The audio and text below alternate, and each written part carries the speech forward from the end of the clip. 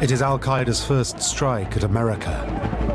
Hundreds are killed by suicide bombs at 2 US embassies in Africa. The scale of the bombing was enormous. It is the beginning of a new era of terrorism. You can't really overstate the impact. This was the declaration of war on the United States. For the CIA, there's only one man who can hunt down the killers. The legendary operative, John Bennett. He is entrepreneurial, aggressive. He is exactly the sort of person in a war zone that you would want in charge. The terrorists are operating from a country that's a no-go zone for the US. Very dangerous. These Somali clans will turn you over for a few dollars.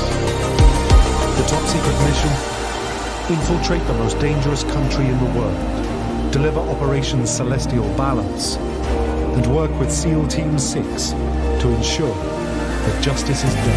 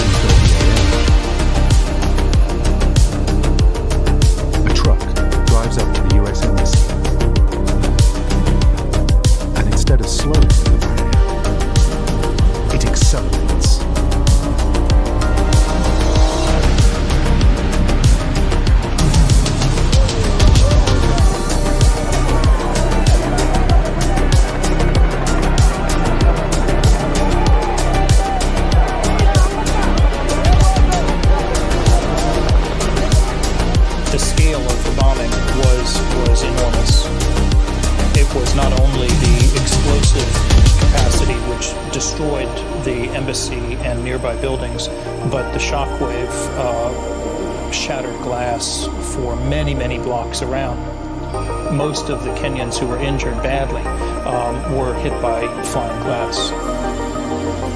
The final death toll is 12 Americans and 200 Kenyans, with over 4,000 injured.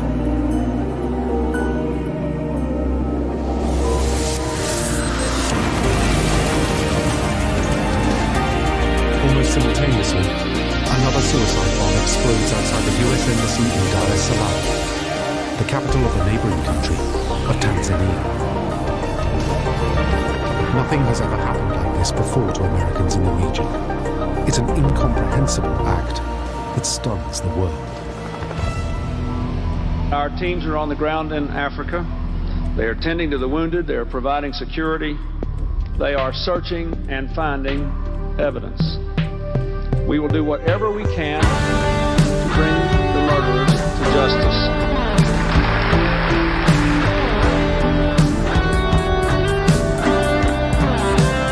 To a handful of experts inside America's intelligence and security agencies, it's immediately obvious that the sophistication of an operation like this can't have come from locals working alone.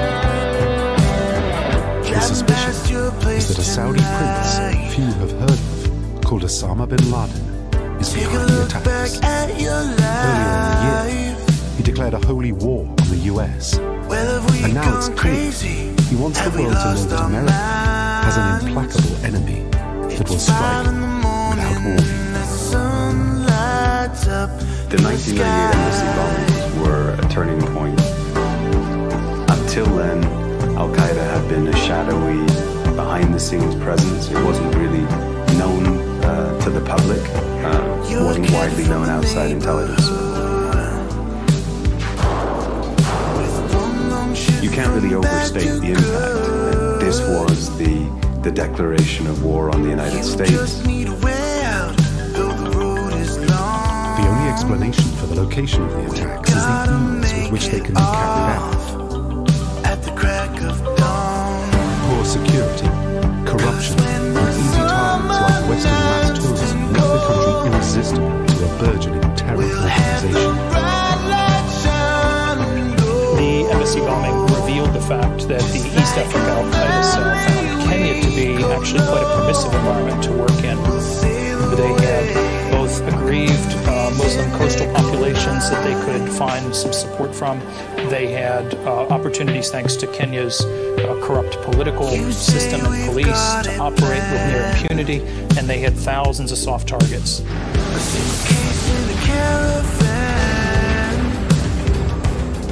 Almost immediately, the US hits back on known al-Qaeda targets. Today I ordered our armed forces to strike at terrorist-related facilities in Afghanistan and Sudan. But they failed to achieve their objectives. The strikes on the base in Sudan destroy a harmless pharmaceutical factory. 75 missiles hit 4 al-Qaeda training camps in Afghanistan in an attempt to kill Osama bin Laden. But it was not enough.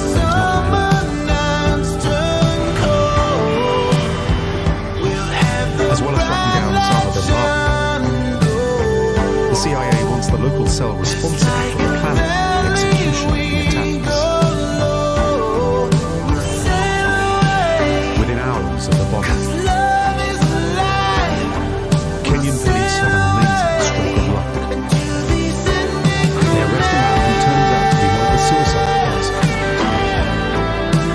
who panicked and fled at the last minute. On his cell phone are numbers that confirm his links to al-Qaeda, but he gives an even more valuable piece of information.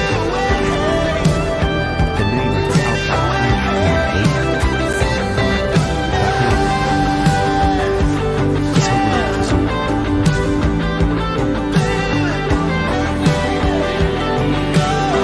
CIA Nairobi station immediately get to work. They check NSA wiretaps of Osama bin Laden's calls to Nairobi and see regular connections to the offices of an aid charity and conversations with an employee there called Fazul. When investigators raid the charity's offices, they discover fake passports that show that Harun Fazul is an alias used by someone called Fazul Abdullah Mohammed. It turns out he's a hardened terrorist with over a decade's experience. Fazul had a very long and winding background, but he moved to several different places, in and out of Africa, even going as far as going to Pakistan. He was the personal secretary to Osama bin Laden, and then moved with bin Laden back to Sudan.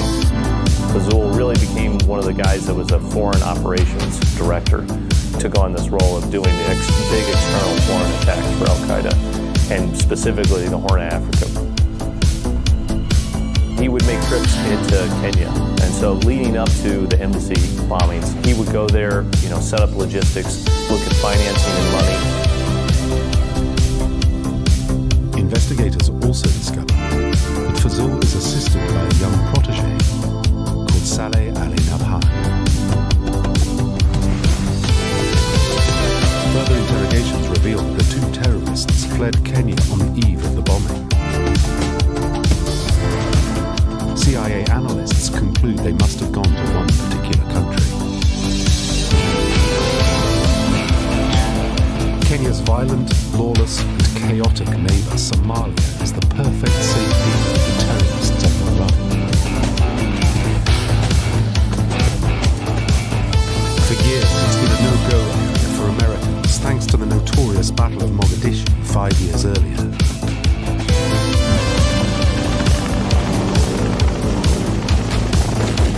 The shooting down of a Black Hawk helicopter and the drawn-out rescue attempt that followed led to massive American casualties. It later became known as Black Hawk Down. 18 U.S. Army Rangers were killed. Hundreds of Somalis died in that. The U.S. pulled out, and Somalia was left to its own devices for a number of years.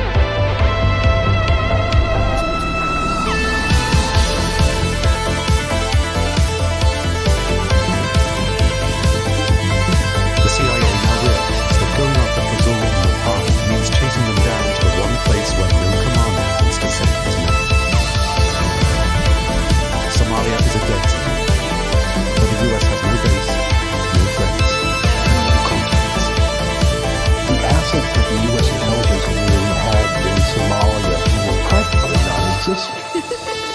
When the U.S. troops pulled out of Mogadishu in 1993, the CIA station went with them. That was the last CIA presence in the country. The CIA is virtually in the dark and will need to build an intelligence gathering operation from the ground up. Very difficult to go in there and really get any sort of intelligence going. There's not a lot of signals intelligence, so you really have to rely on human intelligence. And when the CIA makes another disturbing discovery, because Kenya's Muslims distrust the US-backed Christian government, Al-Qaeda sympathizers straddle the border of Kenya and Somalia. It's a situation which suits the terrorists perfectly. The internal dynamics of Kenya really play to the strengths of guys like Fazul and Nabak. So we partner with the Kenyan government, which is predominantly Christian and from the tribes of central Kenya, but the Kenyan Muslim coast has always been a minority and a somewhat oppressed minority. And because there is that division in that country, Naban and Fazul can move up and down the coast of Kenya and in these Muslim populations. Intelligence comes in that Fazul and Naban are most likely being protected by a Muslim fishing community on one of the many islands that dot the coast of Kenya. Fazul, he built networks both in Nairobi, especially in a neighborhood known as Eastleigh, which is a slum area in Nairobi, and he also did that up and down the coast of Kenya. He would move up and down through those locations and then move back into Somalia, and even there he would pick up Kenyans who he would train in Somalia, and they would move back into Kenya. They knew how to sort of naturally navigate these networks, I think. It gave them a certain ability to move up and down the coast, where once it came time to execute an attack, they knew exactly how to do it, and they had a robust network to do that. Posing as fishermen and married into local families, the cell now starts making inroads into the ports of Somalia, building logistics and networks to enable the next attack. It turned out that the East Africa Al-Qaeda cell was using Somalia the same way a lot of business people were using Somalia, basically as the world's largest duty-free shop. The ports there, the seaports where you could move money, men, material from beach to truck and into East Africa, no questions asked. The cell now have a presence in both countries and are able to switch at a moment's notice when it suits them, maximizing the proximity of a failed state to a land effectively defenseless from terrorism. What's different about Kenya as well as opposed to Somalia, especially for Al-Qaeda, is access to Western targets. To attack a Westerner from Somalia, they have to project a long way. They have to really build out an operation. You can't do that unless you have a support network in another country with access to targets. They could access Western targets there. They had a network that could support them, and they had a safe haven in Somalia that they could flee to. So Kenya became a right place for Fazul and Naban to essentially conduct attacks on the West. The CIA knows that with all its resources and power, the US could send in troops and bring the terrorists to justice. But since the disaster of Black Hawk Down, nobody in Washington has much interest in tackling Somalia. Then one day in September 2001, all that changes.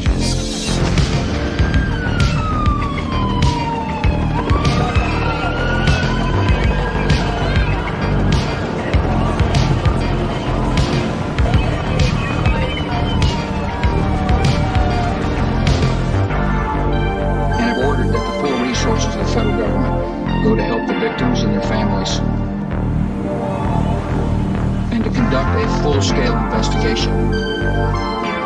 hunt down and to find those folks who committed this act.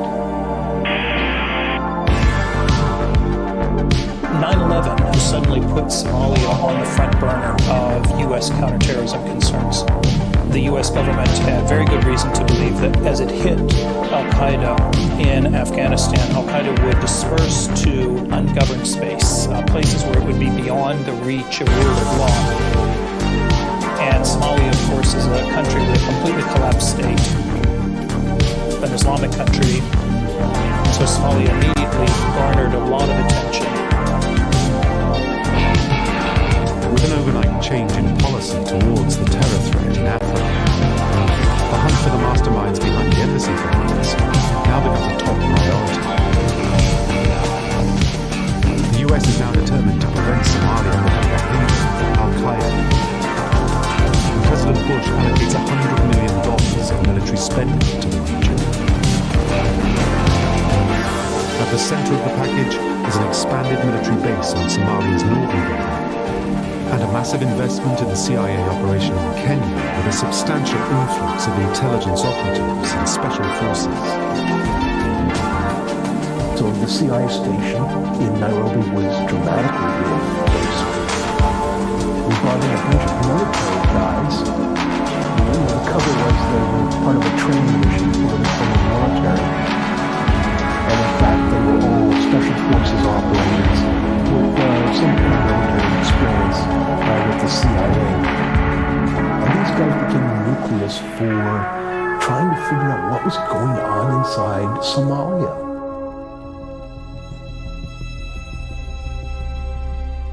But all the spending in the world won't give the CIA the one thing they need most: intelligence on the location of Fazil and Mapan.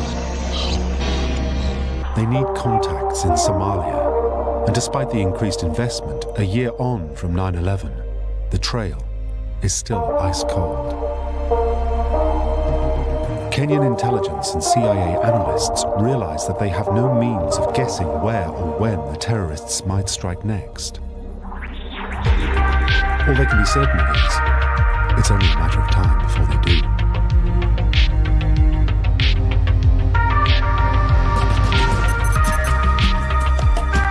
One of the jewels of Kenya's tourist industry is its tropical coastline. And a much sought-after beach resort is the Paradise Hotel, near the busy port of Mombasa. It's popular with Israelis flying in from Tel Aviv for a week in the sun. It's the Jewish holiday of Hanukkah. Everyone is in a festive mood.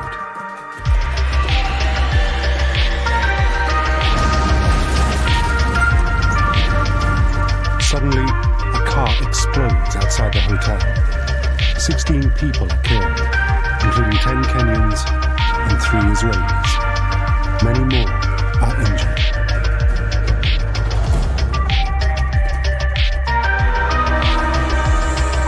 A mile away at the same time, a chartered passenger flight from Mombasa to Israel takes off carrying 200 holidaymakers heading home.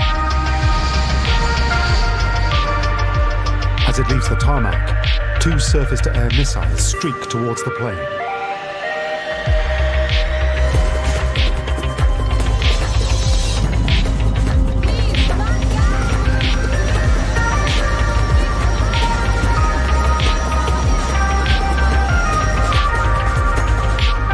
The missiles only just miss their target. Simultaneous, coordinated attacks, the al-Qaeda signature. Just like the twin bombings of the US embassies 4 years earlier. They do a 2-prong attack. The first group is 2 suicide bombers that go to the Paradise Hotel, but Naban takes on the role of leading this sort of effort at the Mombasa airport. Naban actually is the one who fires one of the missiles at the jet. Luckily, neither of the missiles actually hit the jet, but Naban sort of led that cell, and with that he rejoins with the others. They move back to Somalia, and that was really the last time they were at least working in terms of operations there. For the CIA, an awful reality is dawning. Despite the massive investment in counter-terrorism since 9/11, the bombers have struck again, just a few hundred miles from their last attack, in an operation that could have been even more deadly. American and Kenyan agents now realize Al-Qaeda is accelerating its attacks on Western targets.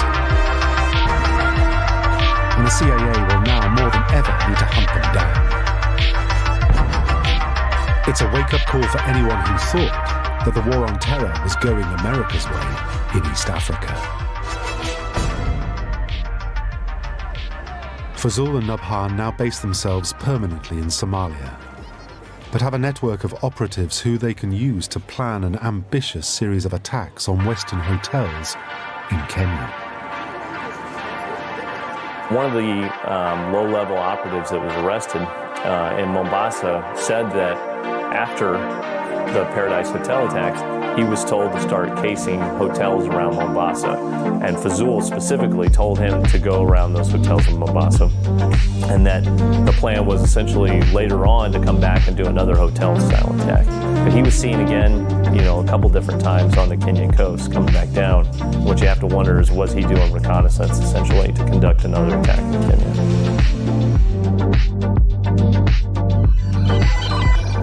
And then there's a breakthrough.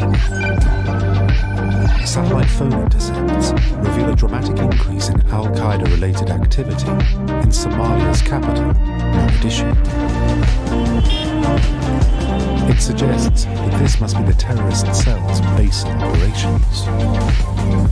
The East Africa Al-Qaeda cell started coming and going from Mogadishu back to Kenya. We're talking about a small number of what the U.S. government called high-value targets, maybe 5 people. And that meant that the U.S. now had specific targets of interest in Mogadishu that it was going to try to pursue. The problem the CIA faces is that they need a presence on the ground in Mogadishu. But that simply isn't possible. Somalia is completely lawless. The US military were driven out 5 years earlier. It's anarchy in which outsiders don't stand a chance.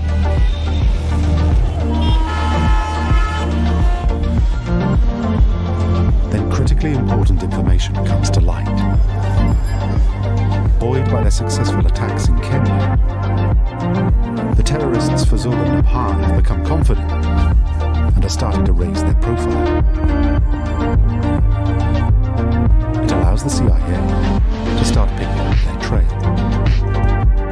They are forging links with local Somali extremists who are now offering them protection.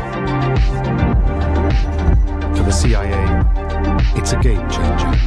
It became increasingly clear that the Al-Qaeda East Africa network had local allies in Somalia, that it was protected by some militias. At that time they had no name. Their leadership was still unknown, but that there was a nexus in Somalia between Al-Qaeda East Africa and local extremists. And from that point onwards, American counterterrorism efforts really started to focus on the Al-Qaeda leadership in Somalia and their local associates. The CIA realized that with Al-Qaeda building its presence in Somalia's capital, they have to think the unthinkable. They will have to send agents in a covert operation to the most dangerous place in all Africa for Americans. They turn to the only man who can make that happen. A legendary operative steeped in years of top-secret missions in Africa. Famous for taking extreme risks and getting results in his pursuit of targets. His name is John Bennett. John Bennett was pretty good at his job. He is entrepreneurial. He is aggressive, or he's exactly the sort of person in a war zone that you would want in charge of your operation. He's not afraid to take risks. In an intelligence community that was criticized after 9/11 for being risk-adverse, he was the exact opposite. Bennett is unbeknownst about what he faces. He knows that the kind of intelligence network experts with years of experience in Africa. And even then, it's a massive task. Building an intelligence network under those sorts of conditions is extremely difficult. The other thing that's unique about Somalia, there are lots of foreign cultures that don't like outsiders. This is very common in places where Al-Qaeda hides, but in Somalia, maybe more than anywhere else, they don't trust foreigners. It's a very clan-based society, and because of that clan basis, how do you essentially build intelligence inside a clan that you have no access to and almost no contact with? Operating out of the CIA station in Beirut, Bennett now uses his years of experience working with African guerrilla armies and rebel militias to make a plan to infiltrate Mogadishu. He knows that not everyone in Canada is friendly to Al-Qaeda and the Somali extremists protecting them. If he can make an alliance with their enemies, he might be able to persuade them to help the US. But that means dealing with some of the most dangerous men in Africa. The notorious Somali origins. Bennett now sends in his best operatives, carrying huge quantities of cash. The U.S. strategy to apprehend these high-value targets who were coming and going from Mogadishu was to outsource it. And the U.S. government turned to the dance partners who were available at the time, a group of clan militia leaders, and in some cases some business leaders with large private militia to guard their properties, and paid them to try to apprehend these East Africa Al-Qaeda cell individuals. Bennett knows that the one thing that will win over the warlords is old-fashioned bribery. In Mogadishu and everywhere else, money talks. His strategy is simple. Cold, hard cash for the people and the intelligence he needs. The better the people, and the more useful the intelligence, the bigger the pay. In a world where anyone will turn on anyone else for the right price, whoever has the most dollars calls the shots. Very dangerous work. These Somali clans will turn you over for a few dollars just as easily as they would to cooperate with you. So the Americans operating in that part of the country with these coal miners basically really took their life to the head.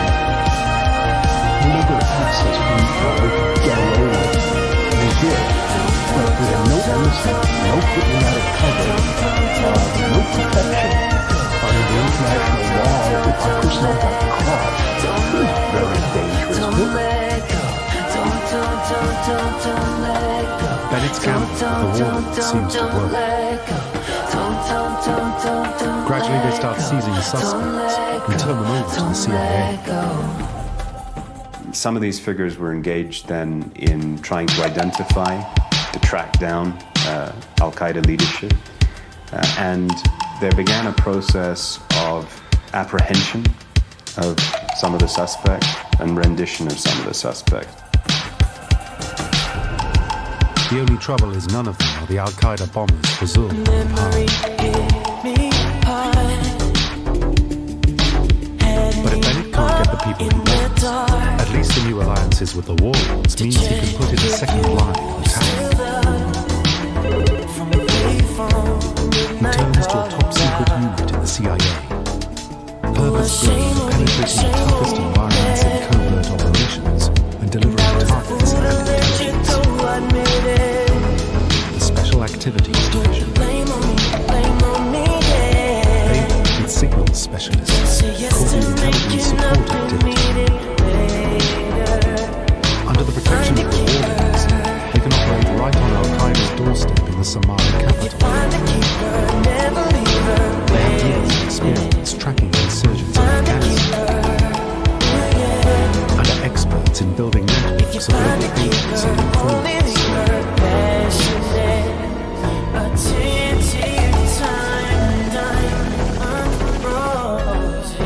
They start tapping the cell phone tap of Mogadishu's terror groups,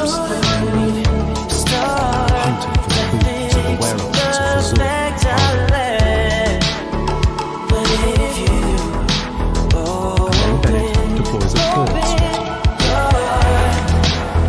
Somalia's roads are full of trucks carrying freight across the borders to Kenya and Ethiopia.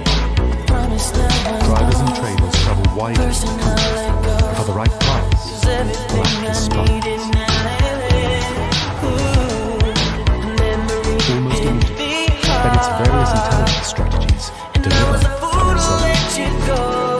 Multiple sources confirm the existence of a new Al-Qaeda cell run by Natal and a well-advanced plot, the potential for massive casualties. Napalm is planning to charter a plane that crashes into the US embassy in the Philippines. Two truck bombs will explode simultaneously at the gates of the newly rebuilt complex.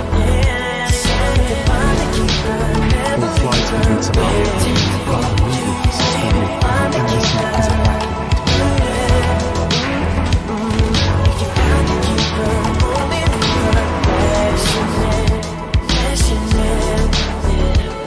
The plot is formed, but it shows the CIA that Al-Qaeda is maturing into a determined and well-resourced operation, and its protection of Mogadishu is making it stronger than ever before.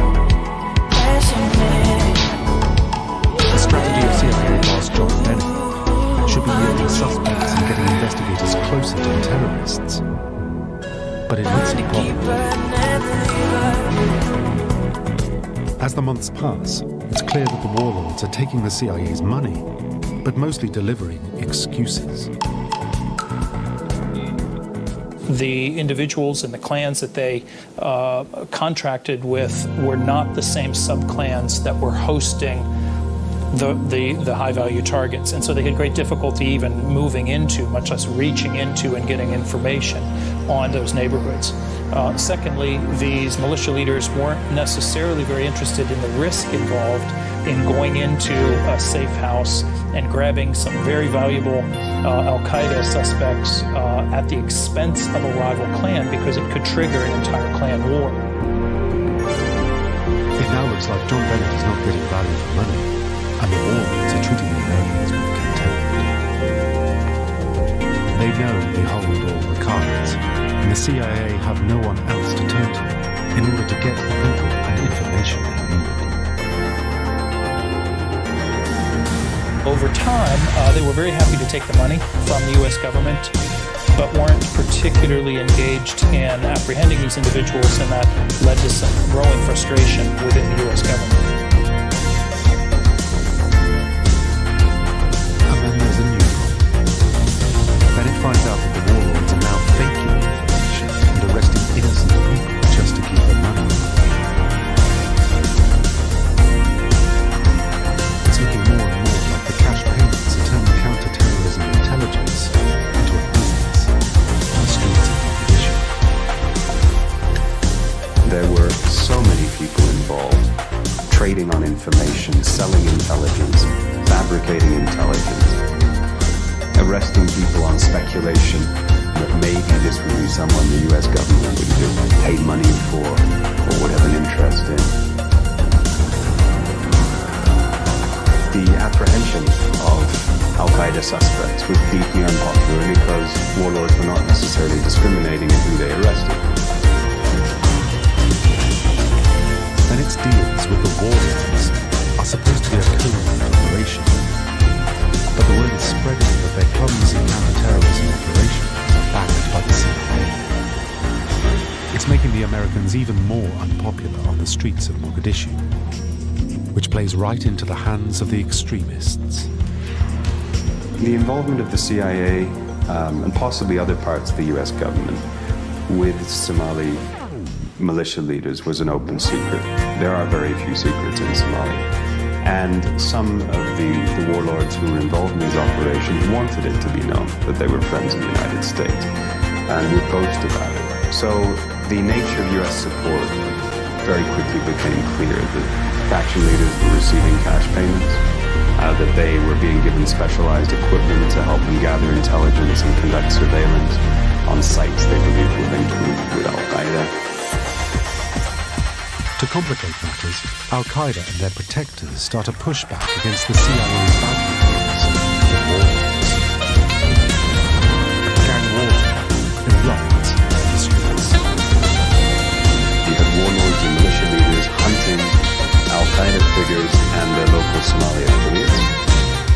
hand, the Somali militias associated with al-Qaeda were starting to identify who was involved in counterterrorism operations and to target their pursuers.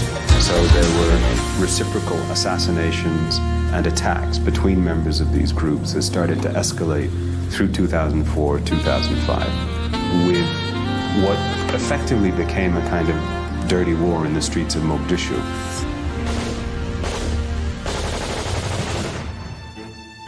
Then the signals specialists, the intelligence support activity, discover from wiretaps a worrying development. Fazul and Nabhan's extremist Somali protectors are rapidly gaining numbers and strength in the capital.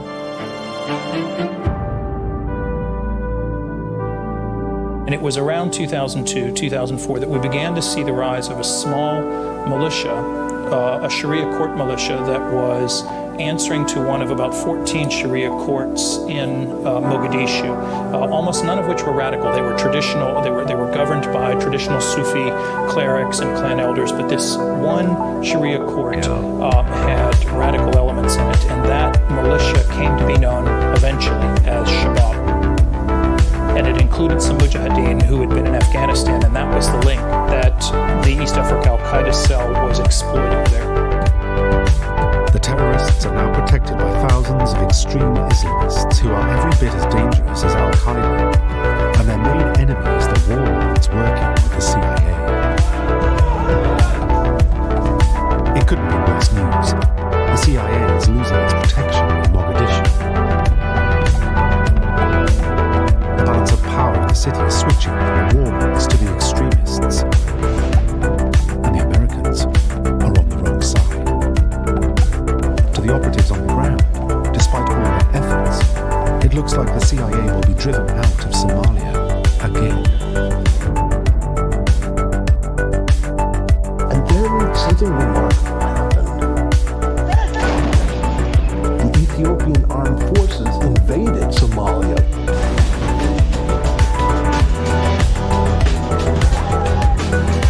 Ethiopia, Somalia's Christian neighbor, is an ally of the US, and more alarmed than anyone the rise of the extremists in Mogadishu. Ethiopia was not going to tolerate the rise of an extremist Islamist group in Mogadishu. They had to rid themselves of this emerging threat.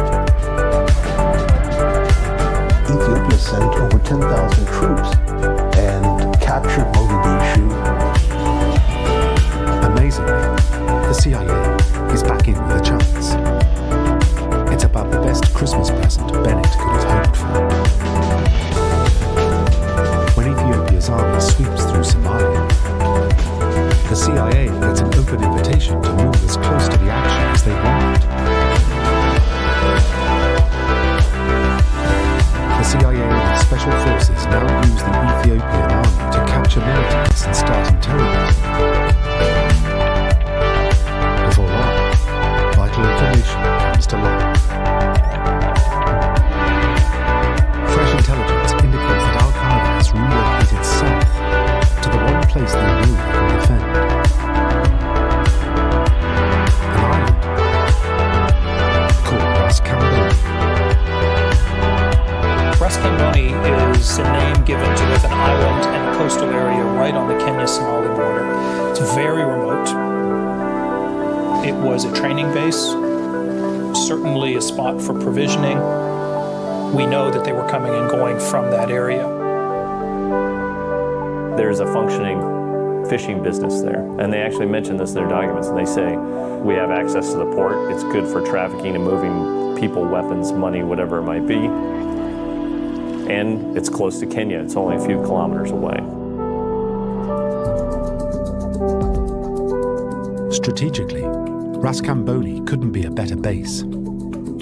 It's protected by swamps inland and is very hard to attack in a ground or sea assault. Analysts believe Fazul and Nabhan are hiding out here. This is the opportunity the CIA has been waiting for. When the Ethiopian army besieges the town, AC-130 gunships are sent in to hit the training camps with lethal force.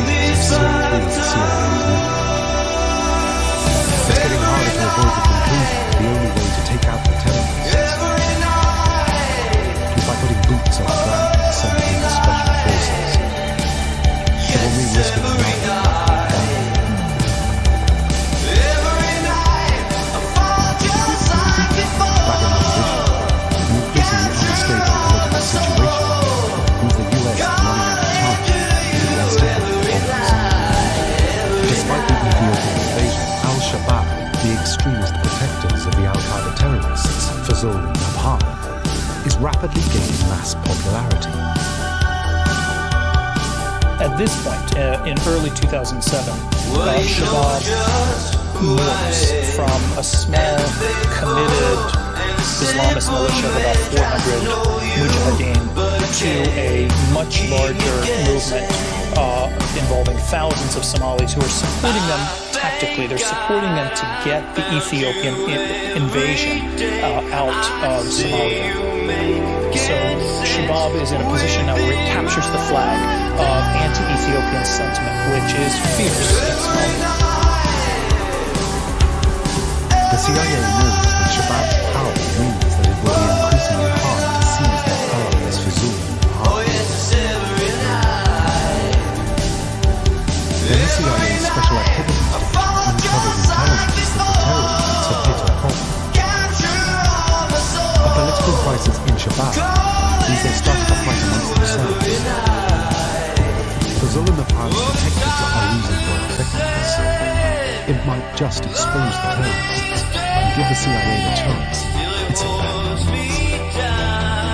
They have internal clan fighting going on within Shabab. Who's going to be the leader? Who's in charge? Is it more about Somali issues, or is it about these foreign fighters that have come in from all over the world? The quarrel is forcing one of the Al-Qaeda leader Saleh al-Nahar to move more frequently to settle disputes and broker deals. This movement makes it an easy target for surveillance. The CIA quickly traces signals in the capital and start a round the clock work.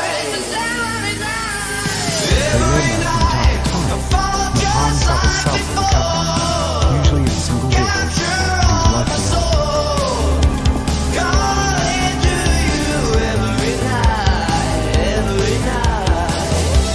The CIA puts forward a plan to senior commanders in Washington to take Napalm in a snatch operation, dead or alive.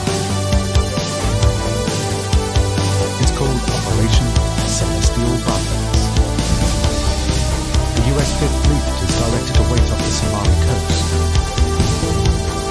Silent, miniaturized surveillance drones are launched to watch the world run south to Mogadishu. Navy ships carry their own unmanned drones called Scan Eagles. Very small drones which you can launch off the helicopter deck on the back of a frigate or a destroyer. And it's wonderful for doing covert surveillance work. It's quiet. We can stay in the air for upwards of 7 or 8 hours. CIA surveillance teams on the ground in Mogadishu report that Napalm is on the move. When the alarm goes up in Washington, they'll be on the road for about 4 hours. At the Pentagon or White House, officials assemble to discuss the options. The target area is out of range from the nearest drone base, which means a hunter-killer drone strike is not an option. A cruise missile attack runs a high risk of missing the move, and an AC-130 gunship can be evaded by such a small group. With the options narrowing fast, senior commanders in the Pentagon have to consider an operation in the most dangerous country in the world for American soldiers. Commanders insist that if men do go in, they must have the advantage of surprise. But Napalm is traveling to another country. It's the worst environment for an ambush, so precision in locating it is critical. The rate was limited in the launch unless he had really firm evidence of where the band was physically located. There had to be real-time intelligence on drone reconnaissance.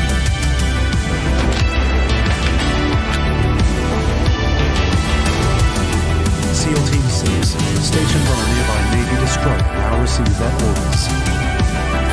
The plan is simple. Make an airborne assault. Scandal surveillance now proves crucial in tracking Napalm's men. As they travel out of the capital, a squad of 4 Little Bird helicopters, backed up by 4 Black Hawks, launches from naval vessels just off the Somali coast.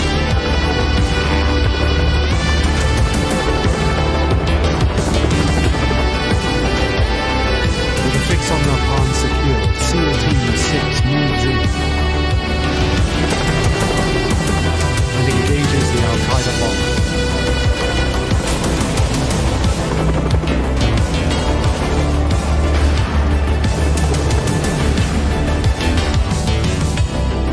Killing him.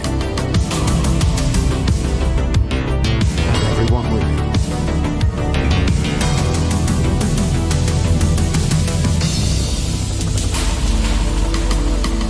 It was unmanned drone video coverage that gave the commandos the location of their target and allowed them to do the job.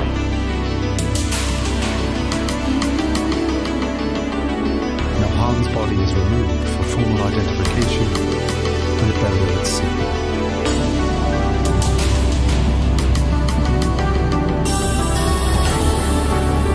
But the CIA's work is not quite finished, and the hunt is on for his fellow Al-Qaeda conspirator, Fazul Mohammed.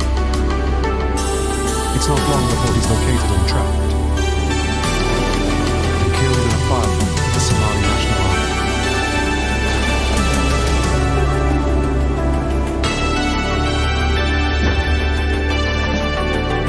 With the two most wanted terrorists in Africa out of action, justice is done for the victims in the US embassy bombings. It marks a successful conclusion of Operation Celestial Balance and the removal of a major terrorist threat in East Africa. Somalia is closed down as Osama bin Laden's next refuge. The bombing of the USS Cole. It is one of the first of a series of deadly strikes by Al-Qaeda on US targets. We had to avenge the 17 souls that perished in the USS Cole. The organization responsible is quickly identified. The only people out there who have anywhere close to this capability was a hunter. But it'll take the best to find and stop the killers themselves. We want to know the tactics, the techniques, the procedures, who's involved. This is the top secret story of how the CIA used cutting-edge technology in one of the most inhospitable regions in the world to hunt down the terrorist mastermind behind the attack on the USS Cole and deliver lethal justice. Abu Ali was the godfather, the head of the snake that needed to be decapitated. In a country where it's easy to hide and impossible to search. Finding a bunch of guys in the most rugged, forbidding territory I've ever seen. Highly tribal areas, the tribes were armed to the teeth. Yeah, it's going to be hard.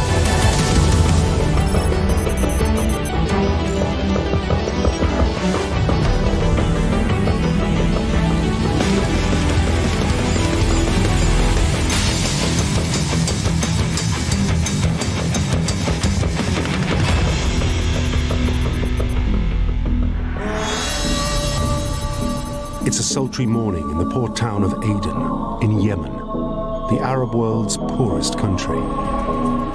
Aden's location on the southern tip of the region makes it useful as a refueling point for US vessels starting a tour of duty. From year to year, little happens here to grab the world's attention. Today, the USS Cole, an American warship with 220 sailors on board, has come into Aden to refuel before heading off on a training exercise. It's nearly 11 a.m. The harbour is busy with small boats and skiffs selling everyday wares to the passing fleets. Then one of them approaches the Cole. Its smiling occupants wave at the sailors.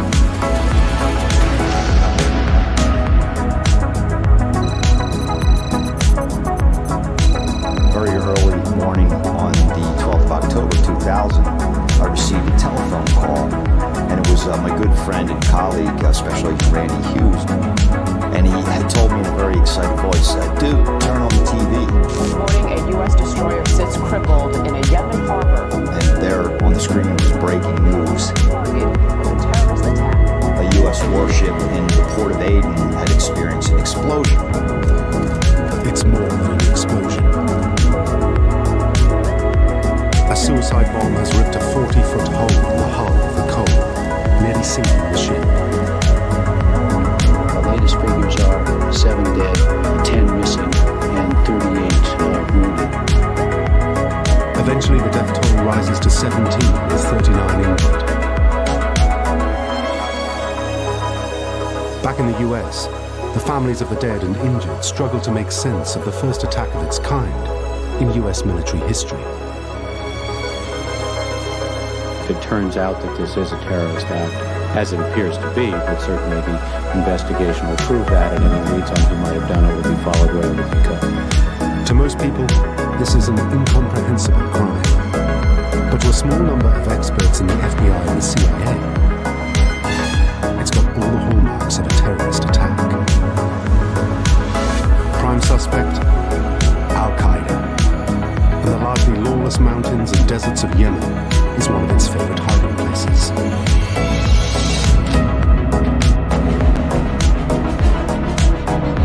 With alarm bells ringing across the Pentagon, the CIA, the FBI, the Naval Criminal Investigation Service, and the military send in plane loads of their best teams.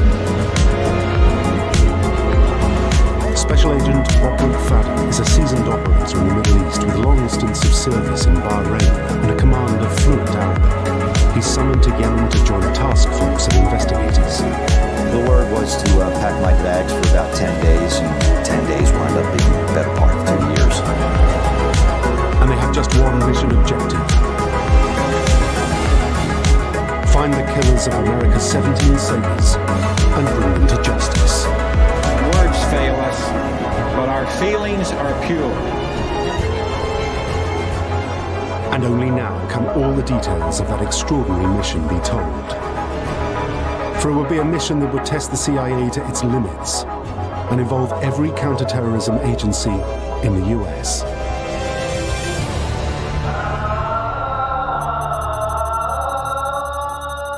I get word that some of the U.S. government support elements are starting to come into Aden. So I go down to Aden Airport to meet what I think is a relatively small group of people. And there's about 7 U.S. government planes of different varieties that had landed at the airport, and I didn't know they were coming in. The Yemenis didn't know they were coming in. And when I told the Yemenis that what looked like a small invasion force was going to be coming in, at its height, we were somewhere around 350 people.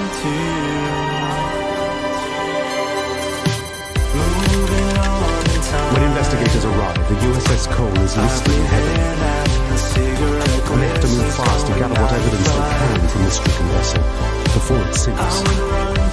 Seeing the news clips of the ship is one thing, but then actually seeing it being aboard the ship is another altogether.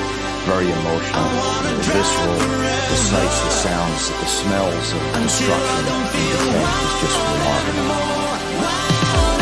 It looked like a wounded animal. There was something horrific about a ship that mortally wounded and yet still somehow struggling to stay afloat. It should have something. It didn't.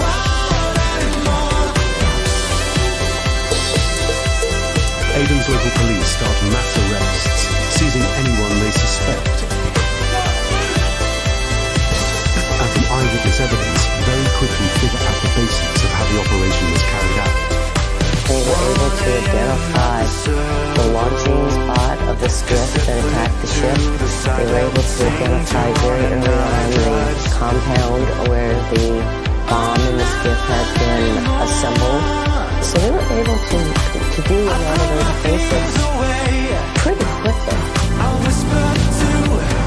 Now hundreds of US detectives from the CIA, the FBI, and the Naval Criminal Investigation Service get to work with ferocious energy. It truly was a 24-hour operation, and it was an exceptional working element among all those different agencies. There's so much to do, so many tasks to take care of. Setting up the communications and technicians, setting up comms, secure comms with Washington, getting facsimiles, getting internet connectivity for unclass and in various levels of classified systems. The army of investigators is led by an extraordinary boss who commands fierce loyalty among his team.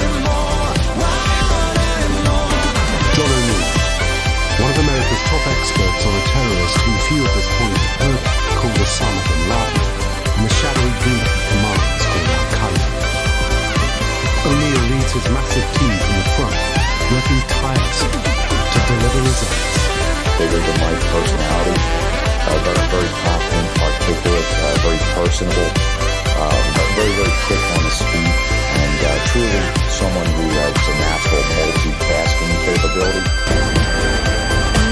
Gathered around O'Neill is a team of the best intelligence officers in the US. And leading them is a Lebanese PhD, Ali Soufan, one of the few investigators who speaks fluent Arabic. Ali Soufan is someone with Arabic skills, not just with language, but a lot of the unspoken things, a lot of the cultural things that might not go into a bureaucratic report, but that make a lot of difference in building personal relationships.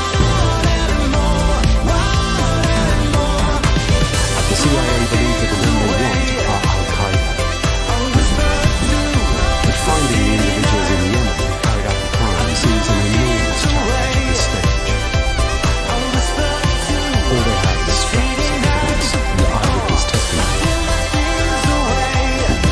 Then, Soufan and Mifta make a connection with another terrorist caught 2 years earlier in the East African country of Kenya.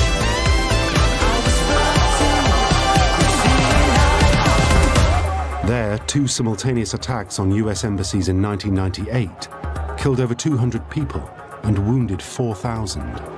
As President Clinton has indicated, we're going to conduct an intensive, unending, and unyielding investigation to bring the perpetrators to justice.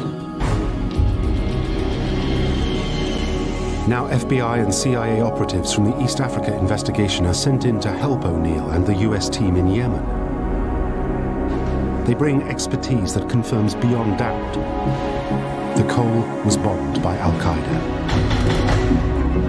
Very experienced investigators, special agents, the detectives, came to Yemen with a deep experience and knowledge of Al-Qaeda and its modus operandi, how they put together the cell for East Africa, what kind of tactics they used, what kind of safe houses they rented, how they went about getting the explosives. The East Africa team points out similarities in bomb-making techniques, planning methods, concealment strategies and team structures between the embassy bombings they've been investigating and the attack on the USS Cole in Yemen.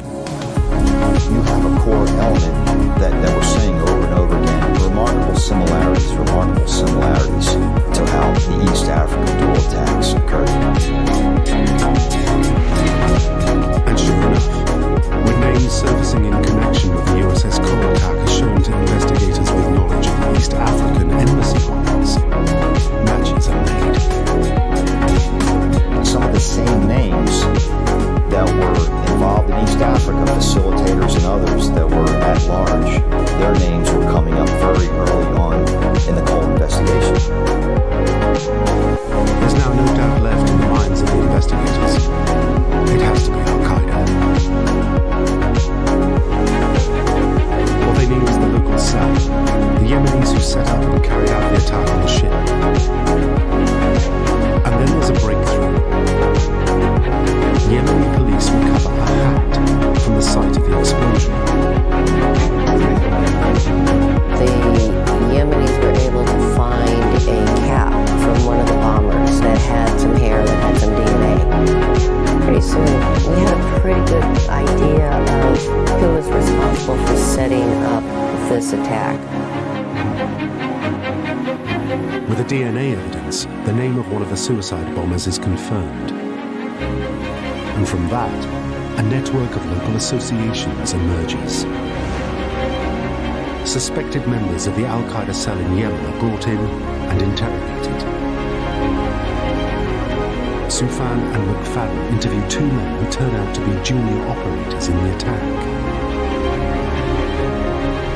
It looks like the investigation is on a roll, and from these 2 men, the US teams extract the name of the organizer, the leader of the cell. He's not a Yemeni. He's a wealthy young Saudi who is constantly on the move around Africa and the Middle East. His name is Abdul Nashri.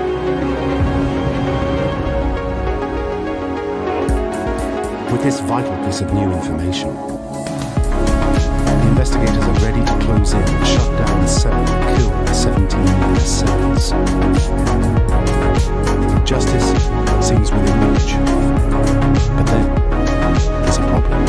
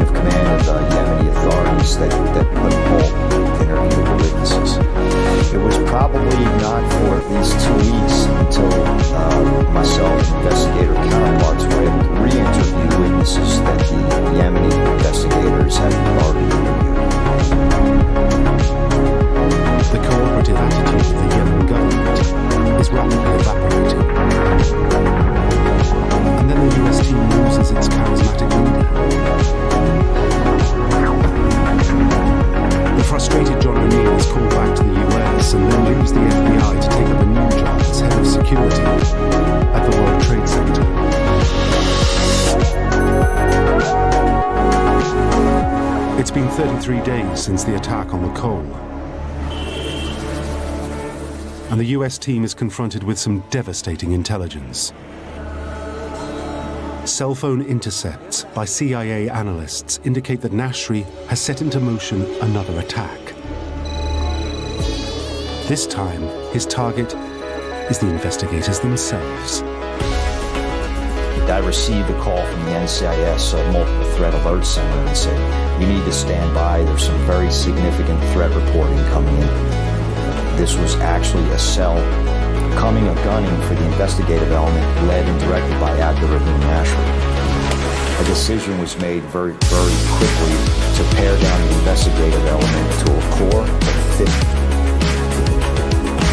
Orders come from Washington for the whole investigative force to pull out of here, and a small core team is evacuated to a warship moored far out at sea.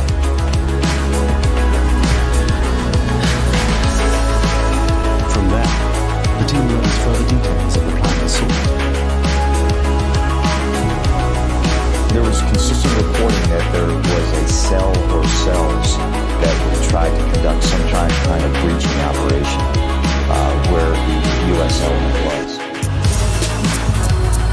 Sure enough, the method of the terrorists mirrors exactly that of the bombers of the East Africa embassies 2 years earlier. There is a main vehicle with high explosives that is essentially the ramming vehicle, improvised explosive device that breaches the perimeter, and then there are other vehicles with attackers with weapons, RPGs, explosives, just trying to shoot and kill anybody in sight.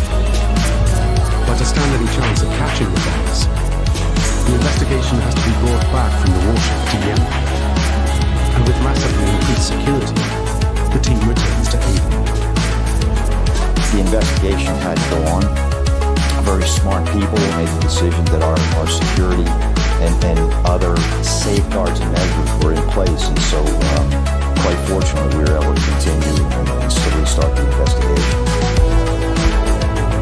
Sufan and McFadden know that to get the quality of intelligence they need, only meticulous preparation and careful psychology.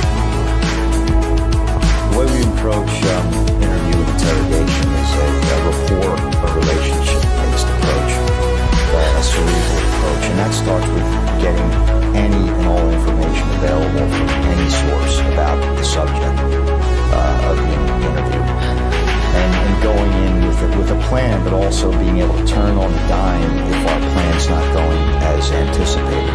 Does it mean he's going to say, "You have me, here's everything"? But no. Think of it in terms of, say, a helicopter making concentric circles around the target. And you tend to revisit these topics when he's comfortable. And then us establishing up front that we know an awful lot of information about him. In a classic maneuver of interrogation psychology, the investigators develop sincere relationships with their interviewees, who soon have to reciprocate to preserve their self-respect. And with that come the first pieces of reliable intelligence. He doesn't want to lose face by continually lying or deceiving, so he's going to have to give up bits of information so he can at least stay somewhere within his circle of comfort. And so working on that in a consistent, professional, and cerebral basis within day in, day out. Within the first week, we had already opened up a channel of highly reportable and actionable information about the Al-Qaeda structure, its command structure, its communication methodology, its capability in different weapon systems. And then there's a breakthrough, and the Americans make a discovery that has massive implications for the investigation. They find out that the attack on the Cole was not the first Al-Qaeda attempt to blow up a US naval warship in 2000. 9 months earlier, just days after the Millennium New Year's Eve, an identical plot almost succeeded against another US naval vessel, the USS The Sullivans, but the operation was abandoned when the attack boat flooded by accident.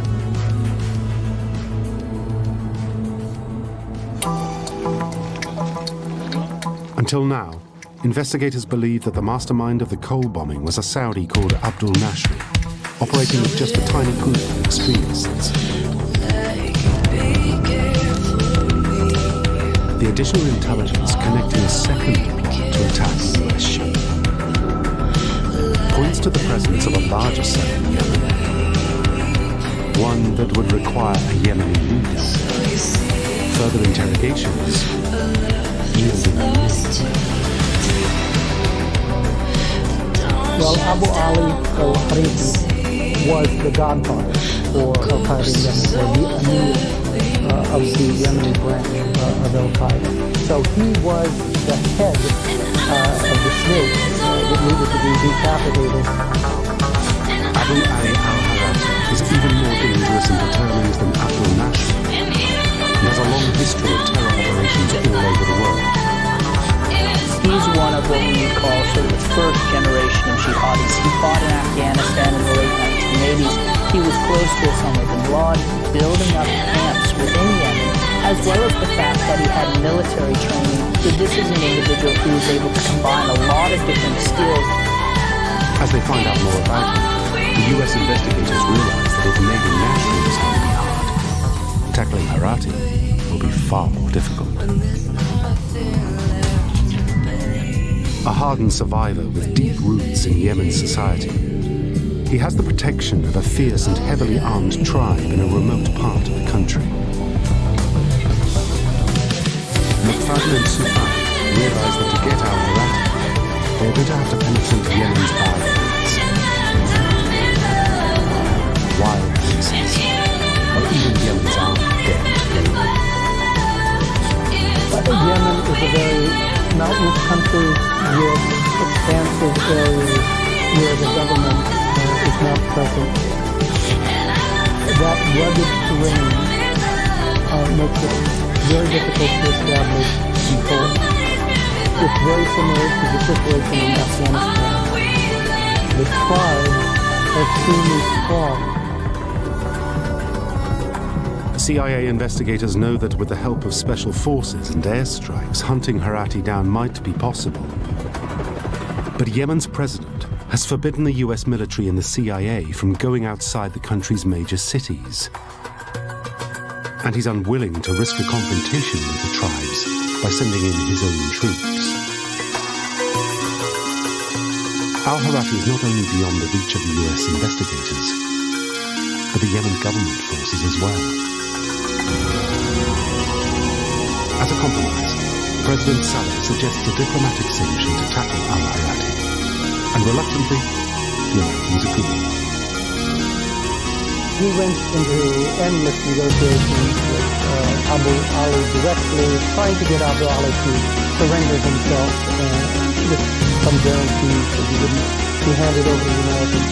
But it seemed to us pretty clear that these negotiations were sham, that Abu Ali never really intended to do so. As the investigation drags on in 2001, it's obvious the bombers of the USS Corpus disappeared into the sands of Yemen's deserts and mountains, and the investigation is going nowhere. Then one day in September, changes everything.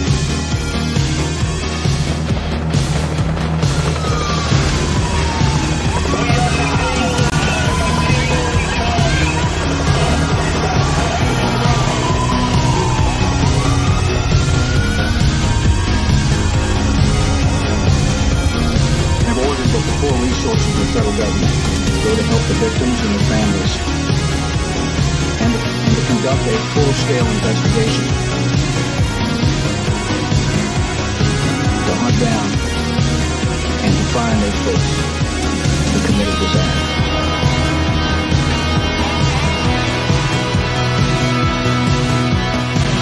In Yemen, McFadden and Sufan are working with police trying to get any information they can on the whereabouts of friends and relatives, and become increasingly concerned about the one man who knew all about Al-Qaeda from the start.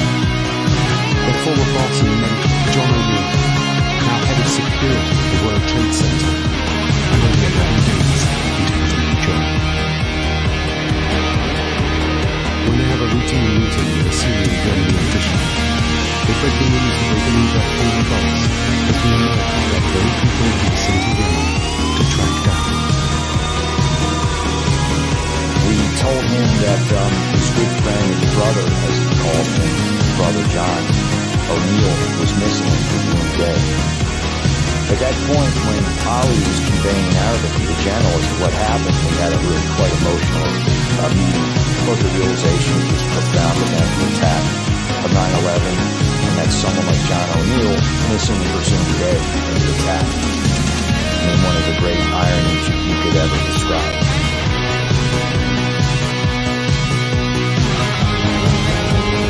With Al-Qaeda now the single greatest threat to U.S. national security, Yemen is the front line in the war on terror. Yemen's President Saleh knows that his country is a hotbed of terrorist extremism and closely associated with Al-Qaeda and Osama bin Laden. He's in the spotlight, and America is piling on the pressure. Either you are with us, or you are with the terrorists.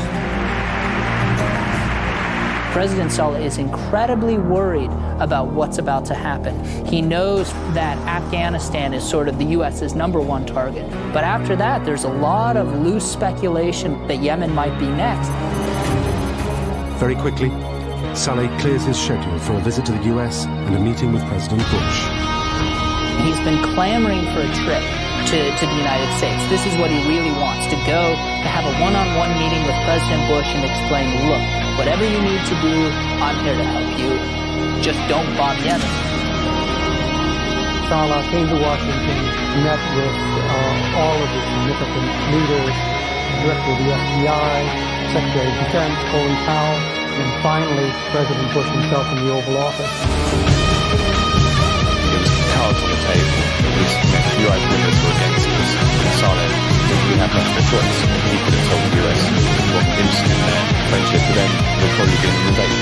We spent a lot of time talking about our mutual desire to bring radicals and murderers to justice.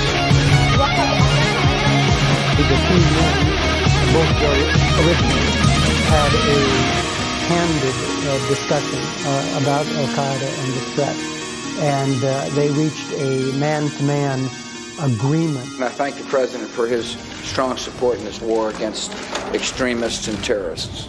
And it was on that basis, really, that we built the next 3 years of active cooperation. Shukran.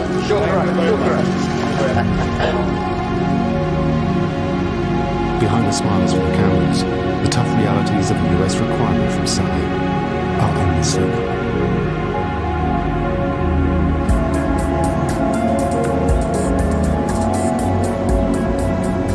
At a meeting with CIA chiefs, President Saleh is handed a list of the terror suspects most wanted in his country. At the top of the list is Abu Ali al-Harati.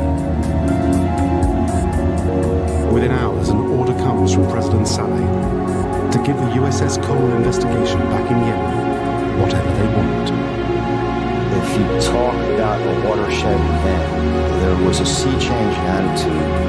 Any individual we need access to, unfettered interviews of card-carrying Al-Qaeda members. But as well as orders, Yemen's president gets backup. Days after his trip to Washington, Congress authorizes a massive package of counter-terrorism aid for Yemen, and taking the lead is the CIA. At the center of the package is the establishment of a training camp led by 100 special forces from the Marines, the Navy SEALs, and units from the Joint Special Operations Command. Paramilitary operatives, contract officers working for the CIA, former Green Berets or U.S. Navy SEAL commandos, go places and do things that your standard CIA field operator is just not trained to do. They set up a base to train many counterterrorism battalions. The CIA's classified mission is to help Yemen's special forces find and take out as many Al-Qaeda operatives as possible. And al-Harati is the top priority. Supporting the special forces is a top-secret group of communications and CIA intelligence specialists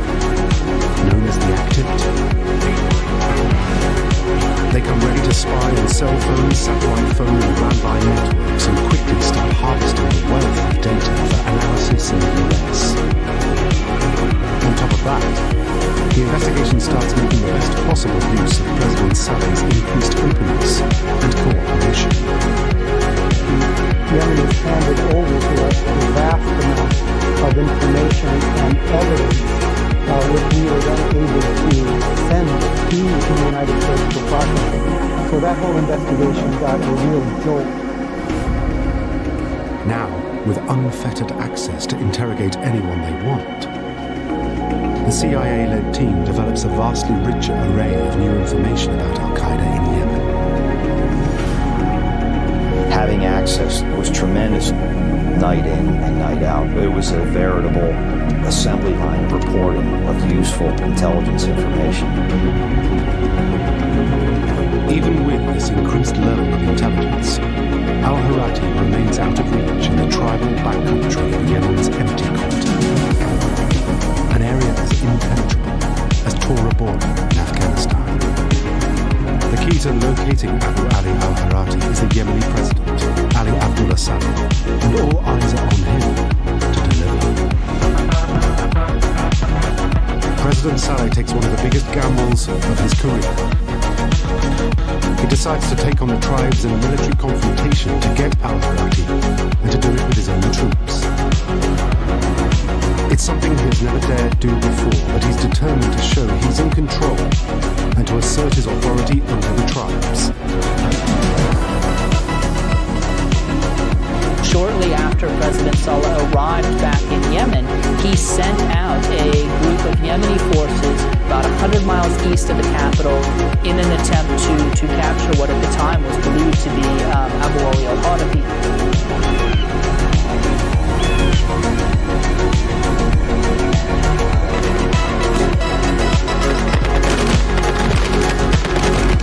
Saleh's troops are far from familiar territory and face a heavily armed opposition of experienced fighters.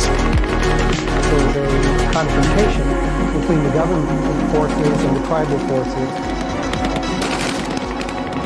And indeed, 18 Yemeni soldiers were killed in that operation.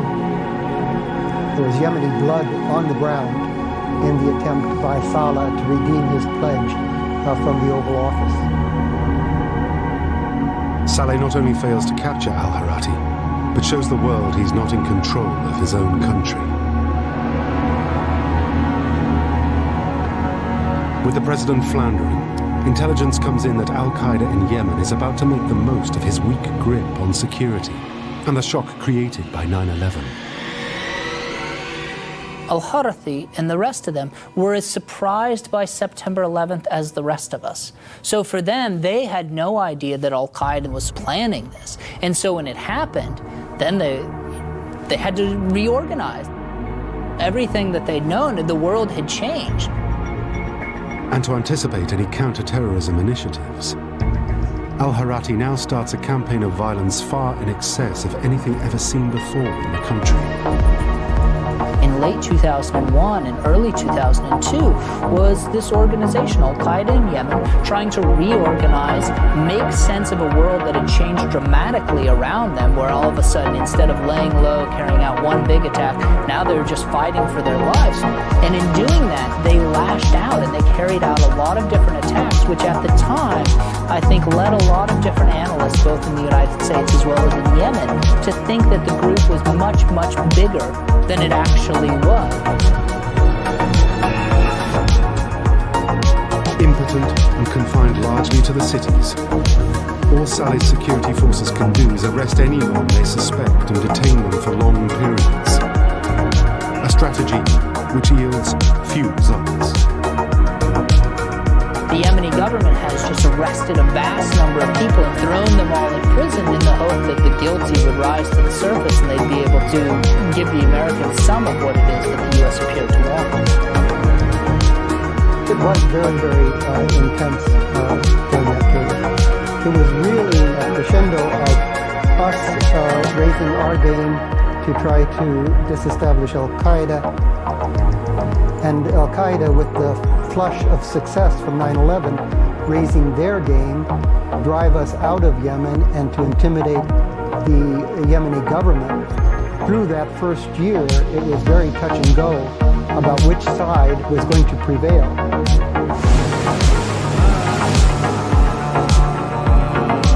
Since the attack on the Col, Yemen's two main ports have been closely watched by the security services. But they've ignored a third smaller port that is occasionally used by oil tankers. And then Soufan and McFadden get intelligence that al-Harati is about to exploit a security weakness in Yemen's counter-terrorism strategy. Ali had just composed an information report, an intelligence report, and in that he talked about information we had put together that strongly indicated that a maritime attack was imminent. 2 days after Soufan's warning, and before Yemen's security forces can act, a small boat, laden with explosives, approaches a French oil tanker.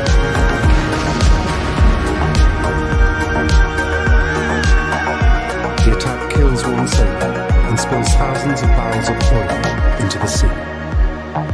When we first heard about it, we knew without any doubt whatsoever that this was the next planned attack on a ship, in this case a large French flag tanker. It's a reminder of just how free al-Qaeda is to operate in Yemen. Nearly 2 years since the attack on the Col. And once again, all fingers point to al-Harati and his network. The FBI was gradually, methodically accumulating evidence. The Yemeni government itself issued a white paper to the parliament during this period, which laid out a lot of the details of the terrorist activity, including the attack on the merchant vessel Limburg, the French oil tanker. And Abu Ali's fingerprints were on those operations. He had acquired and transferred the explosives, for example, for the attack on the Limburg, as he was involved in the coal attack as well. So his fingerprints were all over this plotting, and he remained at the top of our list of people that we had to deal with to protect ourselves. But with each successive attack, the CIA are learning more and more about how its godfather, the lead terrorist Abu Ali al-Harati, operates. We were conferring every day with the special element that was in Yemen. And they were working very hard, 24 hours a day, to establish communications procedures, using the best technology and information available to track Abu Ali al-Harati and those he was with. The information war on al-Qaeda in Yemen is quickly accelerating. But no one is ready for al-Harati's most dangerous plot yet. It's a hot afternoon in the suburb of Yemen's capital, Sanaa. And al-Harati is busy with preparations and safeties for an operation on a target he's been meaning to hit for years. But then, one of his fighters accidentally triggers fire. A rocket-propelled grenade setting off an explosion that killed one and wounds another. The explosion alerts the Yemen police, who call on the Americans for assistance.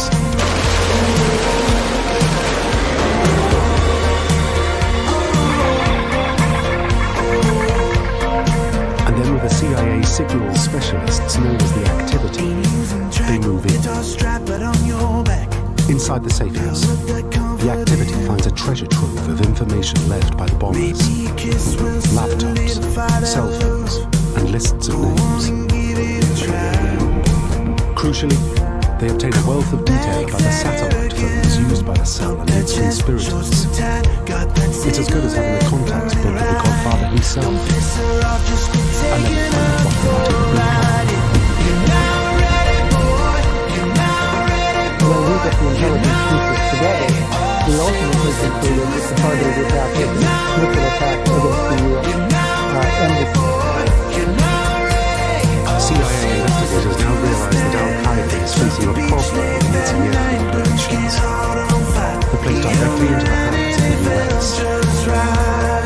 All the planning needed for this multiple plots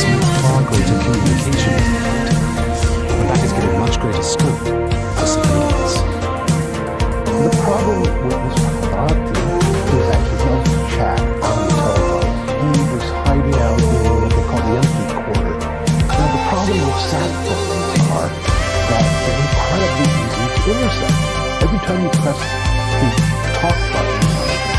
It's like a giant invitation to the world's electronic eavesdroppers to listening on what it is that you're saying. Sat phones don't just give away what you say, but also show where you are. Because they link to satellites, they act like a GPS, and anyone with the right equipment can pick up your position.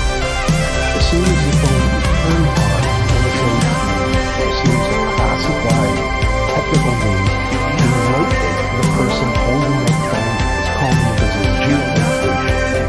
The National Security Agency in Fort Meade, Maryland, is now giving routine pictures on Harati's position and feeds it to the CIA.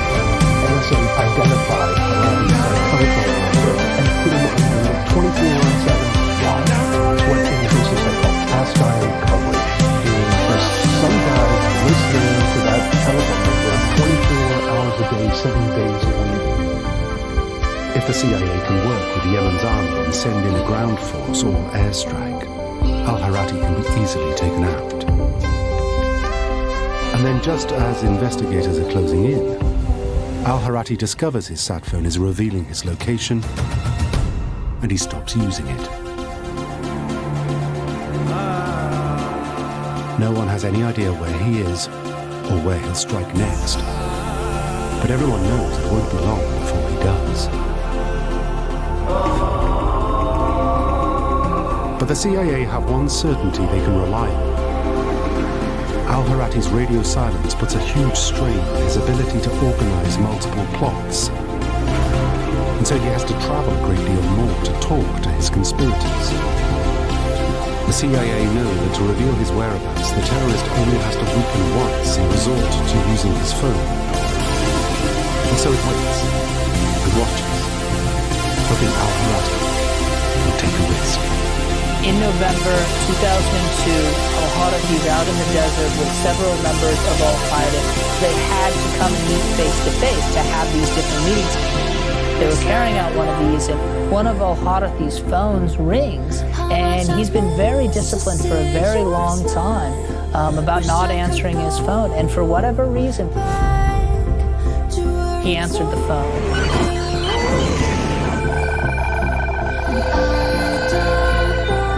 And he immediately knew it was a mistake. He didn't stay on the phone particularly long, but he stayed on long enough for the intelligence analysts at the NSA in Fort Meade in Maryland to get a lock on him. That was then relayed to different teams on the ground. Harati reveals his location in a moment of carelessness. Just one call, and the NSA is locked on. Analysts in Washington quickly gather to review their options. Taking out Harati with a team of Navy SEALs or other special forces would be the preferred option. Bouncing around in a land rover in the backwoods of eastern Yemen with a minimal escort, if the Yemeni government was willing to give us permission to send in a team of special forces operators, it would have been easy to eliminate the bodyguard and capture him. But there's one big obstacle to a ground attack. The president of Yemen, Abdullah Saleh, has ruled out US forces putting boots on the ground. The only option left to us was an airstrike. Now, President Saleh didn't want American fighter bombers flying over Yemeni airspace, which left basically an unmanned drone as the only option left to us.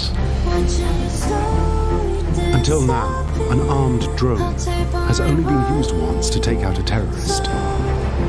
The decision now is to assassinate al-Harati with the new technology, something that has never been done before in the Arab world. There had been an executive order which allowed the use of drones to kill terrorists effectively, and the implication was al-Qaeda terrorists. And that had happened relatively recently. With al-Harati pinpointed in a presidential order in place authorizing his killing, the decision to use a drone armed with a missile is given the green light, and the CIA's well-rehearsed plan is put into action. So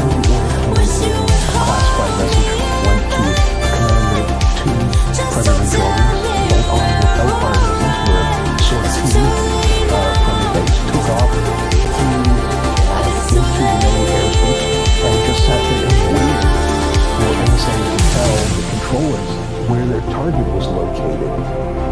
The drone can fly up to 10,000 feet in the air and just sit there, flying lazy circles in the air, waiting for your target to appear.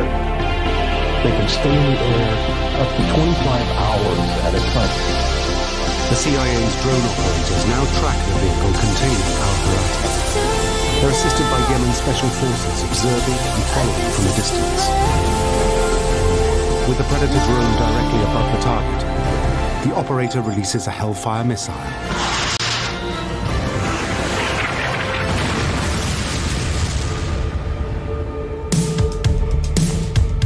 The time had come to show that the US would not allow Al-Qaeda to crop up on different fronts, that if you're going to attack the United States, there were going to be consequences of that. And I think actually the attack on Abu Ali was probably a conglomeration of all of those things. In November 2002, the strike on Abu Ali al-Harati is the first time, at least the first recorded time, that we have of the U.S. using a drone outside of a declared battlefield. So it was a very big moment, not only for the U.S. war against al-Qaeda, because killing Abu al-Harati sort of, cut off the head of al-Qaeda in Yemen, but also for U.S. technology.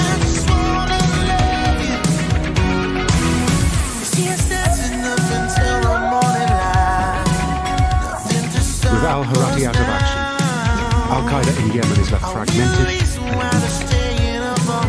It was a country that had had violent Islamism, including al-Qaeda, since at least the early 90s. It goes all the way up to 2002, and then with the death of Abu Ali, it suddenly stops. It's one of the very few cases in which the drone strike did exactly what it's meant to, which is decapitate an organisation. You take out the top of an organisation, leave it there, rest of it without an authority to control it, to tell it what to do. So it just kind of crumbles in on itself and fails. In this case, it did work very well.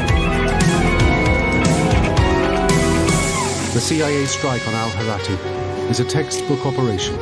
It goes down in history as one of the most successful drone operations of its kind. For the next 3 years, top-secret signals technology combined with advanced intelligence gathering across the Arab world leads to operations that seize al-Harati national in 30 minutes. All a joke. Al-Qaeda is put out of business. And Yemen is closed down as Osama bin Laden's next place of refuge.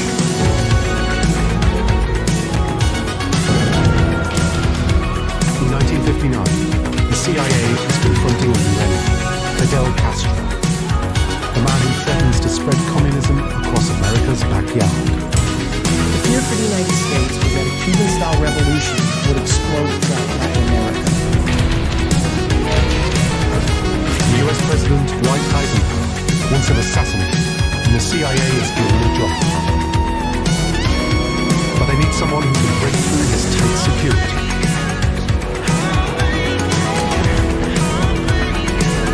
Their unlikely weapon, a 19-year-old woman named Marita Lorenz. She was the natural choice because she could get through all of the protective layers that Fidel had around him, and she could get into his bed. This is the story of one of the most extraordinary CIA operations of them all. It will involve the Mafia, a Watergate burglar, and Castro's lover. He looked at me. Did you come to kill me?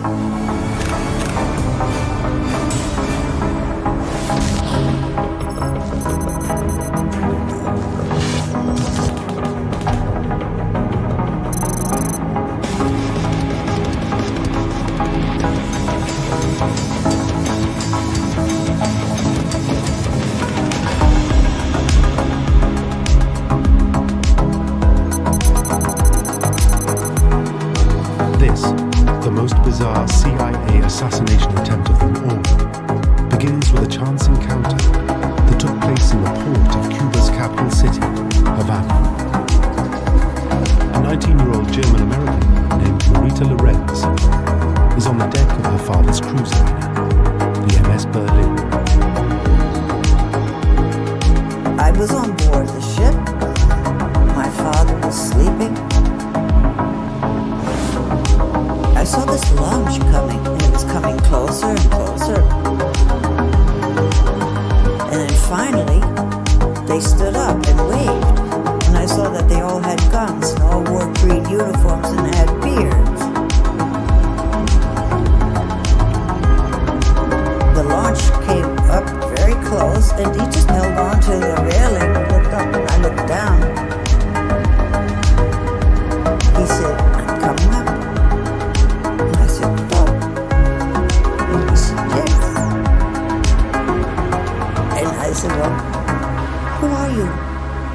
just looked at me and he said, "This is Comandante Fidel Castro."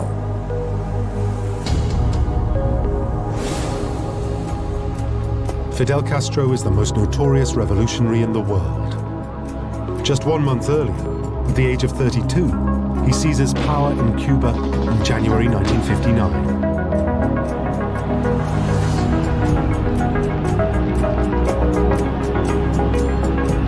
He overthrows an American-backed dictator and turns his people against the United States.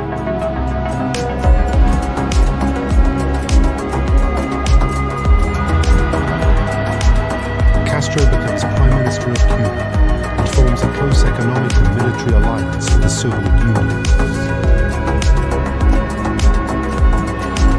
Now his friendship with the Soviets and his desire to spread his communist revolution throughout Latin America is sending shockwaves back to the United States. We didn't realize there was a threat right in the United States backyard until it was too late and Castro would seize power. We had to focus our attention because this had the potential to become a communist base in our hemisphere. Cuba is only 90 miles away from the American coast. Cuba is so close to the United States and potentially a place where missiles could be launched directly against the United States. I mean, what a strategic advantage Fidel had. Eisenhower recognizes that Castro is a serious emerging threat to the U.S. that needs to be dealt with.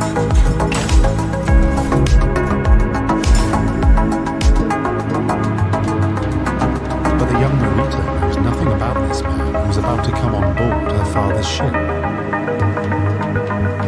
Very flirtatious, looking at my eyes, trying to size me up.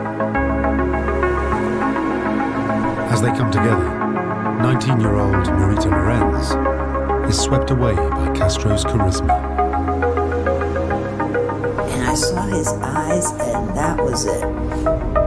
Lost in love. I fell in love. And that's the first time I kissed him. And then my father stormed in. And that's that picture of me sitting at the table with the first officer and Fidel, and immediately I pulled my hand away so Papa wouldn't see. Marita's father invites Castro to stay for dinner that evening before he takes his ship and his daughter back to New York. I remember standing on the top deck when we pulled out of the harbor and missing him and feeling terrible, guts again. As soon as Marita returns to the city, Fidel Castro calls and invites her back to Cuba. This is the beginning of a passionate love. I hadn't even unpacked. He said, "How are you? I miss you." And with his bad English, asked me to come back. I sent him airplane, and I ended up back in Havana with the same suitcase I hadn't unpacked.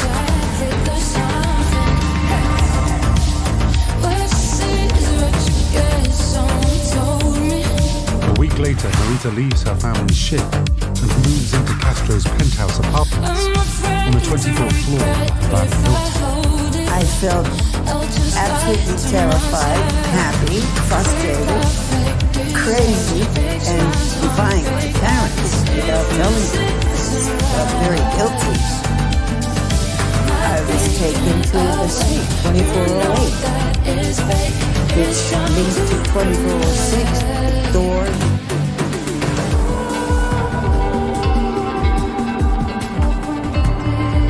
First thing I remember, the smell of cigars.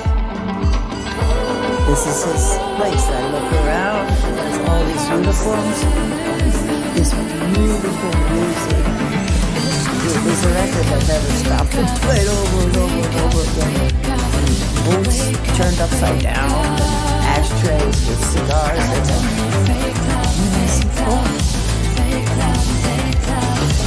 Little tanks.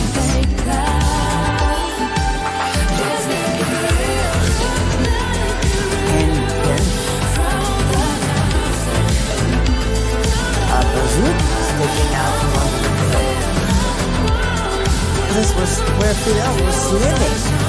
And that kind of scared me a little. I don't have anywhere to go. And if I tried, the whole hall was filled with bodyguards, and it was Fidel's suite. And they just said, wait. And don't go out. Just wait. And I did just that. I waited. And waited and waited. All of a sudden, I hear the door swing open. And he came in and picked me up and swung me around. And I miss you so much, you know.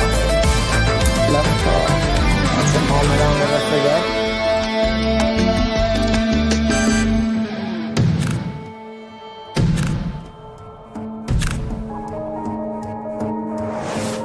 The CIA has been looking for ways of getting to Castro, and they've just stumbled on their first big break.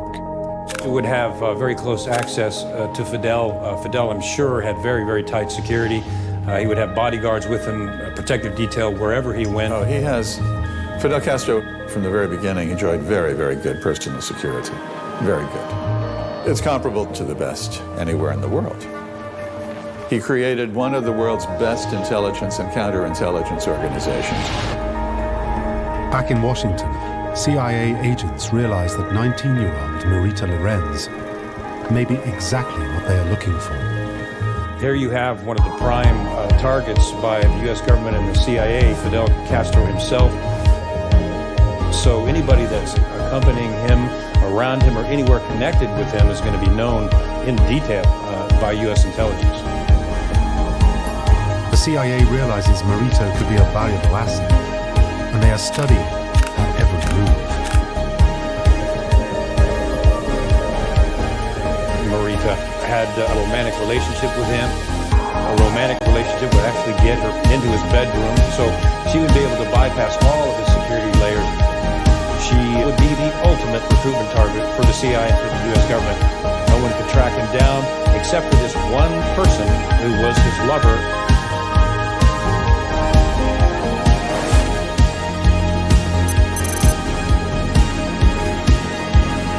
In April 1959, Fidel Castro is invited to the U.S. by the Society of Newspaper Editors.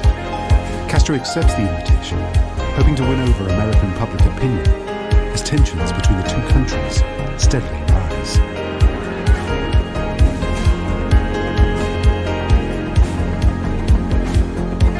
Marita accompanies him on their 11-day visit.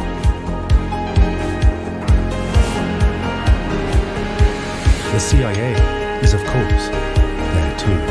What the CIA would use is what's called the foreign agent recruitment cycle. And that cycle consists of first spotting a target, a person that has direct access to the person that you're after.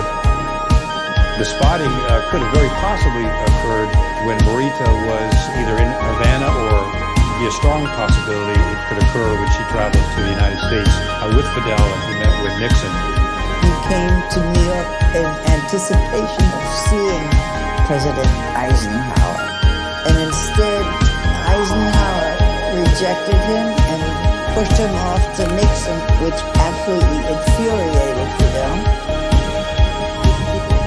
He felt very angry that he wasn't accepted with open arms as the new leader of Cuba. That would have been a prime opportunity for her to be spotted.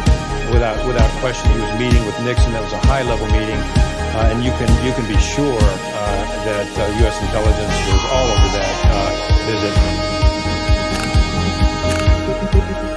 Then they would assess the person, their vulnerabilities, whether they were available for recruitment. Then they would develop that person, befriend them, find certain switches maybe that they could use. And then finally they'd make the pitch, would you come over and work with us and they could use you in our operation.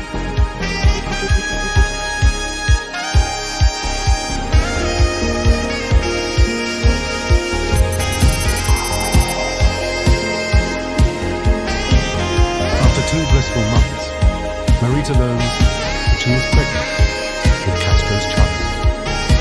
I was happy to be pregnant, very happy. I wanted it. I wondered what it was going to be. He said, oh, wonderful. Half German, half Cuban, and American.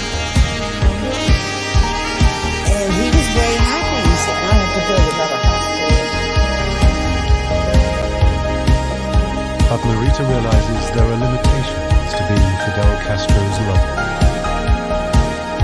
I understood that he belonged to Cuba. He made that very clear.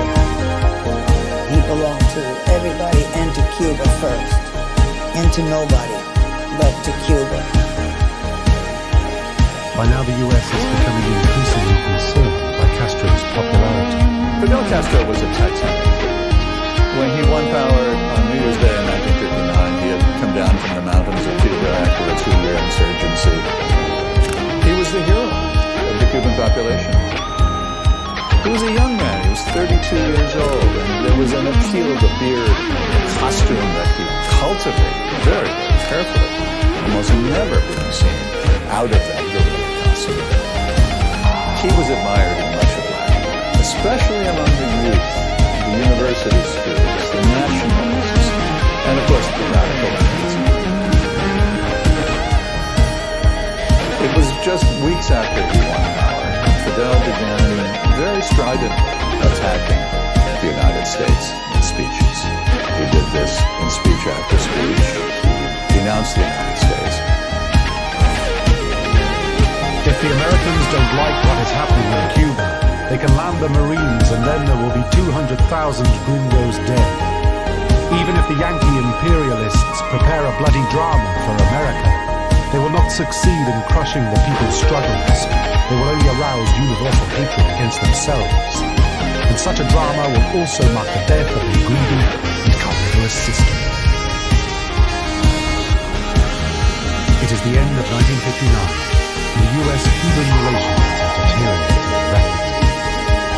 It looked pretty clear now that Fidel was abandoning any pretense of democracy, of fair government, of human rights. He began to support violent incursions, interventions against other Latin American leaders. He was aggressively exporting the Cuban Revolution to other countries. And the thinking in Washington was becoming much more focused on, we've got to do something about this. It is now that the US government realizes that Castro must be removed. The CIA were highly regarded in Washington in those days, and the belief was that covert action against Castro was the best instrument to use.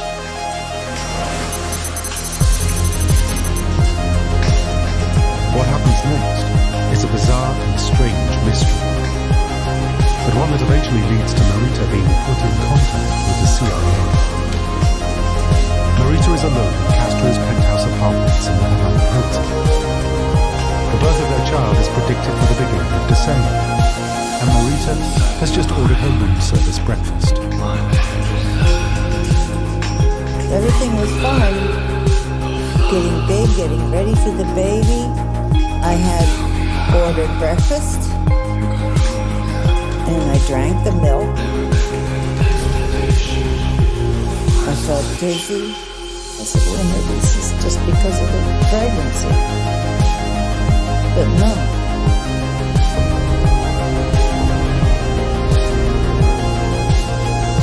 All I remember was falling backwards going to bed and I was out. And then I woke up in a car and I was being driven somewhere. I was like half asleep. And then I was out. Marita's memory of what happens next is very hazy. She has glimpses of events that she can only partially recall. The next thing I remember is lights. The light above me. And arguing back and forth, cursing in Spanish. They were arguing about Fidel. I don't know if they're arguing at him or with him or against him or for him or what. I couldn't make it out. And my clothes were on and off. There was somebody moving my body back and forth. Marita is 7.5 months pregnant and senses that something shocking is happening to her baby. Terrible pain. Terrible pain. But I was like half gone.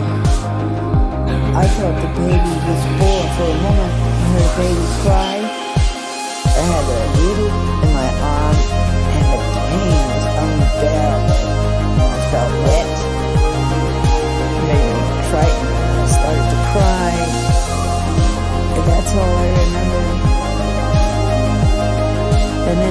woke up back in her sleep.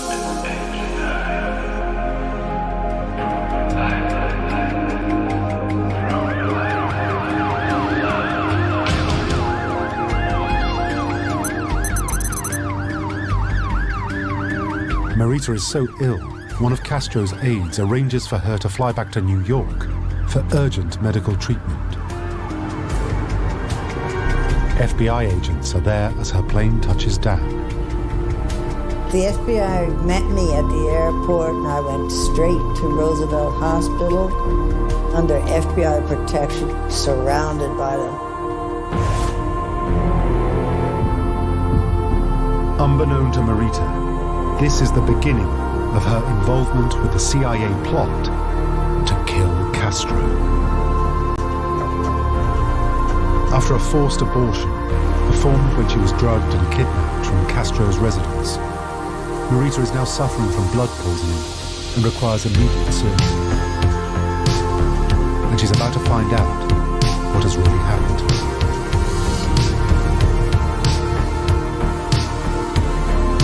It is apparent that she underwent a forced abortion in Havana.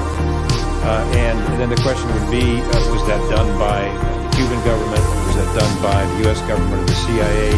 And based on my knowledge of the kind of operations that happened back then, personally, I don't think the CIA would have done that.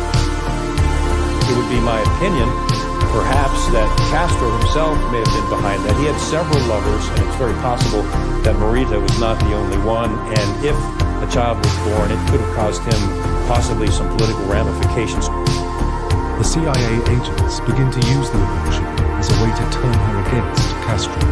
If Castro was behind this forced abortion, then that would be the ultimate development tool to use with Marita, because that would be a classic betrayal, not just by her romantic lover, but also the loss of her child caused by Fidel Castro.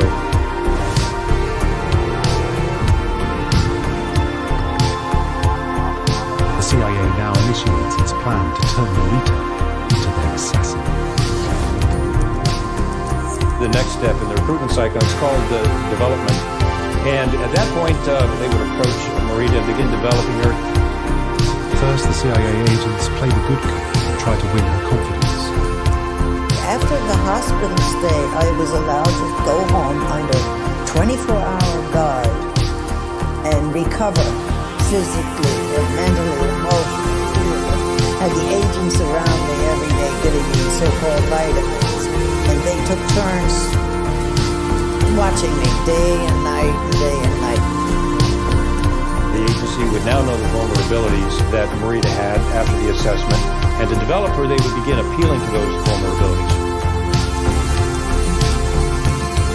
I was heartbroken. I was sad. I was lonely.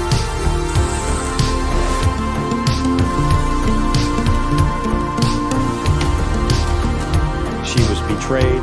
She had an abortion, a child that obviously she loved and wanted to keep. She was emotionally traumatized.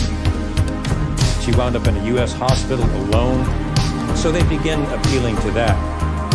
They started this program of, let's get even with him. He did this to you. Let's get even with him. He didn't do anything about it, left her in the cold. So he wasn't the person that she thought he was. I was 19. I was very naive when it came to matters of politics or international foreign policy affairs or love affairs. They're going to try to convince her that the United States is the good guy and Fidel Castro is the bad guy. They repeated things over and over and over again about Fidel doing this, Fidel that, Fidel this. I would have these crying jabs where I would curl up into a ball and cry my eyes out, wanting the baby and throwing things, and they would give me pills to calm me down. They would say, that's the anger coming out. You have to do something to get rid of that anger, Before the CIA agents can go any further, they need to know that she has been telling them the truth about her past. The next very important step is you have to vet the person, the target. It's critically important because we've had many times, many cases where a person has come over and they've become a double agent or were a double agent. So to vet, in this case, Marita, the agency would have to corroborate all the information she provided, her trips back to abandon all her records, check travel records, people that knew her over there if we had access to them, and the procedure would not proceed forward until the agency was absolutely convinced that the information she was providing was credible.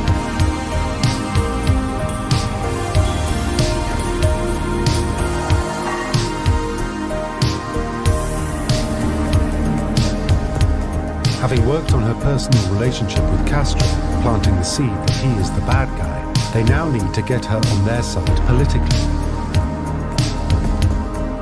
The CIA agents begin to dig deeper into Marita's past.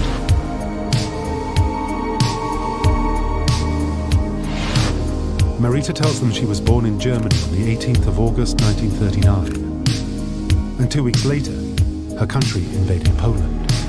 I'm a child of the war. All I remember is hard times. The agents learn that her father, Heinrich, was a German submarine captain. Marita informs them that her mother, Alice, was a spy for both the French resistance and the British intelligence during World War II. My first memories of her were in the basement where she would do Morse code, da-da-da-da-da-da-da. She tells them that in 1944 her mother's cover was blown and that she was thrown into the Nazi German Bergen-Belsen concentration camp. Marita, then only 5 years old, accompanied her there. I was incarcerated in an SS home and then transferred to Belsen. At the end of the war in 1945, the Belsen concentration camp was liberated, and Marita says she was finally rescued. It was this British ambulance driver that found me half dead under a bunk in Belsen and pulled me out.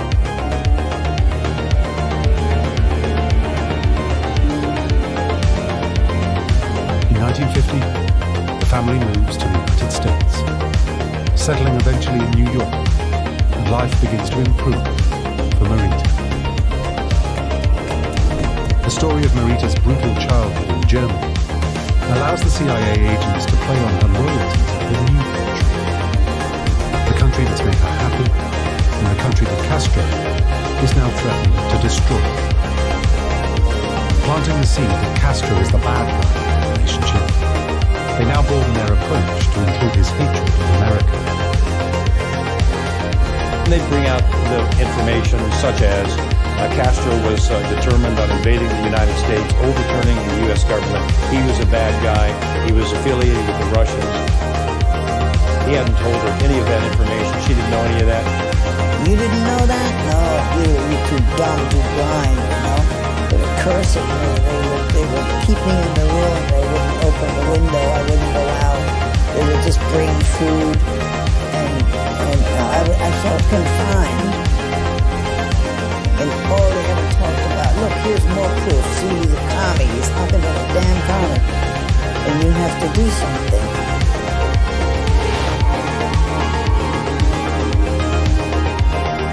Having now softened Marita up, the agents come clean and ask her to join them.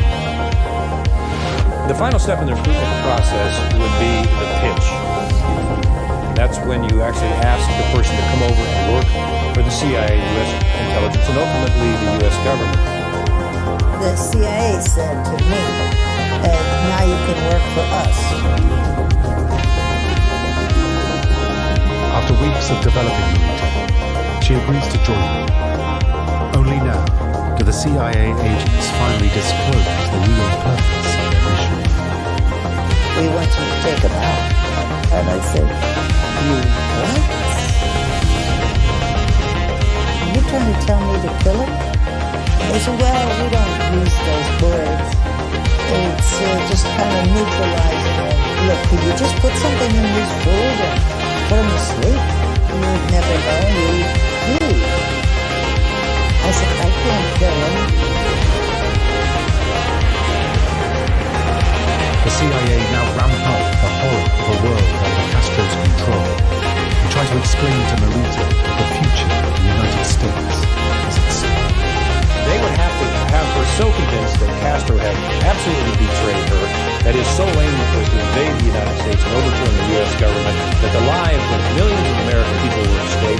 The U.S. Constitution was at stake, and possibly a nuclear war was at stake. She was one of the only ones that could stop it. And I started to believe it. You're going to be a good citizen, and I wanted to be good. I didn't want to be bad. You have to do this. You have to do this not just for you and your freedom, but for the United States and the people in the United States. 90 miles away, you know. That's how close he is. He could almost walk there. He could jump a puddle, you know. That's how close he is. Just think of it, Rita. You will see this country from the evils of communism. And how proud my mother would be, and how proud we would be. And I would have a star in the CIA building in Langley. Eventually, it seems the CIA tactics have worked. They slowly convinced me. I said, well, maybe they weren't all that wrong. If it was unpredictable, you could push that button. If I went ahead and just slipped them something to go to sleep, I would prevent an invasion. And then I thought, I have to go back and kill him.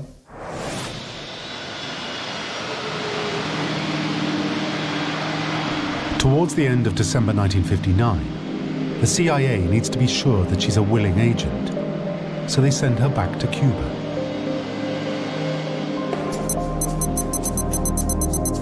Marita enters the country as an American tourist, but her real task is to gauge how Castro will react to seeing his lover after 6 weeks recuperating in New York.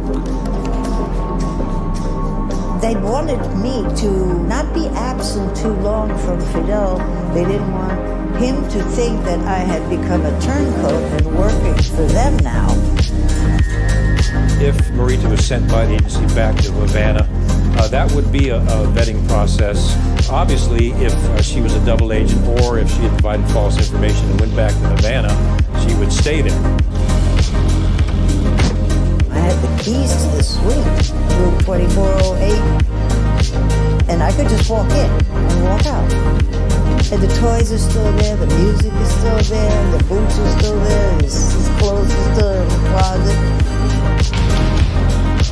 So if she went there and she behaved the way that her handlers in the U.S. had told her to do, did the things that they told her to do, and then if she came back, then that would be a very, very good indication that she was indeed now properly assessed and recruited. Marita passes the test. The CIA now prepares the assassination plan.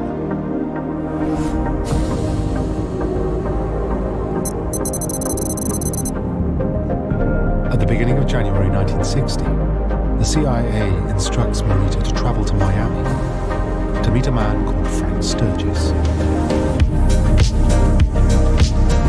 A former US Marine, Sturgis fights alongside Fidel Castro in the 1950s and becomes his chief of Air Force intelligence. But when Sturgis realizes the direction Castro's revolution is heading, he changes sides. Now, he's working for the CIA. Some people in the press called him a real-life James Bond, and he certainly was. He used over 30 different aliases in his career as a spy and as an assassin. I lived with Frank for a year in Miami when I was in college. He had a whole drawer full of phony IDs. Some of them were from South American countries. I mean, the man was clearly, he was a man of action. He didn't just sit around and talk about his business. He firmly and deeply believed in the freedoms that we have here in the United States and didn't like communism. He didn't like the total control of the individual's life and took a stand against those things and basically waged a war against Fidel Castro. When Marita Lorenz met with Frank Sturgis in January of 1960 to proceed with this plot to assassinate Fidel Castro, Frank at that point was working hand in hand with the CIA in an attempt to overthrow the Fidel Castro government. He told me that Marita was a very intelligent, beautiful, secure 19, 20-year-old woman. He was very impressed with her, and in terms of her maturity for her young age. She basically was thrust onto a kind of a world stage in terms of the relationship she had with Fidel. Sturgis's job is to come up with a suitable murder weapon for Marita to use against Castro. Should it be a gun? A knife? Eventually, he decides on poison pills. To get hold of the poison, Sturgis turns to an unlikely source to obtain it. When Frank Sturgis told me the story, I said, poison? Where do you come up with poison, Frank? And he looked at me and said, well, I got him from some friends. And I said, friends? He said, let's just say close family. And of course I knew he was talking about the mafia. The thought that the CIA working with the mafia is not such a far-fetched idea. The mob had controlled much of Cuba's gambling interests for 50 years, but when Castro came to power, he kicked them out. The mob knows that if Castro is taken out, they can move back in.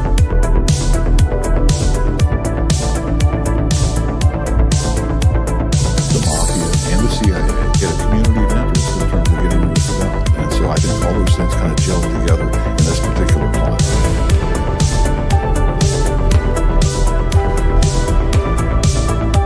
It is clear, and there is documented evidence, that between 1960 and 1965, the CIA did approach the mafia to obtain the poison pills to use against specifically Castro.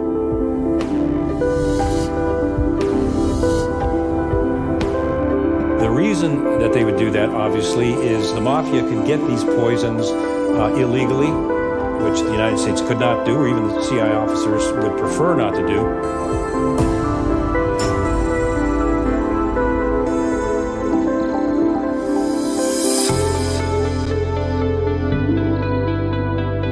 Sturgis gives Marita the pills containing botulism toxin. The weapon is very carefully chosen. They are not traceable. They would dissolve completely and invisibly in liquid. There will be no odor or taste. Critically, they will be easy to use for someone emotionally involved, because the death will not be unpleasant.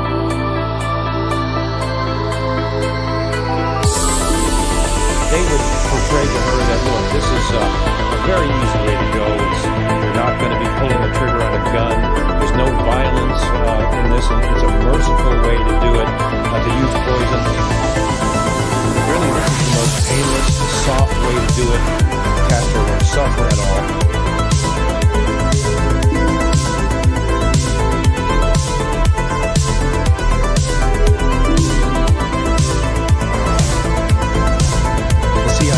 Their agent and their murder weapon. All that is left now is to set their assassin in motion. The problem now facing the CIA is that Castro has no routine, no set pattern, which drives the agents wild with frustration. He is in Havana one minute, and across the other side of the island the next. Even his closest associates have little idea where he will be spending the night. He had no hours, had no timing. Nobody could make an appointment with him. It was always 6 or 8 hours late. His watches meant nothing. He would come and go as he pleased and he wished. Nobody ever knew what he was going to do. He was a pretty hard target, so they would have to find out a routine, a habit, something that would occur pretty regularly so they could have things set up to occur at that time or that place. Eventually, CIA agents spot a pattern.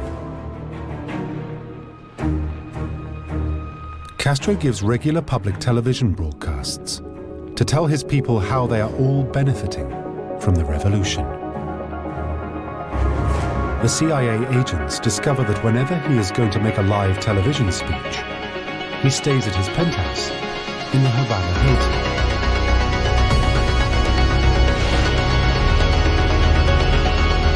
Just after noon, the CIA sends Marita back to Havana to assassinate Castro. She is told they have intelligence, that he will be at the penthouse that night. This was one of the most tense times in U.S. history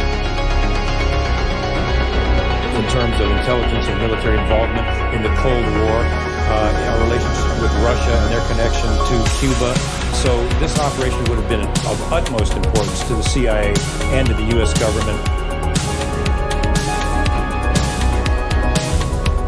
I was in the plane. I was going to go to Philadelphia. The pills made me nervous. Narita, terrified she will be stopped going through customs, decides on an extra precaution to try and conceal the poisoned pills. I went into the bathroom and I put them in a cold cream jar. And I felt better. I felt I'd be okay going through customs. A 90-mile trip from Miami to Havana takes about 30 minutes. Narita makes it through customs unchecked. It seems her trick with the cold cream is working. Narita now heads to the Havana Hilton and Fidel Castro's penthouse suite. I felt important. I almost felt I was in a grasp that I couldn't get out of, and that I was going to be saving American lives if I took this one life. I walked right in and stuck in the bathroom, closed the door, hoping she didn't walk in right now. I was nervous because I have this man's life in my hands, all because of these little tiny pills. My heart was crying. Oh God, I was absolutely scared. Narita's mission is to place the poison pills in Castro's drink to assassinate him. But they are covered in coal iron, which is sticking to the pills and glue. I tried to wipe the cold cream off the pills. Oh. I was panicking. God, there was no way I could grasp the pills. Narita now desperately tries to abort the mission. And I just took them like that.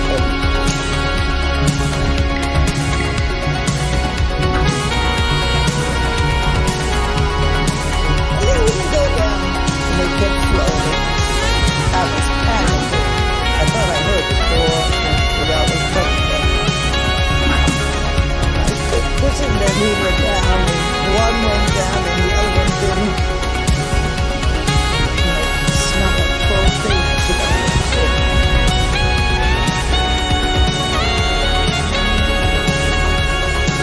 I said, yeah, I love you. I'm gonna stay this and that. He lay down on the bed like nothing. He said, goodbye. What you been up to? Hanging around those Miami people? And when he said that, oh my God, who knows? Who knows?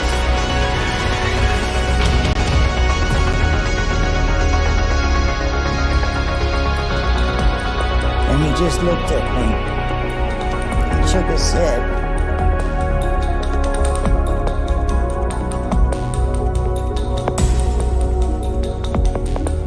And then he just took off the gun belt and threw it over the lamp. And he took the gun out of the holster.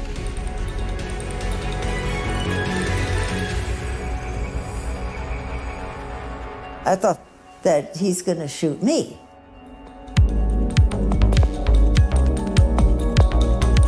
But then he flipped it around and he gave it to me. He looked at me. He said, "Did you come to kill me?"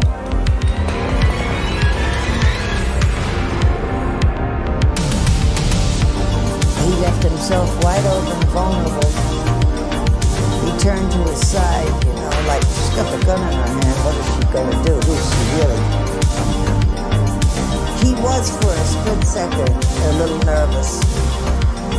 And then he just took a puff of smoke from the cigar and closed his eyes. Nobody can kill him. Nunca. Nobody ever. ejected the magazine out of the gun, and then I put the gun back in the holster somewhere. And that was the end of that. I did it kill him, but I didn't kill him. I went to bed with him. He took the phone off the hook. He said he knew about the pills. I was even afraid that my makeup case would come walking out of the bathroom. But I made love to him. And it was as beautiful as ever, but something was missing. And that was the baby. On the same evening, Marita flies back to Miami and tells the CIA she has failed to kill Castro. Frank felt that Marita lost her nerve on this particular assignment, mainly because of the feeling of death. The old emotions, if you will, took over, and she just wasn't willing to take the step to actually to end his life. You know, the CIA is not always successful in what it does, and it has failed a number of times. We never know about that because it's an enclosed, secret world. So failure is something that the CIA is used to.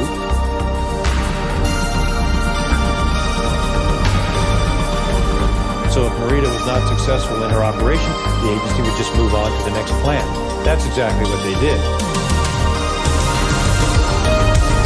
Marita's failure causes the CIA to realize they will need to continue exploring ways to get to Castro.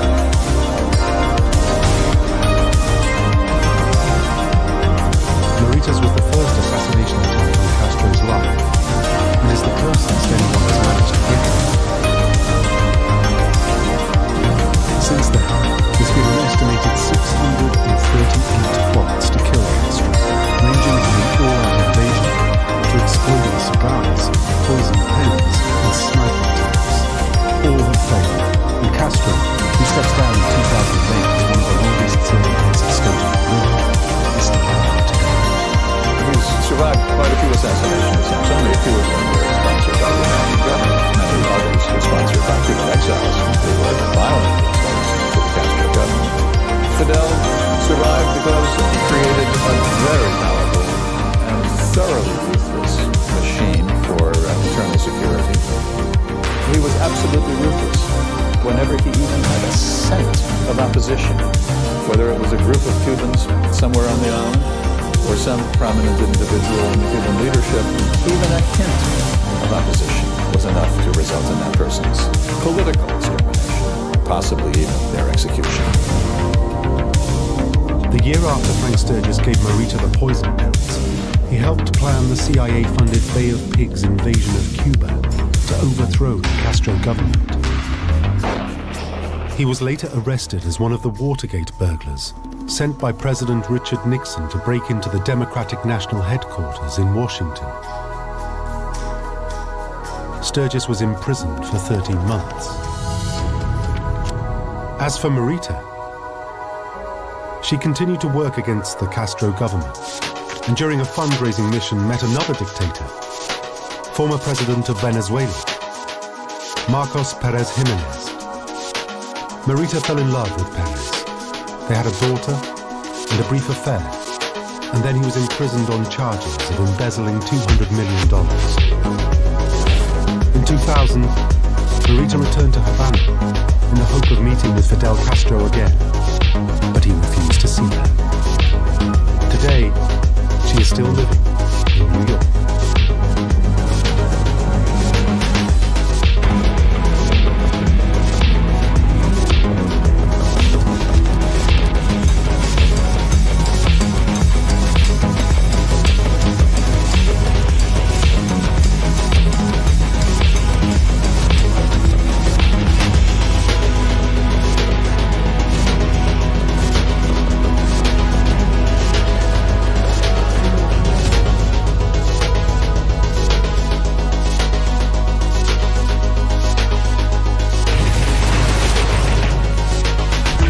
Islamist terrorists are hunting down Westerners in India's most luxurious hotels. There's company fake. streets flooded.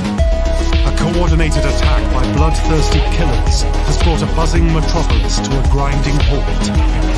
This was India's 9/11. Mumbai is in flames. There is panic on the streets, and as the death toll rises, confusion reigns. They didn't know at any time if there was going to be someone to save them or it was going to be someone to take them out. Hopelessly outgunned, the local police are no match for the heavily armed terrorists. The baddies had the guns, the goodies had nothing. There is only one unit capable of rising to the challenge. We can't use maximum force. It has to be precise force. But it will take all their training, raw courage, and superhuman endurance to win the day. These were some extremely motivated and brave men. This is the dramatic story of Operation Black Tornado. The mission that puts India's elite black cats on the Special Forces map.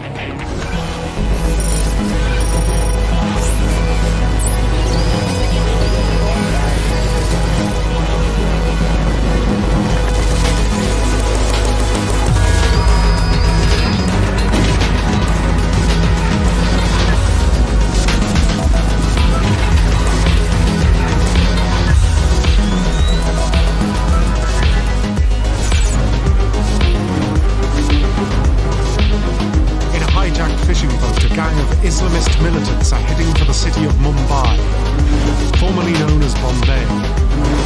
Their intent? To target Westerners throughout the city in a coordinated terror strike that will result in an orgy of death and destruction. Mumbai is the richest, most populated city in India. It prides itself on its Western influence. Mumbai is a busy, crazy, hectic, wild place, absolute assault on the senses. Mumbai, to Americans, is considered a wealthy city, home to Bollywood, home to luxury hotels, luxury boutiques. It's considered an investment city. Between 8 and 8:30 p.m., a gang of 10 men, all heavily armed, with provisions to last days, slip ashore at this point, just minutes away from their intended targets, in the heart of the city. The evening is like any other, bustling and busy, as people hit the streets and relax after work. British tourist Hamish Patel is enjoying a few drinks with a friend at the world-famous Leopold Cafe. Leopold Cafe is a very popular bar cafe where a lot of Westerners, locals and tourists meet, food and drink. I called and walked into the bar. It was completely packed. Local journalist Surab Mishra was also enjoying a drink when he saw two visitors that weren't there for the beer. But I saw people moving around, quite a few people moving around. They seemed out of place to me. Must have been 15, 20 minutes in. Suddenly heard a gunshot and what sounded like a lot of glass dropping at once. I just hear ta-ta-ta-ta-ta, and then something hits me. Two gunmen are firing AK-47s from the doorways, spraying the cafe with bullets. A lot of shouting and screaming, people rushing around. When I came out of the door, I realized there's something which is holding me back. Then I see that blood is flowing out of my body. There were a lot of bodies. The floor was just covered in thick blood. And then suddenly it was silent. And clearly the guy was reloading. And during that round, I was hit.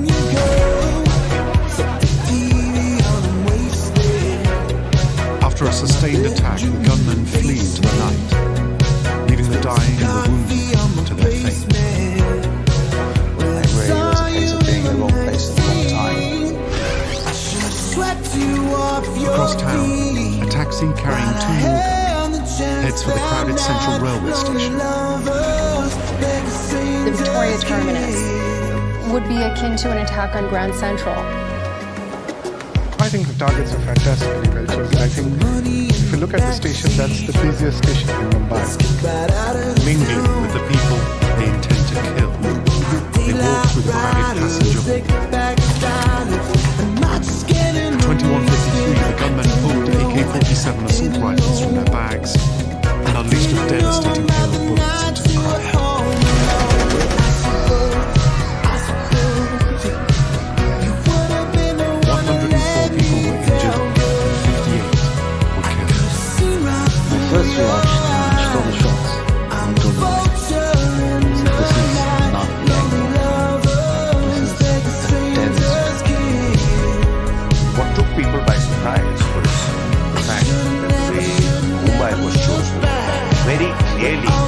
designed to show that nowhere is safe in India. It is now clear that Mumbai is under a sustained terrorist attack, but no one knows who is behind it or where they will strike next. We begin with a mass terror attack in India's largest city, Mumbai. Millions watch as the events unfold live across India's news networks. Well, this is clearly an unprecedented scale of a terror attack on Mumbai and the center. One viewer is Jyoti Krishan Dutt, the Director General of India's elite National Security Guard. And after watching the events unfold, he orders his Black Cat commandos to stand down. Nicknamed the Black Cats because of their distinctive uniforms, the National Security Guard commandos are the ideal unit for the situation. The National Security Guard was set up around mid-1980s when India actually first faced the threat of urban terror.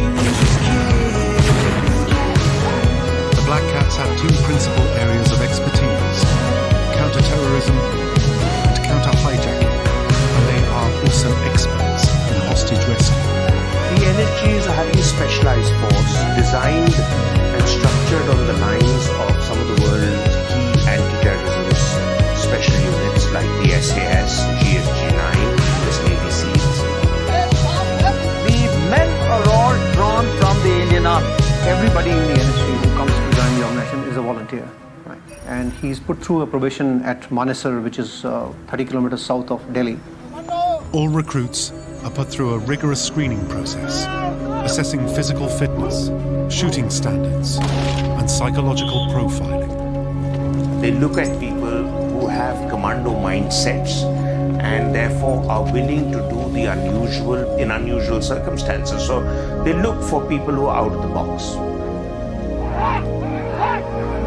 Those who are left, then they are put through a brutal regime of physical training, special operations training, like for example, room shooting practices, building interventions, bus intervention, metro intervention, and bomb disposal training. And it takes anything up to 1 year for a soldier to be fit to be employed operationally.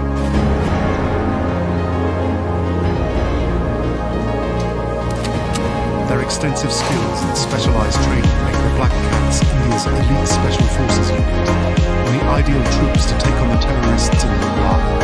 They are daredevils, they are first-rate troops, and I can vouch for them. But the question is, how will they deal with a gang of well-armed, committed terrorists spread out across India's busiest city? Mumbai, 26th of November 2008. Reports are coming in a series of gunfights and explosions. At 9:15, armed with AK-47s, gunmen launched their first attack. The city is under a prolonged and remorseless attack from an unknown number of highly armed and rapidly mobile terrorists. One did not exactly know where and what was happening, and whatever information we were getting was from the media.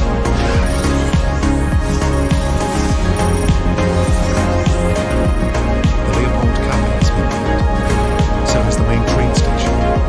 Now there are reports of gunfire at a local hospital and a police station.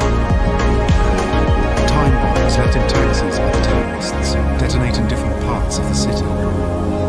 Reports are already coming in that 74 people have been killed, 147 wounded. I think within 1 hour, 1 hour 15 minutes, I was absolutely sure that this was a huge story, possibly the biggest terror attack in India. At this stage, the authorities have no idea what is going on. Instead, the best intelligence is from social media. It was really the first time that Twitter played a very big role in our news coverage. People posting links to cell phone images, people who were giving first-hand accounts. From the sheer number of messages, the scale of the attacks and sense of panic on the ground is obvious. But with so much conflicting information, it is impossible for the authorities to build up an accurate intelligence picture. BBC correspondent Mark Dummett has scrambled to the scene of the attacks.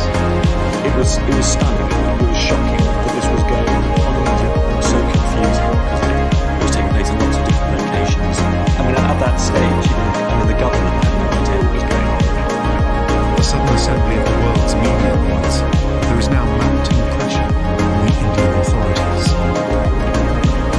It later became clear that grabbing worldwide attention was a key part of the terrorists' plan. It was meant to last long. It meant to attract the attention of the world. Gunfire, explosions, and terror in Mumbai. The timing played perfectly into a Western news schedule. 119 people have been killed and 315 wounded, including 3 Americans. Remember, it happens at night in Mumbai. It's daytime in New York. The global media coverage adds to the sense the Indian government has lost control of the situation.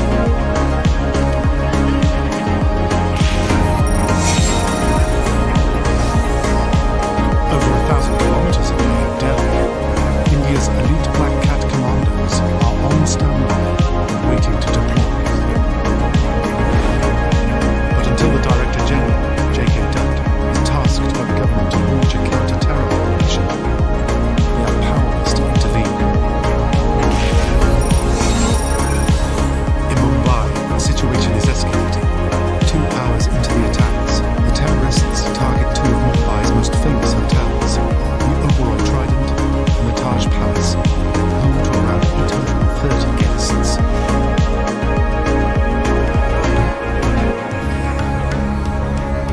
Completed in 1903 at a cost of over £127 million in today's money, the Taj Palace Hotel is Mumbai's greatest landmark. Built by J.N. Tata, the father of Indian industry, the hotel has 560 rooms and 44 suites. It was also the first hotel in India with a steam-powered elevator. From royalty to rock stars, princes to presidents, the Taj has always been home to the world's elite. An attack on such a landmark building will have far-reaching implications. You get a lot of bang for your buck. More specifically, you get Americans, you get Brits. And we know that that was really the goal here, was not just to send a message to the Indians, but also to send a wider message to the international community. Reports come in of shootings and explosions at the city's iconic Taj Palace Hotel. I think the image that's burned into everyone's mind of this incident, of this event, is that of the Taj Palace Hotel and the flames coming through the roof. Whenever anybody talks in Mumbai, terror, this is the shot. Taj on fire. With Mumbai's greatest landmark up in flames, the terrorists are delivering a clear message. No one is safe. The fear factor was very high, which is always one of the very first goals of these kinds of attacks. Mumbai's first line of defense is the local police force. But this coordinated attack totally exceeds their training, and they are overwhelmed. Some of the senior policemen had been caught up in the violence, and the head of the anti-terrorism squad from Mumbai had been shot dead. When you are dealing with hardcore, highly motivated terrorists who are willing to die and who have been well trained, well equipped, it is difficult to handle those guys if you are a normal policeman. Until the Black Cats are called in, the only other special forces on hand are a few units from the locally based Marine Commandos, the Marcos. But they can do no more than try to contain the situation. The naval commandos are not meant to operate in these situations. They are for a different purpose altogether. So therefore, the militants had the freedom to move anywhere inside the hotel. With the city's police in complete meltdown and no one to stop them, the terrorists continue on their rampage at the Oberoi and the Taj Palace hotels. After setting rooms on fire in indiscriminate shootings, the gunmen hunt down more valuable targets. They were targeting British, American, European travellers. The hotels are full of Westerns, VIPs. This presents presents them with the possibility of extremely high-profile hostages. British businessman Tim Reed was trapped inside the Oberoi Hotel. When I heard the terrorists getting closer to me, my legs were shaking. People look up to you, and all I could think of was, here's Greg. Here comes Greg again. Did it change your life? Thinking about my family. Oh yeah. 8 months. It's now my life kind of centers around the games, arcades and stuff. That's Director General right now. That's my thing. Elite counter-terrorism unit, the Black Cats, is aware of the developments. He has been impatiently watching the unfolding scenes on TV, desperately awaiting government authorization to deploy. There was a reluctance on the part of the government in Mumbai to come to terms with the level of attack that was taking place. As the death toll rises, 83 people have been killed. 90 minutes after the attacks begin, the phone finally rings. A formal request comes in from the Ministry of Home Affairs just before midnight. The Black Cats are at last operational. 200 NSG troops suit up and do weapons checks. From the time the word go is given to the time you reach an aircraft, you should be there within half an hour. So within 70 minutes you should get airborne. Then they race to the airport. But they are based outside Delhi, over 1,000 kilometers from Mumbai. It's going to take 3 hours to get there. En route, they must start planning the operation. But they still don't know who they're up against, how they're armed, or what their aims are.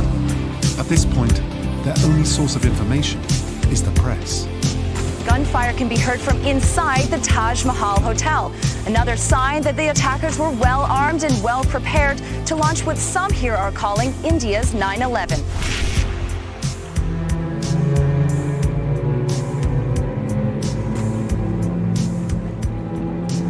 By dawn, on Thursday the 27th of November, hundreds of journalists had arrived at the besieged Taj Palace and Oberoi hotels, where up to 830 guests are staying. I remember the rope line coming up outside the Taj for the journalists. In hindsight, it wasn't very safe. The distance was not very far. Some of the bullets, sort of flew overhead. So maybe we shouldn't have been there. And we knew it was serious. The Taj was under siege. The other hotel, Oberoi, was under siege. People were trapped inside. I think everyone was in shock. People didn't know what was going to happen next. In the absence of any official government announcement, people begin speculating as to who is behind the attacks. Originally, when we first reported the story on the very first day, the fact that there were multiple targets and multiple sites involved, these were all Al-Qaeda hallmarks. All of a sudden we had an attack by gunmen. We didn't know how many, how well armed they were. There was a strong suspicion, as there always are when there's an attack in India, that it was by Pakistanis, but we didn't have confirmation of that. But whilst the Black Cats are in transit, there's a breakthrough. Indian intelligence intercepts cell phone conversations between the gunmen and their controllers. From this, they learn the controllers are based in Pakistan. Now they know who is behind the attacks and what their aims are. This was an attack by LET, a Pakistani terrorist group also known by the name Lashkar-e-Taiba. And their whole mission is to campaign for the Mujahideen in Afghanistan and also for the release of Muslims and to free Kashmir. The region of Kashmir in the northwest of India also borders Pakistan, and its ownership has been heavily disputed by the two countries for over 60 years. The general impression in the West was that the Lashkar-e-Taiba is a Kashmiri liberation organization. It is not. It's a Pakistani jihadi organization. This militant organization had been involved in previous attacks on Indian soil, including train bombings and an attack on the Parliament building in Delhi. And an Islamist attack on India's parliament in 2001 left a dozen people dead and prompted India to send 1 million troops to the Pakistani border. The Lashkar has three enemies: the Christians, the Jews and the Hindus. It's also a philosophy that Al-Qaeda believes. Now they know who's backing the attacks. The security forces know the terrorists' mission won't end in surrender. They came to die, perhaps. And when you are in that state of mind, then it becomes a little tough to deal with the guy. Just how fanatical the terrorists are is made clear by intercepted cell phone conversations between the terrorists and their Pakistani-based partners, transcripts of which were later declassified. Everything is being recorded by the media to inflict the maximum damage. Keep fighting. You want to be taken alive. Kill all the hostages except the two Muslims. Keep your phones switched on so we can hear the gunfire. Kill them. The gunmen first were firing an incredible number of rounds, and it seemed to be very heavy round. I heard the gunfire getting closer and closer, and fully expected them to find me. In the lobby of the Oberoi Hotel, guest Tim Reed watched as 9 staff and 3 guests are gunned down. That was when I realised that something fairly bad was happening. And it was one of those occasions where everything moves in slow motion. I backed against the corridor looking for somewhere to hide. There really wasn't anywhere. There was a slight recess that I was able to hide in, but literally if I'd been any more than my 11 stone, my stomach would probably have been moving out from that. Miraculously, the gunmen passed right in front of Tim. At that point they must have been 5, 6, 7 feet from where I was, but they weren't looking for me, they were looking for the restaurant. As 13 diners are being murdered in the restaurant, Tim makes a desperate break for it.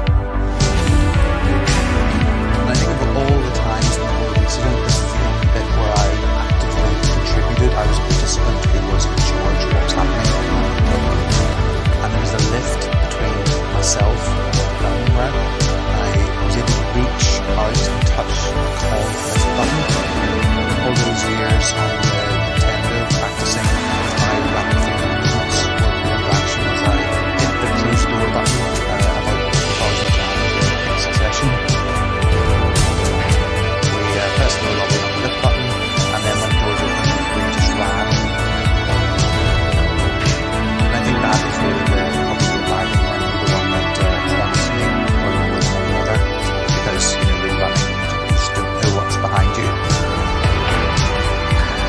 When I ran out of the Oberoi Hotel onto the street, there were thousands of people panicking, running one way and then running again when the next grenade went off. 3.5 hours into the attacks, and chaos and confusion continue to grip the population of Mumbai.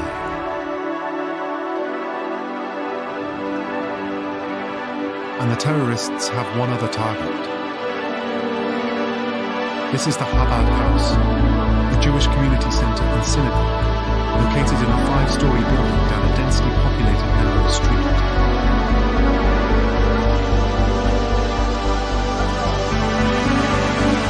It's home to American-born Rabbi Gabriel Holtzman and his wife Rivka, who is 6 months pregnant. This Chabad House is one of 4,000 such houses in 73 countries, typically run by husband and wife couples. Opened in 2003, it largely catered for Israelis on their way to party hotspots, such as Goa and Rajasthan. But it's open to anyone who wanted a place to pray, eat kosher food, or celebrate Jewish holidays. Information from the intercepted cell phone conversations prove it is seen as a key target by the controllers. Every individual you kill there is like 50 elsewhere. Get rid of those people. Kill them. You never know. Firing may start and they may be left behind. Like reservation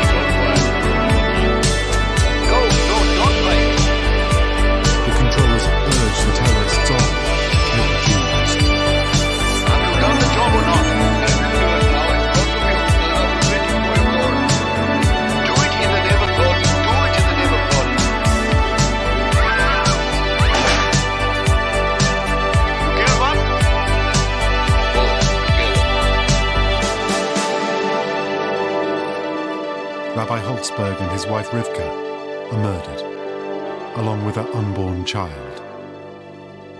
4 others are taken hostage. They got Americans who also were Jews.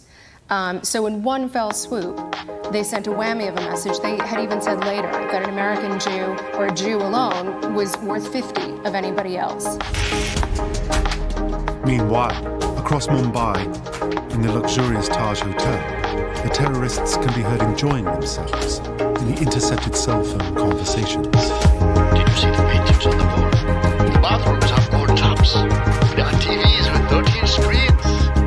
Obviously, they were kind of overwhelmed by the luxury, and the Taj, of course, is really the epitome of luxury in terms of hotels in India. It's ironic that human life was not considered valuable with the wretched TV was. The level of coordination is revealed as the controllers issue orders. I can't see any flames on the television pictures. I said set fire to them. Arriving in Mumbai at 5 a.m., 8 hours after the attacks began, J.K. Dutt and his senior Black Cat officers set up a command post and start planning their operation. The government comes in to tell you what the task is. Thereafter, the place and time of the operation is decided by the force commander. Dutt and his team quickly assess the situation. They know they are dealing with 3 locations: the 2 hotels and the Jewish outreach center. The targets were split, and the main target, the Taj Hotel, was a huge big area. But they are hampered by a lack of information. There are no detailed floor plans of the hotels available, and no one even knows how many terrorists or hostages are still holed up in each location. Mumbai was administratively in a state of paralysis for some time, and no information was provided to them actually of the target area. So they had to do a lot of guesswork and improvise, which took a huge amount of time. What makes it worse is that their enemies clearly know the locations better than they do. To my mind, Samir Nikki, Taj Palace was a specific target, Dragon was a specific target, Shabbat House was a specific target. The problems become clear when the Black Cats try to establish a perimeter around the target buildings. The locations have been well chosen, or are in heavily built-up areas. Right in the center of Bombay, with roads, population, buildings, all sorts of things all over the place. The Chabad House is in a narrow street. With one entrance, it is easy to defend and difficult for the Black Cats to storm without endangering the lives of the hostages. You cannot go with all guns blazing in a scenario like this. No, certainly not. You can't use maximum force. It has to be precise force. The hotels, on the other hand, have multiple entrances and exits. Hotels are even more difficult to clear out because there are hundreds of rooms and you have to go from room to room to room. Even worse, the eyes of the world are upon them. Orders are given to minimize collateral damage. And yet somehow, the Black Cats have to hunt down the terrorists.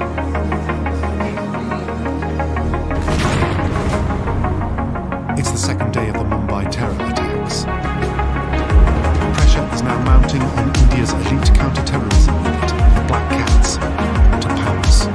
The terrorists can definitely not win. Let's get that absolutely clear. But hit them hard and immediately, so that he knows that either he will be captured or he will die. With the lives of hundreds of guests and hostages at stake, meticulous planning and preparation is vital. I think it's very hard to imagine the kind of logistical challenges that were involved in locking down one of these sites. In his final briefing to his officers, J.K. Dutt, the head of India's National Security Guard, has 4 key points. No loss of innocent life. Try and take the terrorists alive. Minimize collateral damage. And screen hostages to prevent terrorists slipping through the net. With the plans finalized, Black Cat Commando squads are deployed to the Jewish Chabad House and the 2 5-star hotels.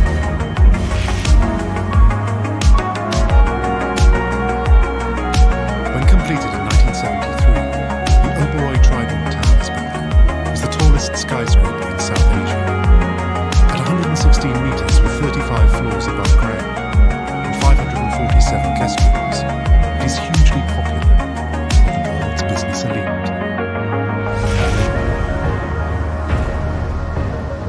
Leaving the police and marine commandos guarding the perimeter, the Black Cats swing into action. And at 6:20 a.m., they enter the Oberoi Hotel. Operation Black Tornado is underway. So the energy had to make its way through multiple rooms, multiple floors, like all five-star hotels. With no detailed plans of the hotel, they are forced to improvise. These massive building, right? And whatever information they got of the hotel and its layout will be from the hotel staff. The NSG use the service stairs and climb to the 21st floor. We generally prefer to tackle a target from a higher to a lower ground. Now they start a top-down sweep of the hotel. They move down through the building, clearing each floor as they go, gradually herding the terrorists into a corner. But it isn't easy. You have to identify these people, otherwise you will end up killing some guests inside the hotel. Armed with German Heckler & Koch MP5 submachine guns, the men begin a meticulous room-by-room search of the hotel. As guests are rescued, they're shepherded to safety outside. Transcripts from the intercepted cell phone conversations between the terrorists and their controllers reveal what happened. 8 hours after entering the hotel, at 2 p.m. on the 18th floor, the terrorists are finally cornered by the Black Cats. The room is on fire. I'm in the bathroom. Try breaking out using a grenade. Used up both grenades. Be brave. Don't be afraid. God and heaven are waiting for you. God willing. We try and capture the terrorists alive if it is possible, so that you could get maximum information. But if it is not possible, so be it. Part 1 of Operation Black Tornado to free the Oberoi Hotel is a success. Although 24 guests were murdered, both terrorists have been killed and 143 guests rescued. A mile away, across the city, the Black Cats are in a standoff with the terrorists at the Jewish Center. Having locked down the perimeters, they are unwilling to storm the building and endanger the lives of the hostages. They are further hampered by the media, who are inadvertently providing free intelligence to the gunmen. What was very interesting about the way these attackers operated was the fact that they were monitoring the press. It was all live. There was no time delay between what was being shown and what was being reported. This meant the controllers were able to alert the terrorists to the helicopters buzzing the building. After carefully analysing the intercepted traffic, intelligence agents believe all the hostages may have been executed. In the full glare of the cameras, they launch an aerial assault. The people who organized this operation were watching those tapes, telling people inside on mobile phones, look guys, there is a commando operation, aerial commando operation coming.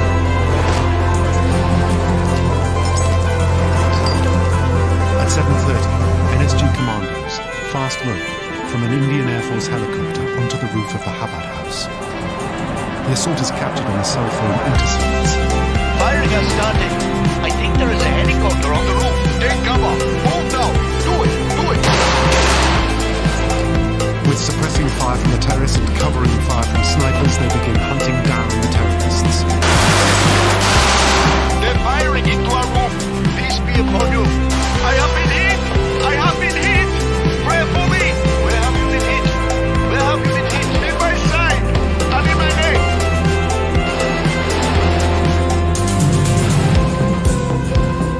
After a fierce gun battle, both terrorists lie dead.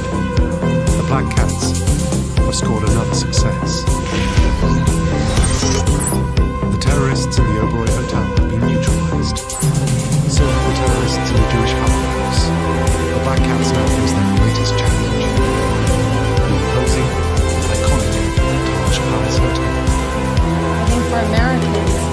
Taj Palace Hotel could be equivalent to the Park Plaza, the Waldorf Astoria.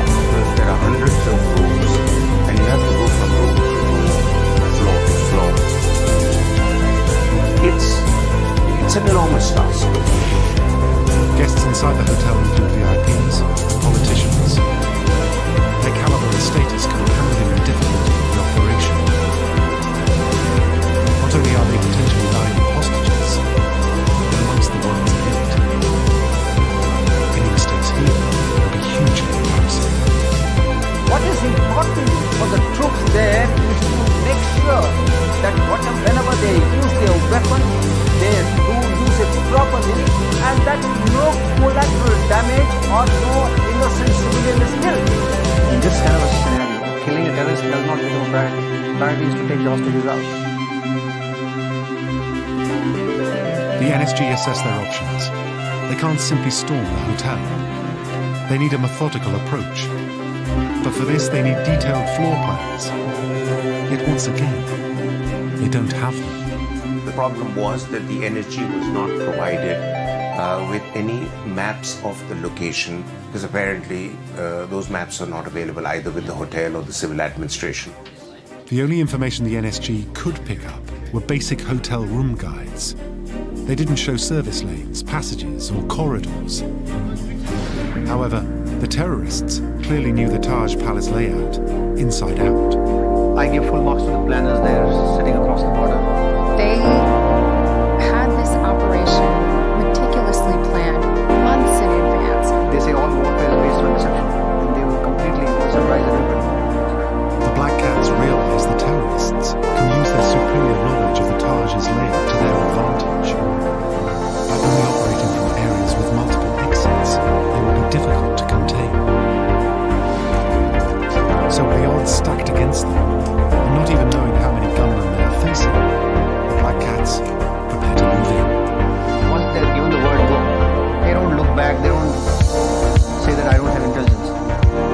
Whatever they have, you make do with that and you just get on with it. Trying to locate the terrorists and free the hostages means breaking into and clearing all the rooms. Every step was an obstacle.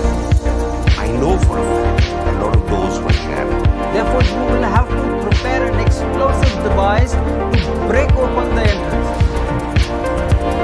This is a painstaking process.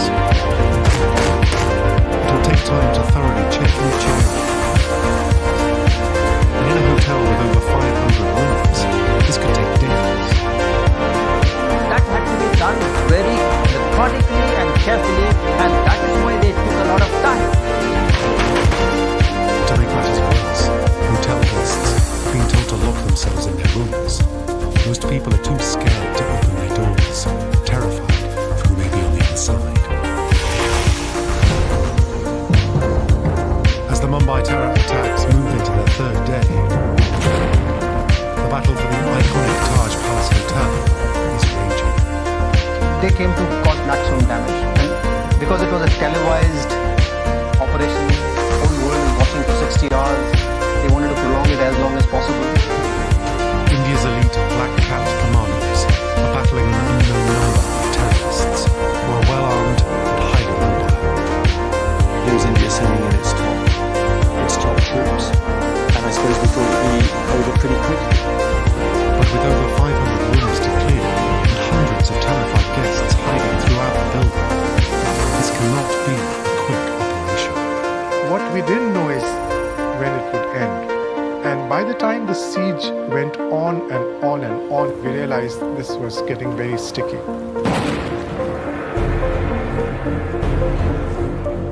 Moving through the hotel, the Black Cats need to keep their tactics fluid and respond to situations as they arise. When you're a soldier, you go into an operation, you will give your best for first 12 hours. After that, you'll start tiring out. But despite that, they went on, and I take my hat off to them, what they did. I think they were against all odds. By midnight on the 28th of November, the Black Cats have been fighting for 30 hours.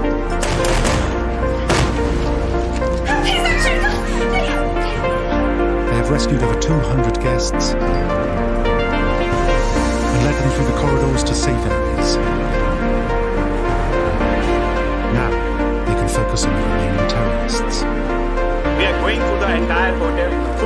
corridors, through the rooms, until we are able to check each and every room. I will not say that my operation is over.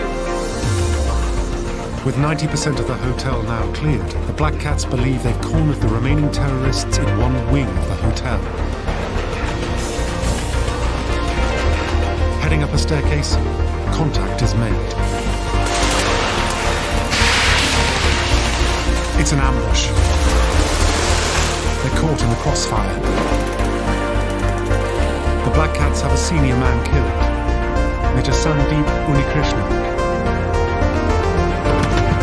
Spurred on by his death, the Black Cats press on, forcing the terrorists to fall back.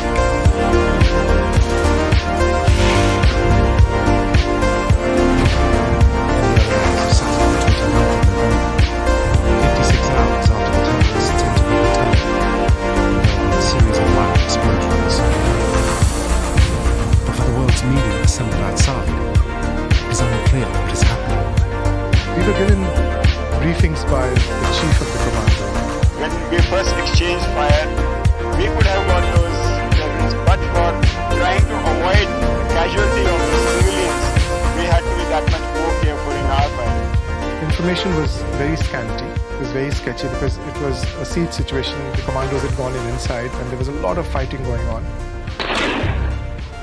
It was slightly strange. We were reporting on a battle which was going on in a building just a few hundred yards in front of us. We couldn't see the battle because it was all inside.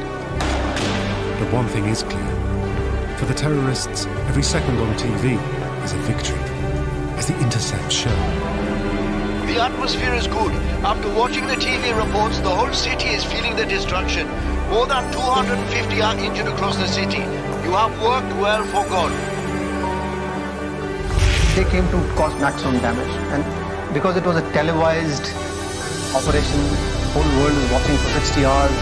They wanted to prolong it as long as possible, so they had come for that.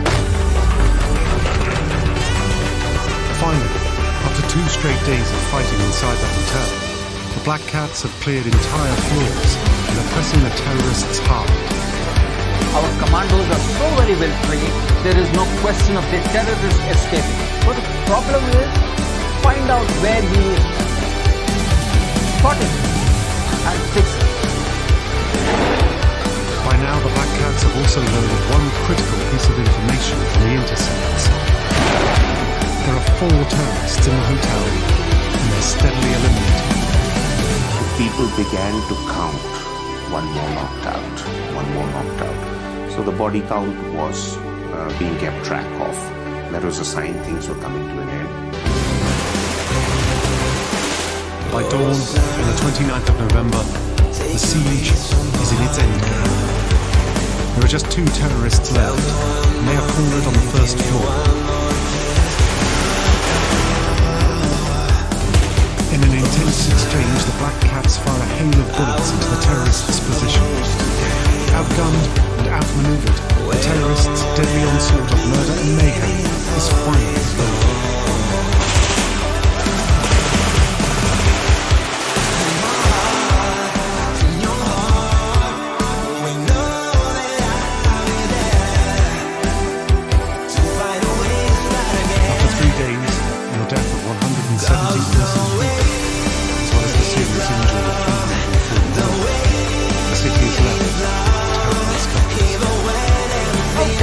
Somebody from across the border comes right into the heart of the country and kill innocent people for what?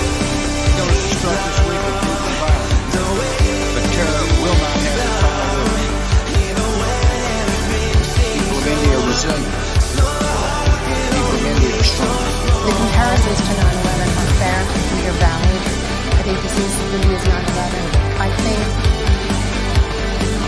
if any good came of this, it's that India was forced to have a day of reckoning. There are clearly lessons to be learned.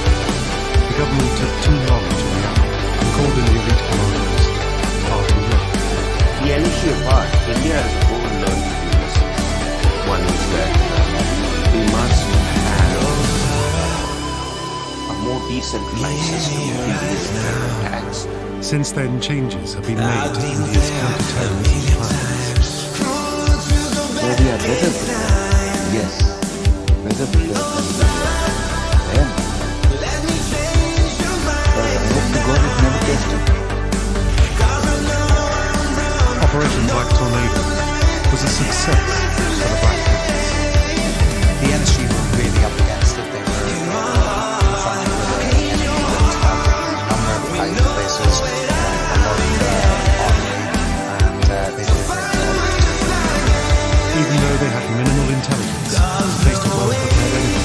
They defeated terrorists. I remember seeing the NSG commandos in the actual flag. The Black Raiders absolutely useless. No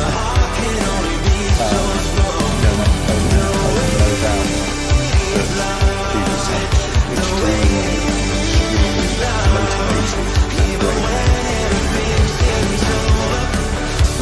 What made it right is of course heavily armed terrorists. So the NSG's ratio of killing terrorists in such an operation, to my mind, is perhaps one of the highest in the world. It's a great organization. It has always come out, with flying colors in any operation they have been deployed. And it is to their credit that they did this job with minimum number of casualties. Operation Black Tornado shows terrorists and the world just what the Black Cats are capable of, and the lengths they'll go to get the job done.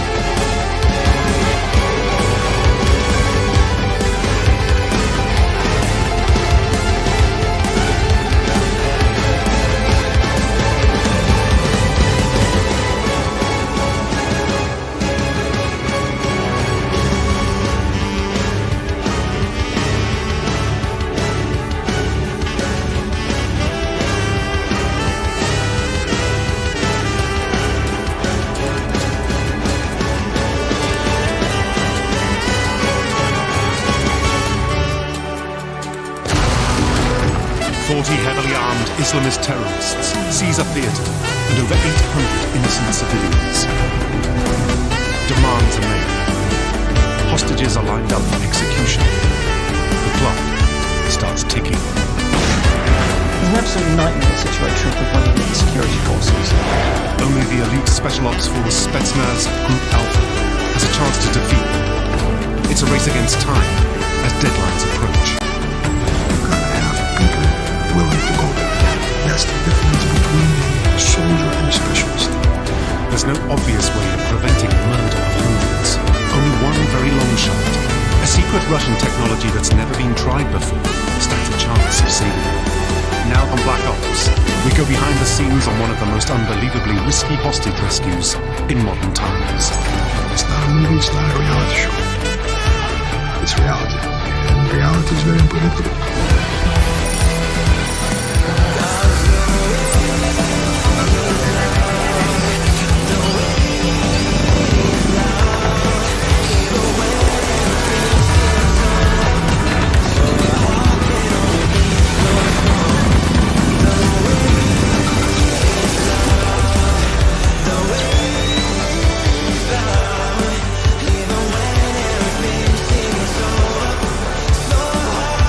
Starts on an ordinary evening in an ordinary suburb of Russia's capital city, Moscow. It's a wet autumn night. The 800 Russians are tying with friends and family at a popular musical as a welcome prospect to cheer up a dreary evening. Almost by accident we got to see the musical. We didn't plan it. The weather on this day was terrible. It was a very grey day. My granddaughter was very young at the time. She felt really nervous, as if something bad was going to happen. She was really crying and she wouldn't let us go. Tickets are sold out to the popular venue, a huge Soviet-era building that had been converted into an art centre, a place of peaceful, civilized recreation.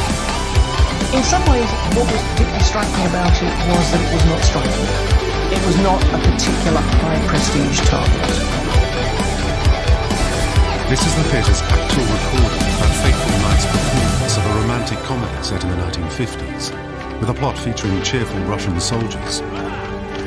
Just a block away, 4 vans with a force of 40 heavily armed Chechen terrorists are closing on the theatre fast. Нам понравилось. Мы посетили обучение. We were enjoying it. After the interval, we went back to the second half, and there was dancing. And that's when the siege started.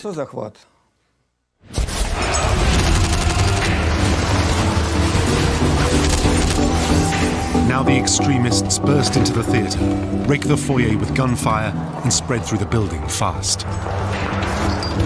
They're suicide bombers, who for years have been at war with Russia. Islamist jihadis from a breakaway republic who'll stop at nothing to get their way. Now they've brought their campaign of terror into the midst of Russia's civilians. The theatre's recording reveals the moments the terrorists take over the building as they seal it off from the outside world.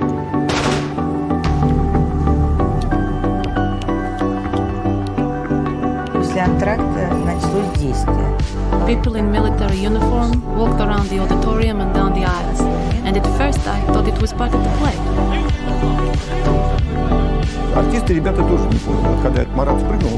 One of the actors was made to sit next to me after the Chechens had stormed the stage, and I whispered, "That's an amazing piece of theater." Slowly the audience realizes that the game has changed, the terror has started, and they're now hostages.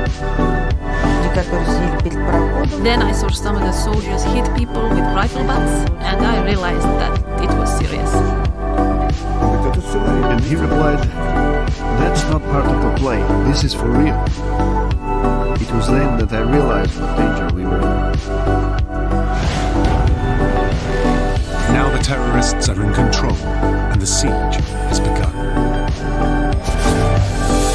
The theatre couldn't be better designed as a place to hold hostages. The auditorium is a perfect prison, with few exits that are easy to guard. Every one of the terrorists are radical extremists, committed to die for their cause, pitiless and determined. The unique feature of a terrorist threat is that you can never predict how serious their plans are, if they're just bluffing, or if they are really ready to sacrifice themselves. We were inclined to think that they were not joking.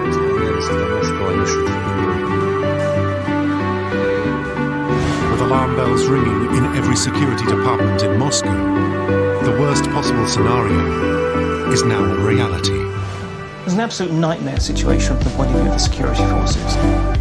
It really is the last thing they wanted. They knew from past experience that the Chechen terrorists would be necessarily willing to blow themselves up.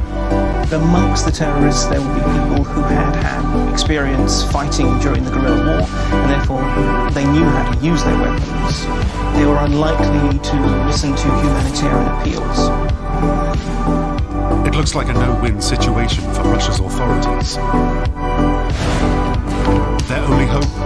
Spetsnaz Group Alpha, an anti-terror unit, the envy of the world. Soldiers built to take on terrorists, hardened by years of confronting Chechen attackers. But even for them, a mass suicide bomb attack and 850 hostages is an almost impossible challenge. Within minutes, the elite of Russia's anti-terror strategists are scrambled. It's clear that conventional tactics won't work. Their solution? A secret gas technology unknown outside Russia. But there's a problem. It's completely untried. If it succeeds, it'll beat the terrorists. If it fails, the consequences are unthinkable. Orders from the Kremlin summon every fighting man in the city, and Moscow's barracks are empty as hundreds descend on the theatre.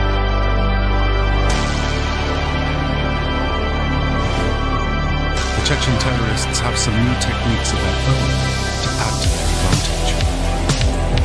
Never seen before, female suicide bombers, the so-called Black Widows, women who've lost their loved ones and are willing to die for their cause. At a single command, they'll detonate their bomb belts and trigger a series of massive explosions that will demolish the theatre, killing everyone. This is payback for years of suffering in a conflict with Russia that seems impossible to resolve peacefully. Есть огромное количество людей, a lot of people passionately hate the Russians, project their hate on all Russians. when your family's been destroyed, you would never go for peace talks, at least until you get some relief. The government spawned a huge number of sworn enemies, and the Black Widows, who appeared on the TV for the first time, were a variation of such sworn enemies.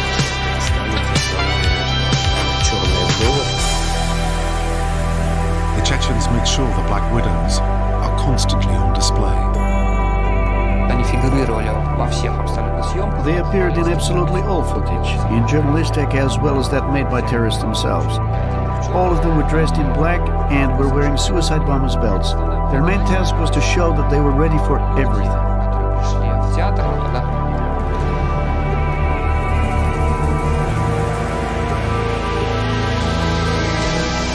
The Black Widows are not just a propaganda tool, they're also deadly serious.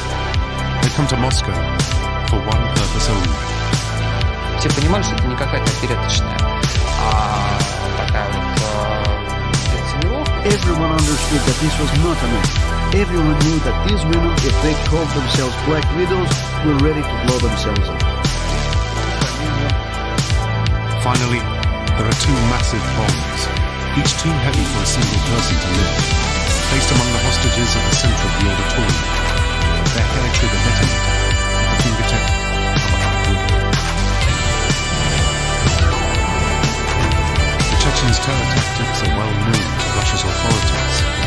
They're experts at capturing big public buildings and holding large groups hostage. Hospitals and schools have been targets in the past. Now a theatre gives them a perfect platform to get the world's attention.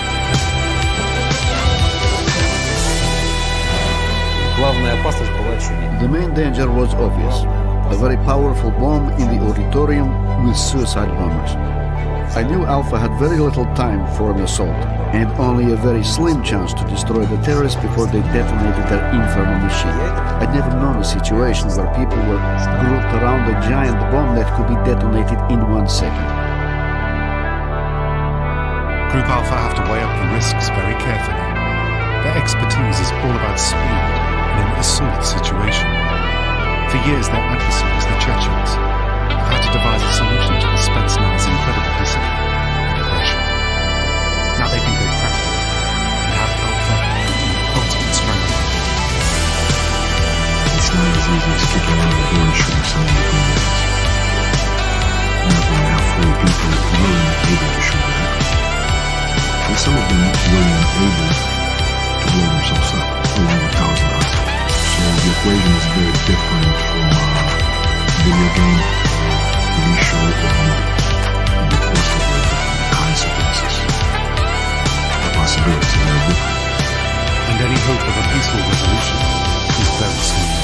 The Chechens can only be pacified by the impossible, the withdrawal of Russian troops from their homeland. The terrorist agenda was straightforward, if ridiculously unrealistic. They wanted basically the Russians to pull out of Chechnya. They wanted an end to the war, and they wanted victory. They were not necessarily stupid. They had, I think, no real expectation that this was going to happen. This was, frankly, a terror raid rather than a carefully planned political act. Only one group has a chance of taking them out without setting off the bombs. The elite Spetsnaz Group Alpha. Among the most experienced and successful anti-terrorist special forces in the world, Group Alpha are Russia's Navy SEALs. Their headquarters, Moscow. The Chechens have brought their war to the home city of Russia's hardest men.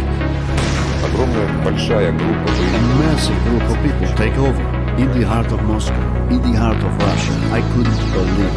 How 30 people got in and managed to take so many people hostage. When I got the call, it was very brief.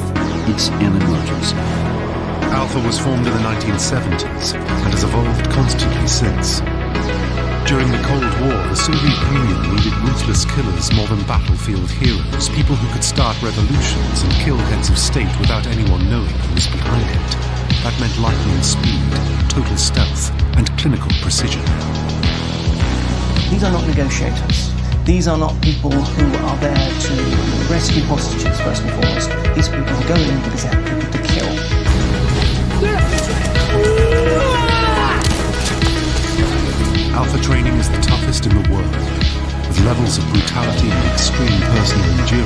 in many armed forces would be illegal.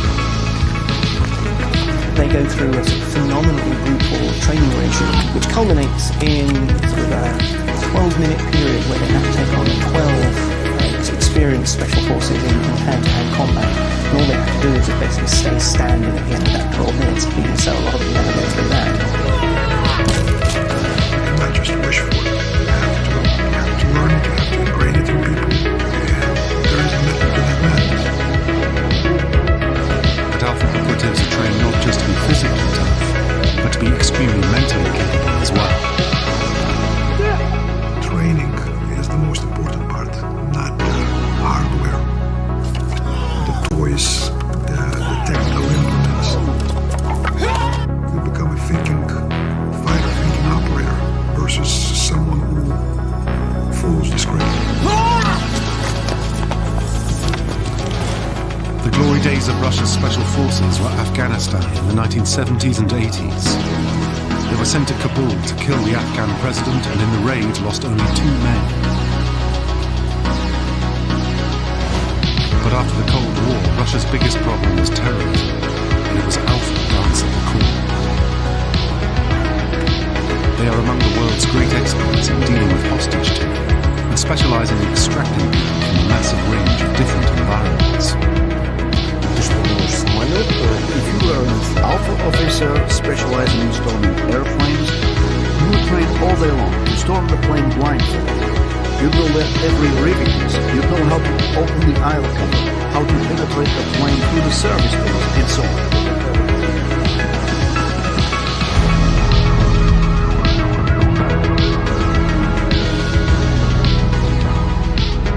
But there's another reason why the Moscow theatre situation is special.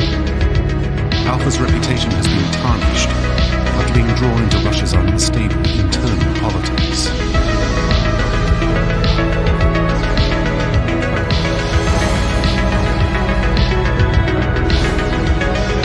The unit's reputation reached the ultimate low in 1991, when it was ordered to crush popular support for the government and back a coup by hardline communists. Трудные времена для подразделений были всегда, особенно в те моменты, когда мы... There have always been hard times, especially in those moments when we realized that our division was being misused.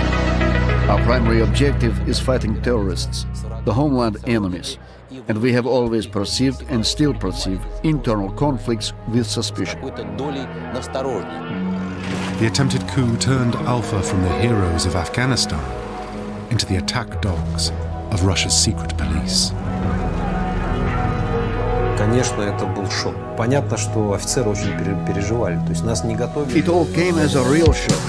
All the officers had a very hard time. We were not prepared to fight our own people. We all saw ourselves as an elite unit whose mission was to save people. And we were seeing through our helmet visor people just like our mothers, sisters, brothers. We had no desire to use special techniques on our own people. Naturally, this affected the combatability. It is one thing to fight your enemy, and another thing, your own people. Now, 11 years later, Spetsnaz Group Alpha have their chance to assert their integrity as defenders of their nation by taking on its most deadly enemy in the heart of the country. But it's a chance that comes at a price. It will be the toughest test ever of their formidable skills. Alpha's elite planners know they have a challenge from the Chechen terrorists that is uniquely tailored to stop even the fastest assault. The weapons that usually guarantee success, speed and aggression, can't work in this situation. So careful planning, calculation and timing are crucial to give Alpha every chance of success. They had to act fast, but on the other hand, they had to prepare as much as possible. They had to try and scope out the area. They had everything from listening devices to using fiber optic vision devices to try and see what was going on. They had to run a few mock-up operations just so that their special forces had a sense of where they were going and where the targets were. So it's this balance. On the one hand, you don't want to leave it too long so that something bad happens, but on the other hand, you don't want to rush it. But even with the best planning and timing, Alpha is outmaneuvered by the simple fact that suicide bombers only need to press a trigger to to inflict mass casualties. Stopping that is beyond conventional tactics. Moscow has been on high alert for a major terrorist incident for over a year since 9/11. Already this year there have been attacks on subways and residential properties. Now the city is facing a crisis on an unprecedented scale. This wasn't a standard situation. In the history of the special forces, this was a first in Moscow. Alpha are specialist siege commandos. This is what they train for night and day. The challenge of the suicide bombers methods is big enough. Each might kill 30 or 40 people. But the giant bombs are powerful enough to kill everyone in the auditorium, all 850. It's clear that Alpha's planners have to come up with a radically new solution that will give their men the edge.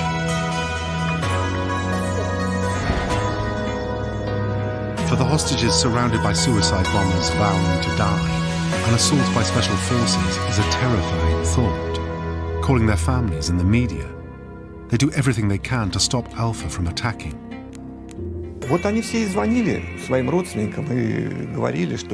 They were making phone calls saying, please don't let them storm the theater, please negotiate peacefully and carefully, and maybe you'll be able to find a peaceful solution. To increase the pressure on Russia's authorities, the terrorists have been releasing footage of the hostages, and they're careful to avoid revealing anything that might be useful to attackers.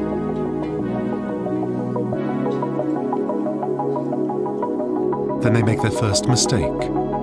As an act of mercy, they release some vulnerable hostages, children and sick people. With careful questioning, Alpha's intelligence officers are able to get the first bits of information about the situation inside the theater that the Chechens don't want known. The total numbers of terrorists, the positions of snipers and ammunition stores. Then, 6 hours into the siege, a completely unpredictable element enters the equation. A truly bizarre event takes place. As unseen by the security guards around the theater, a young woman walks right off the street and into the theater. No one knows who she is or why she's there. She goes into the auditorium and shouts at the audience, telling them to rise up against the Chechens. And then she starts at the gunman. She passed through the aisle screaming, what have you done? You should release all the people. She was saying, I'm going to call the police. Maybe she was drunk. The Chechen said she was a KGB agent pretending to be a drunk woman. The Chechens show just what they do with anyone who won't take them seriously.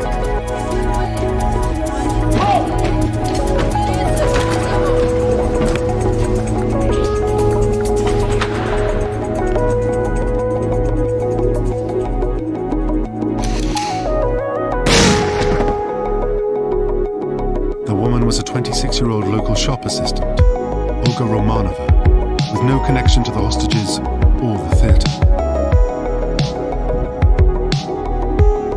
Что-то изменилось после того, как они начали стрелять, конечно, изменилось. After the incident with Olga, just after it happened, the whole mood among the audience and terrorists changed.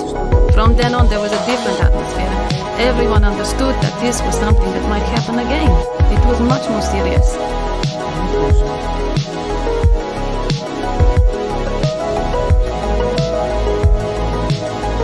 All the time, as the world looks on in horror, Alpha Intelligence is building up a detailed picture of the situation inside the theater and the weaknesses of the terrorists.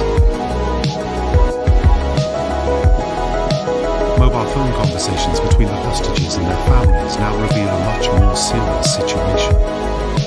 The terrorists have not only wired the auditorium to kill all the hostages, but wired the whole building and packed it with bombs. Были силовики, которые The security people were 100% convinced the bombs were real and would be detonated. This put the special forces in a position where they knew they would almost certainly be killed along with 90% of the hostages. So they were looking for whatever advantage they could get. That meant they were ruling out nothing, and I mean absolutely nothing.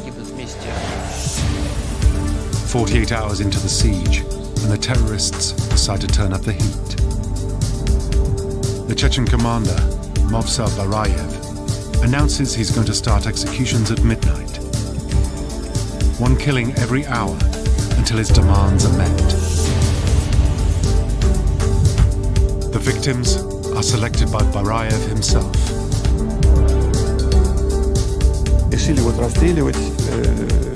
There was a decision to shoot 10 people on either the fourth or fifth row, and just after this information started to spread around the hostages, one of the Chechens came and sat down at the end of the fifth row, wearing a mask, and everyone now expected that at any minute something would happen to the people in the fifth row.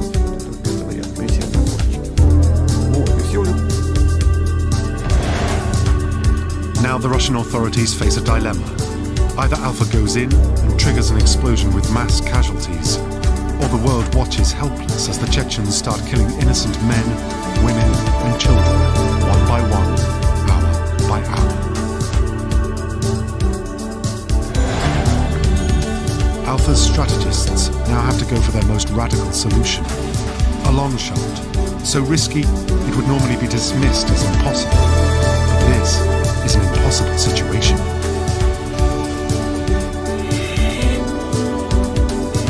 For years, Russian military scientists have been working on a secret formula for a knockout gas that will stop any aggressor in his tracks. Even today, its exact composition is a state secret. Scientists outside Russia can only guess what it really was. As far as we can ascertain, the agent that was used in the theatre siege was a derivative of an opiate called fentanyl. Opiates are very potent and they depress your breathing. They're normally used in operating theatres, but what they wanted was something that would act very quickly, knock people out, that could be delivered in the air. So this is why they probably chose fentanyl. In complete secrecy, Russia's military scientists have figured a way to multiply the strength of a powerful medical anesthetic by a factor of several thousand. If this top-secret untried chemical can somehow be piped into the theatre without anyone noticing, it might just sedate the terrorists enough to stop them from detonating their bombs and give Alpha a chance of taking them out in an assault. It sounds like something out of science fiction, but it's about to get the green light from President Putin himself. This is absolutely a one-off. Sometimes gases from knockout to tear gas have been used, but never has it been used on this scale, in these kind of concentrations, to flood an entire area with knockout gas.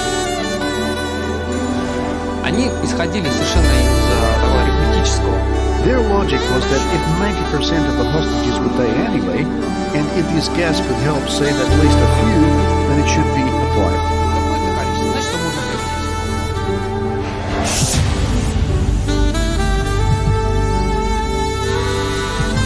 But even if they use the gas, there's a problem. The Chechen leader Movsar Barayev is going to start executions at midnight. That's just 2 hours away. To get the gas equipment inside the building and then fill it up so it knocks people out is going to take far longer. Even with the secret weapon, it looks like there's no way of stopping the executions of innocent civilians. Outside the theatre, special forces units from all over Moscow gather knowing they face a formidable enemy who make up in determination what they lack in skill. The Chechens were an interesting mix.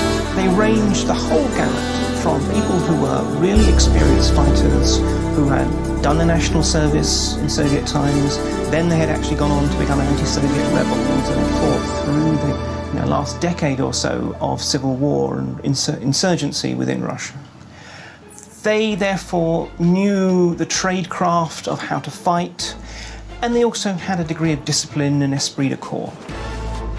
And the terrible destruction brought by war in their homeland means that they will stop at nothing to get even with the Russian authorities. They were, on the whole, motivated by loss, by anger. There are a certain number who were, for example, members of their own family had been killed. In some cases, they had been arrested by the authorities and then were never seen again or turned up in some ditch. So they didn't necessarily have the same skill, but by God, they certainly had commitment and determination to eventually pay the Russians back for what had happened. It isn't long before the gunmen get a chance to demonstrate once again how ready they are to kill innocent civilians as an anxious relative decides to take matters into his own hands. A middle-aged man, Gennady Vlach, strides into the theatre and demands that the Chechens release his son. And the Chechens waste no time in deciding how to respond.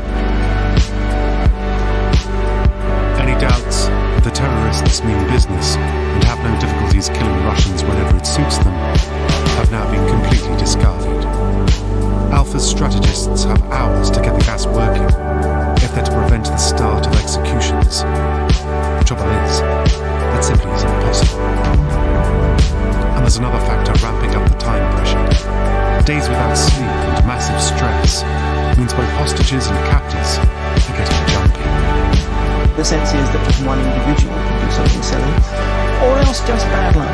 For example, let's say some of the hostages try to take matters into their own hands and lead to a massive explosion.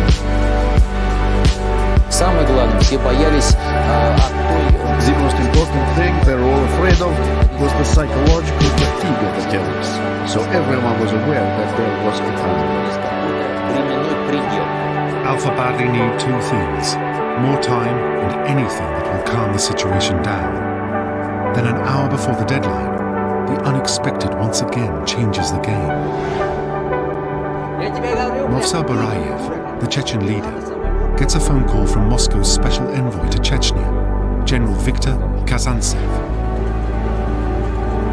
He offers to fly to Moscow and negotiate face-to-face with the terrorists, with the full authority of the president, Vladimir Putin, behind him. There's one condition: no executions. The Chechens buy it. И вот прибежал Бараев, довольный, все будет нормально. Они, Barayev came in looking happy, saying tomorrow Kazantsev is flying back to Moscow. And at that point, the mood lifted. The Black Widows came across as much more upbeat and started telling us, you see, our Barayev gets things done better than your Putin.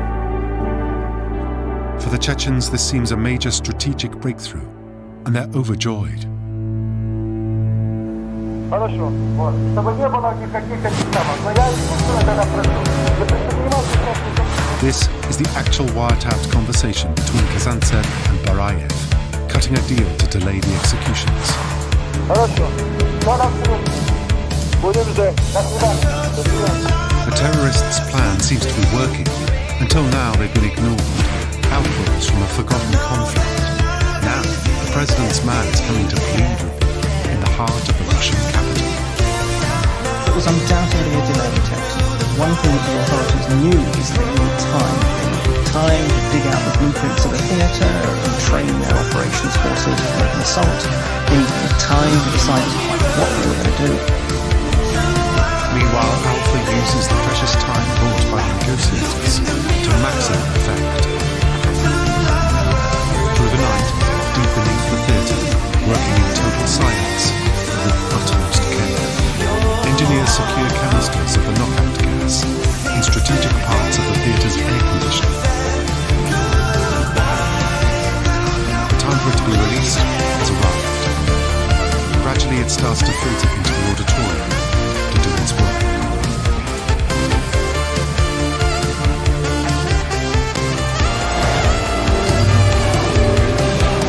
Aware that something is happening, the Chechen gunmen run from the auditorium and leave the Black Widows at their posts.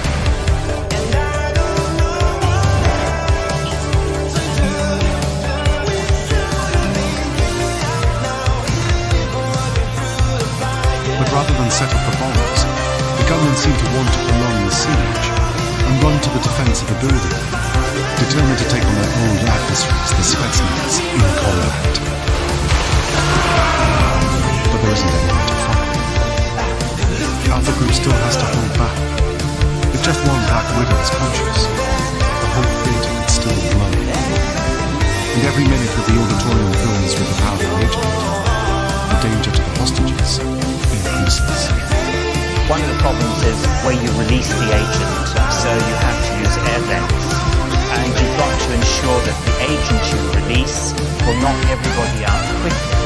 So this means that you have to pump in huge quantities to reach the people at the far end of the theatre. And in pumping in large amounts, what you're going to end up doing is giving some people at the far end of the theatre enough to knock them out. But the people close to the vent are going to get many times the lethal dose of an agent. Soon after the release of the gas, the first signs of its effects emerge. Semi-drugged hostages manage to escape the auditorium. It's clear the terrorists are no longer in control. Now is the time to strike. The waiting's over. The word comes from Strategic Command to go. When the officers received the order to enter the building and destroy the terrorists, all of them were 100% certain that in the event of an explosion, no one would come back alive. Такого не получится. It's her job. If you're going to think about the mission too much and what will go wrong, it's not good. You go into zombie mode, autopilot, to fulfill the mission. It may seem cold, but it is necessary. Taking out as many Chechens as possible before the order to detonate is now the top priority. Alpha's legendary speed cuts down the gunman in seconds. It would have been good to take some terrorists alive, but when you're there, in that situation, you have weapons, they have weapons, and you need to fire before they do. It's a quick decision. And in the auditorium, Alpha kill every Black Widow without a second's pause. Some die before they can detonate their bomb guns. Others press the triggers, only for the bullets to fail. But the theatre could still blow at any moment, because there's still one person who can inflict mass casualties. Now seconds count in the hunt to stop the Chechen leader, Movsar Barayev. We were expecting Barayev to be in the auditorium with the bombs, and he was. Movsar Barayev is loose in the building. Now Spetsnaz have to find him and stop him before he puts into action the terrorists' ultimate sanction, detonation of the bombs. Eventually he's traced to a storeroom behind the theatre's cafeteria.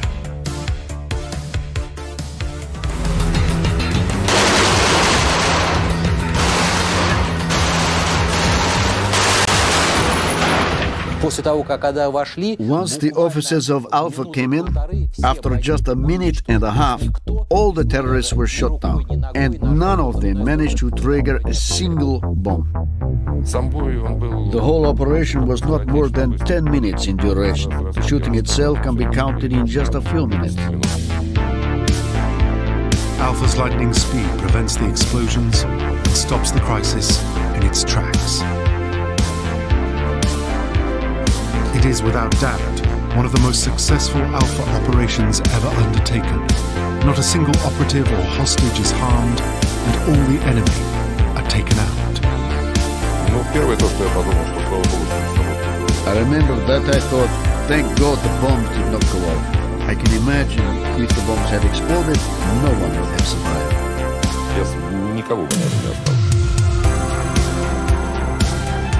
The first hostages are pulled to safety as the whole world watches the extraordinary success of the elite force after 3 days of agony. It looks like Alpha's reputation has risen from the ashes.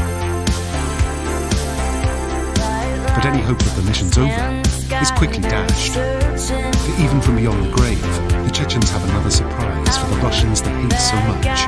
Intelligence reports suggest that there are hidden bombs around the theatre on timers that are impossible to find and defuse in time.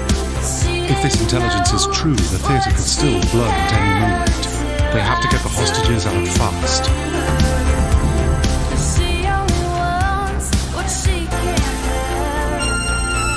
extraordinary haste version of panic, rescue teams sweep into the building. Their task? To haul out the unconscious hostages in a race against time with an unknown number of ticking bombs beneath them.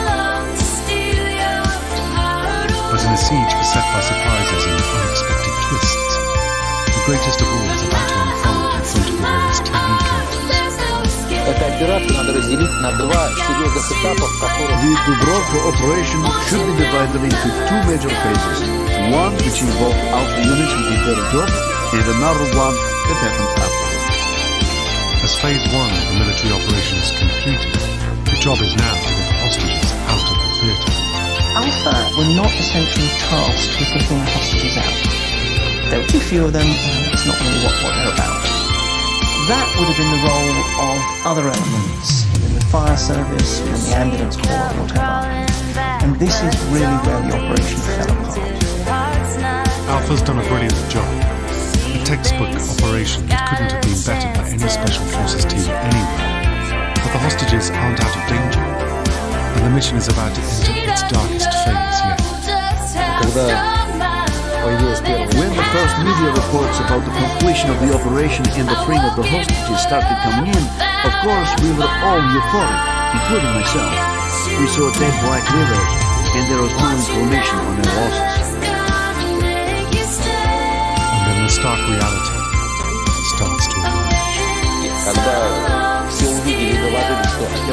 Sometime after we saw and got the reports that the operation went well. There was no explosion, people were reported alive.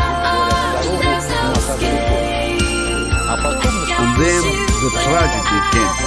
Every hour updates began to come of 10, 20, 30, 40 people dead. Everyone was stunned. Hostages that look as if they're unconscious from the gas are in fact dying. And it's due to the same technology used to rescue them. Some of the police officers that carried people out, they have no idea about the recovery position for people that have a severe respiratory depression, so they just lay them in their backs and people suffocate. Instead of putting them in recovery positions on the side, the tongue would relax and they would be able to breathe until the antidote was administered. The brilliance of Alpha's military operation is now being catastrophically let down by civilian evacuation wreaking more havoc in minutes than the Chechens have done in the previous 3 days. If you were going to do something like this thoroughly, you would want everybody primed. For some reason, that didn't happen. The people who needed to help with the cleanup and the protection of individuals who were affected just didn't know what to do. Without realizing the terrible damage they do, paramedics and police are carrying out drugged hostages with their heads of dangerous animals, lying unconscious faces exposed upwards to the elements. Completely helpless, hostages are suffering, choking on their own blood until dragging to death in their tunnels. It was quite clear that the way people were brought out and just dumped when they came out of the theatre, that no thought had been given to the fact that people's breathing might have been compromised. So there was very little coordination. A lot of people who were involved from the medical perspective hadn't been told it was fentanyl that was used, so they didn't even know how to treat the individuals concerned. And therefore there was this awful vacuum. And that's frankly where so many hostages died, or why so many hostages died, is because at that moment when you needed to have a seamless handover from, as it were, the killers to the savers, there was in fact a moment of uncertainty, a moment of insecurity, and also again a very classic moment of where, in Russian terms, security took precedence. That until people were absolutely certain that there were, for example, no terrorists amongst the hostages, none of the hostages could be removed, because you had to make sure you got all the terrorists. And it's not only that the evacuation teams aren't organised to deal with drugged hostages, they haven't even prepared enough supplies for the hundreds who need treatment. An antidote to the gas exists, but is only available in tiny quantities with a handful of people qualified to administer it. In the hours and days that follow the siege, the city's hospitals struggle to cope, and the death toll steadily climbs. People simply didn't know what to do. They didn't imagine the scale of what needed to be done. And as a result of that, some of the hostages that could have been saved were not saved. It's very unfortunate, it's very sad, but sometimes it's the fact of war. Things do not go perfect. Things don't go perfect. We wish they did, yeah. Every operator in every military, especially tier 1 operator, what is his wish in situations like that? Of course to save every hostage. It doesn't work that way every single time. Again, it's not a movie, it's not a reality show. It's reality. And reality is very unpredictable. In all, 133 people died in the 2002 Dubrovka theatre siege. Only 3 at the hands of the terrorists. Nearly all the fatalities are caused by the gas used to rescue them, either overdoses or because they were conscious or mishandled. I think everybody understands that although 133 people died, in the circumstances it could have been 1,000. The full scale of the tragedy could have been very different. It was miserable. It was a real tragedy. Because of the tragedy, the Alpha teams involved don't call the operation a success. The only success was the killing of the terrorists, and that the majority of people were still alive. But generally, it was not a success because more than 100 people died. It's not that we didn't work hard enough. It wasn't because of bad planning. It wasn't Alpha's fault. We don't feel proud of what we did because it's a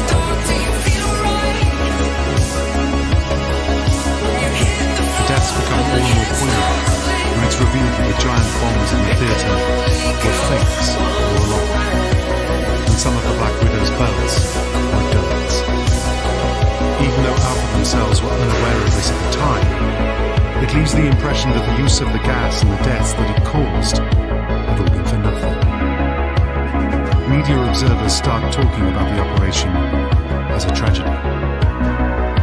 So 130-some hostages dying is a tragedy? Absolutely. Huge tragedy. To every single family that lost loved one.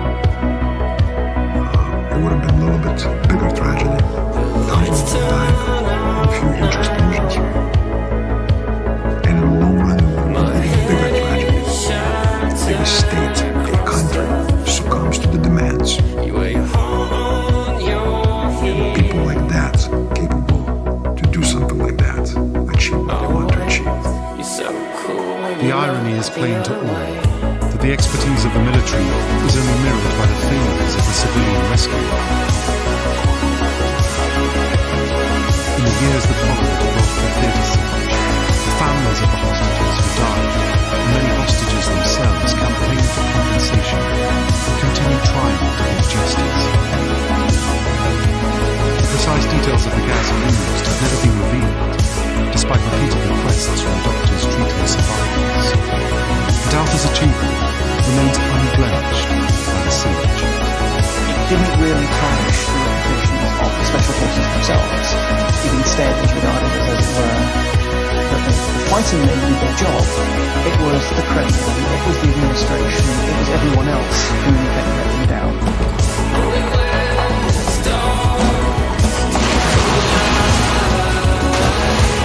Today, in the eyes of most Russians, Spetsnaz Group Alpha are the heroes of the Dubrovka theatre siege.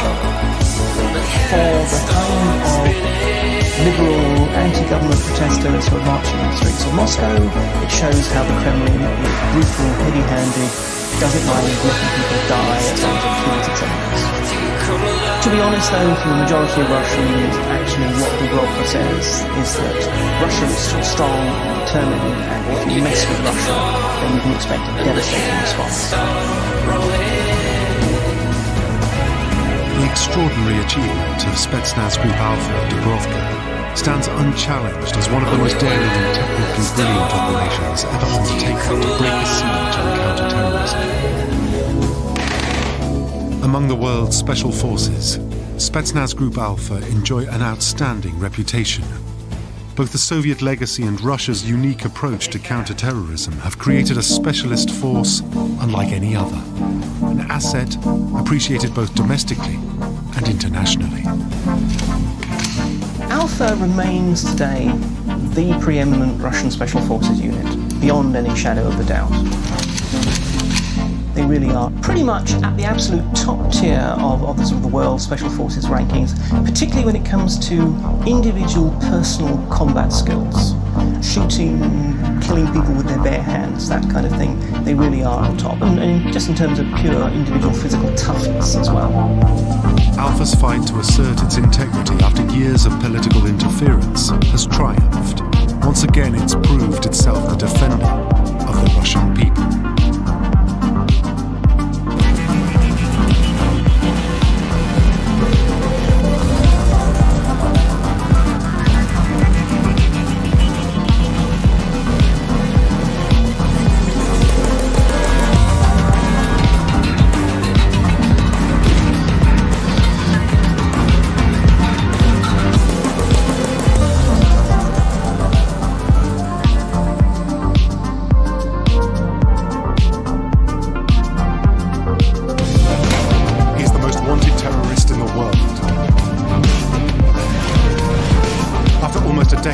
US intelligence has finally tracked Osama bin Laden down to a compound in Pakistan. SEAL Team 6, a US elite special forces unit, is tasked with the now historic capture or kill mission. They've been waiting for this call for years. This is the inside account of one of the most famous Black Op missions of all times. It gets more excitement in the air and everybody starts getting a lot more serious. We're the healers, we're definitely going now, we're going in, it's going in at night. How SEAL Team 6 planned this high-risk raid and how it almost failed. Now on Black Ops, taking down bin Laden.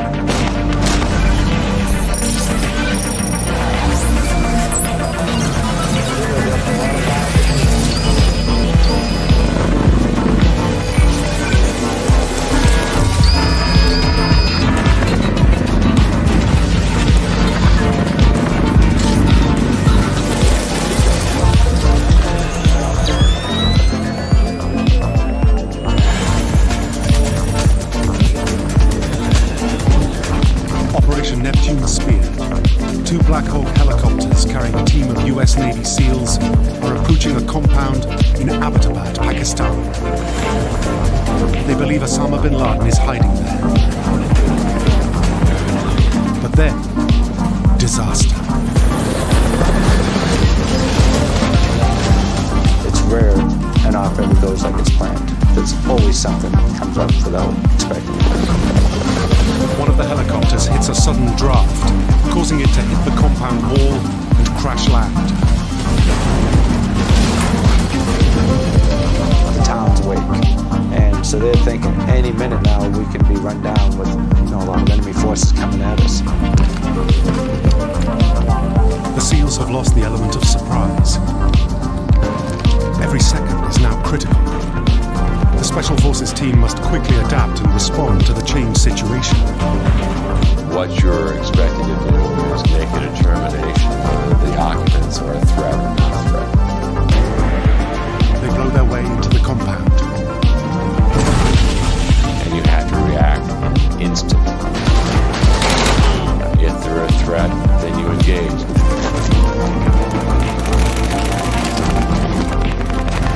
This elite unit has trained for every scenario.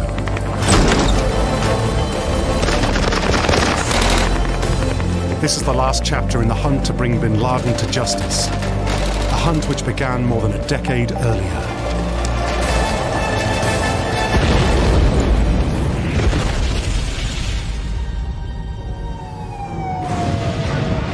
On 9/11/2001, the US endures the worst attacks on its soil in modern history.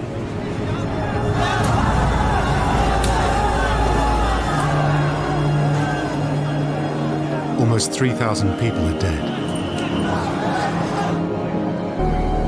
President Bush vows to hunt down Osama bin Laden, Al-Qaeda's leader and the mastermind of the attacks, and bring him to justice. There's an old poster out west, as I recall, that said, "Wanted, dead or alive."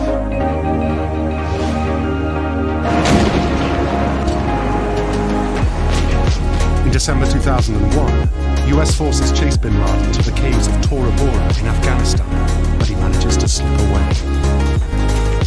We were always on the hunt. We were using every form of intelligence gathering, whether it was human intelligence, signals intelligence. For the next 10 years, bin Laden manages to elude US forces.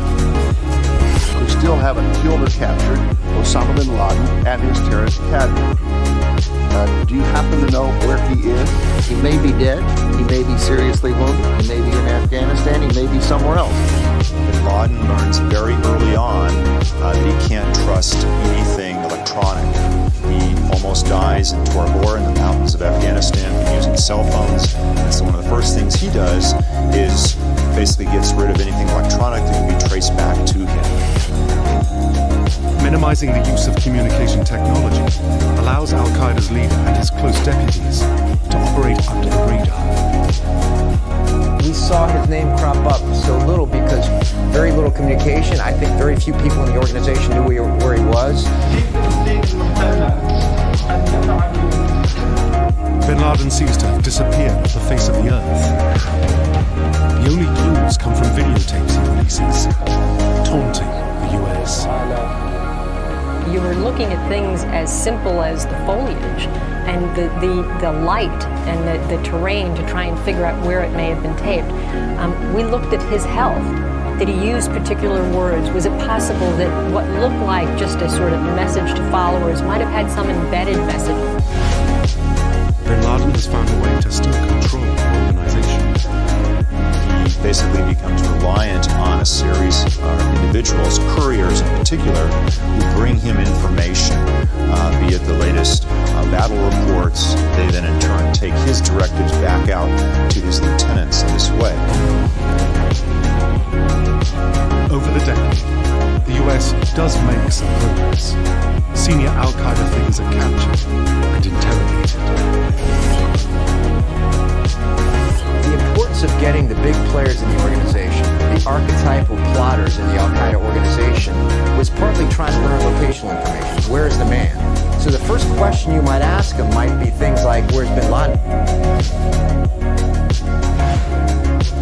Despite these successes, public enemy number one remains at large. By the time President Obama takes office in 2009, most people believe he'll never be caught. There are fewer and fewer sightings of him. Bin Laden is making fewer videos, although still some. And when he does make a video, there's a spike in interest, of course, within the government. But at the CIA, some analysts are still looking for new clues. The bits and pieces are things like talking to detainees. How does the network operate? Watching them move. Case officers suggest studying the structure of Al-Qaeda's network. Who does bin Laden use to pass messages, allowing him to remain undetected? The analysts believe the answer to this question will lead them back to bin Laden. Somebody says something here, somebody says something there. Over the course of years, you accumulate those brains, and slowly a picture comes into focus. After years of frustration, the analysts believe they've got something. When we started looking at terrorist organizations, and if you look at them historically, they're not Western hierarchies. When you sit at the threat table, for example, you're talking about a facilitator here, a fundraiser there. The organization itself, as you go up to the top, they don't always talk to each other. It's very diffuse. It's more like fabric than a hierarchy. They knew there was probably a courier out there, and it was from some of these initial interrogations at Guantanamo Bay and other prisons that they learned of one courier in particular. Al-Qaeda's detainees reveal the courier bin Laden trusts is someone who's known as Al-Kuwaiti, the man from Kuwait. Digging deeper, they find his real name, Saeed Akbar. If they find him, they may be able to find his boss. Through intercepts of his cell phones as he traveled throughout the Gulf of Pakistan, they figured out that he seemed to still be in touch with the highest ranks of Al-Qaeda, and they started tracking him on the ground in Pakistan. As they track him, CIA operatives notice a highly suspicious pattern to al-Kuwaiti's behavior. They found this very strange thing he would do was to turn off his cell phone and then drop off the map for a while. Things that made the Americans think, this is the kind of extraordinary measure that the most hunted terrorist in the world might take. Let's follow this guy. The breakthrough comes when the agents manage to follow the courier's car.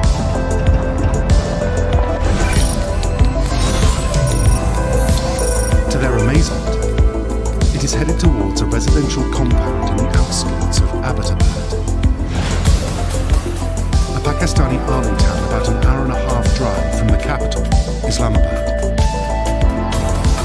It's the home of Pakistani's West Point, one of its top military bases. It's a garrison town. The CIA starts watching the compound. Surveillance reveals that al-Kuwaiti, the courier, lives there with his brother and their families. But they are not alone. Hidden behind unusually high walls, there are other residents, perhaps even another family, living on the top floor of one of the buildings. Once they've had a place to focus on, you can bring the whole technological weight on this compound. And so there was really no expense there. Satellites were shifted. You're basically using every technological mean, every covert mean on the ground. Initial analysis of the surveillance reports is encouraging. They still don't know who's in the compound, of course, in Abbottabad, but they suspect it's somebody quite senior, either Al-Qaeda or one of the other terrorist organizations. Finding out who that mysterious senior person is will not be easy. Abbottabad was teeming with military officials, likely intelligence officials, security officials to protect the Pakistani military. So it was a very difficult operating environment.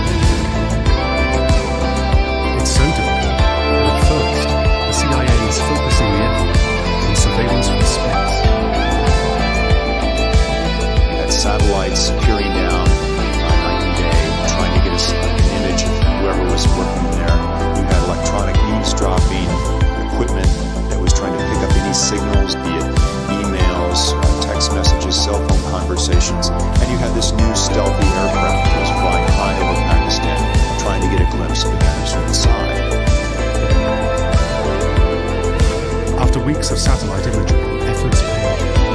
US intelligence teams managed to identify a figure who occasionally takes walks around the courtyard, but appears to never leave the compound. The analysts are convinced that HVT, a high-value target. They call it the Pacer. The Pacer is very tall. Bin Laden is about 6'4". It's a tantalizing clue, but any attempt to get closer and confirm it is indeed Bin Laden is fraught with risk. The challenge became, we think we have someone important here, but is it someone high enough on the ranks to risk a manned mission into the country that could completely upset the relationship with Pakistan for years to come? To try and confirm they have the right man, the CIA activates agents on the ground. They had a safe house overlooking the compound where they had Pakistani agents, people spying for the CIA, trying to establish what they call a pattern of life. Who goes in? Who goes out? How many people live there? Who's interacting with the compound? There were women and children that would leave, come and go from the compound. They would go shopping. The children, however, seemed to be mostly stayed inside, but they never saw the individual, the tall individual, the pacer as they called him. They never saw him leave the compound itself. So that raised even more suspicions. The agents soon report on the unusual behavior patterns of the residents. The house itself had no real connections to the outside world. There was a satellite dish, but there were no phone lines. There were no hard wires beyond some electricity wires going in and out. It's as if these people wanted to live off the grid. My first reaction when they described the compound in Abbottabad was that we had something that was very unusual. Neighbors say the compound's residents keep to themselves. Occasionally, they have visitors.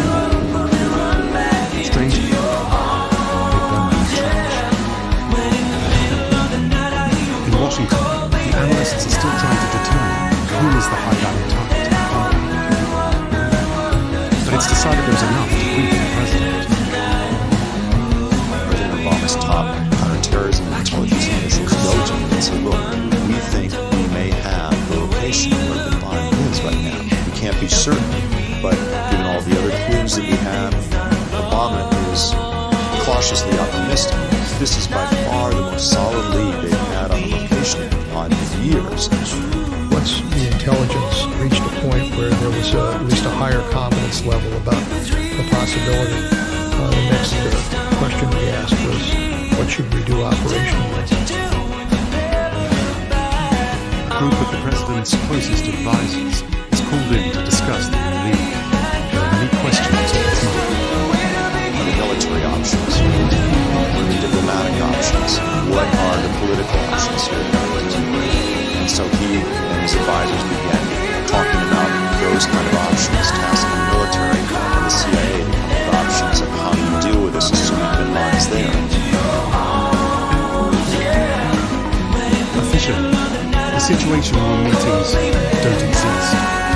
The top secret is shared only with a handful of people at the White House. Whenever they had these meetings at the White House, they weren't even put on daily schedules that top national security officials get, just a blank space in their calendars.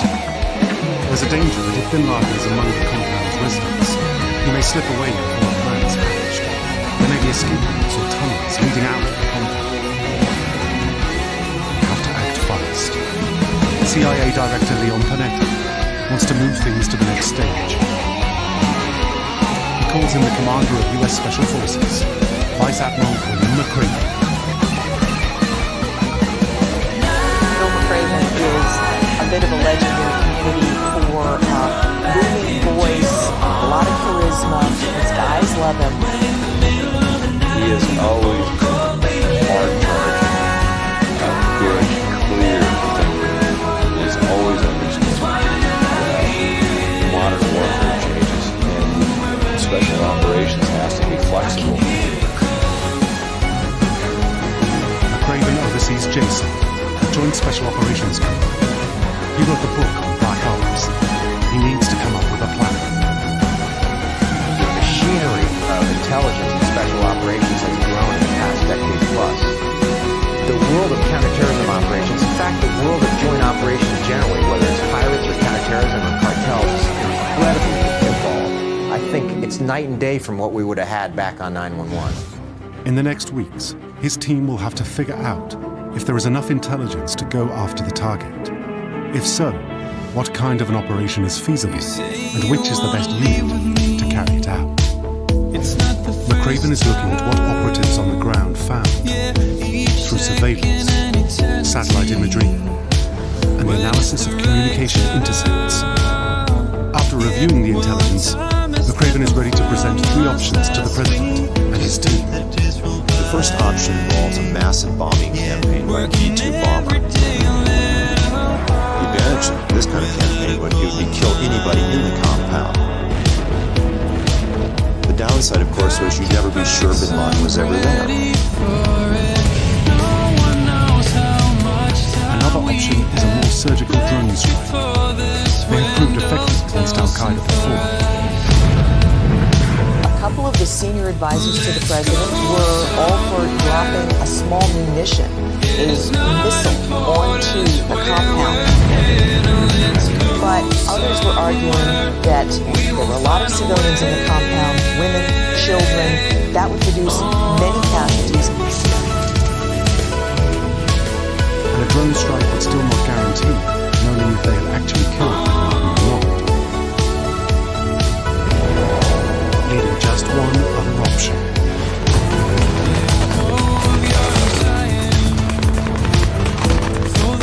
To ensure that you get the man that you're going after, you send in a commando team. This has the advantage, of course, that you can have eyes on your target, you can be guaranteed that he's killed or captured. This is a job made for an elite unit like the Navy SEALs. The public probably isn't aware of how much the CIA and the Navy SEALs have worked together on missions across the world, stopping Al-Qaeda, capturing Al-Qaeda suspects, sometimes killing them. They perfected this method of hunting a target, grabbing them, and then exploiting the scene, gathering up the evidence, taking it away. When it came time to give them the op for bin Laden, they were more than ready. They have more combat experience now than any unit in the world, and they've been fighting more than we've ever fought as a country. They've been doing a dozen raids a night next door in Afghanistan, and had been doing it for years. So they had the skills, they were close by, and they've been hunting bin Laden for a decade. But planning an operation based on limited intelligence is risky. Even after months of concentrated efforts, there's no certainty that bin Laden is indeed in the compound.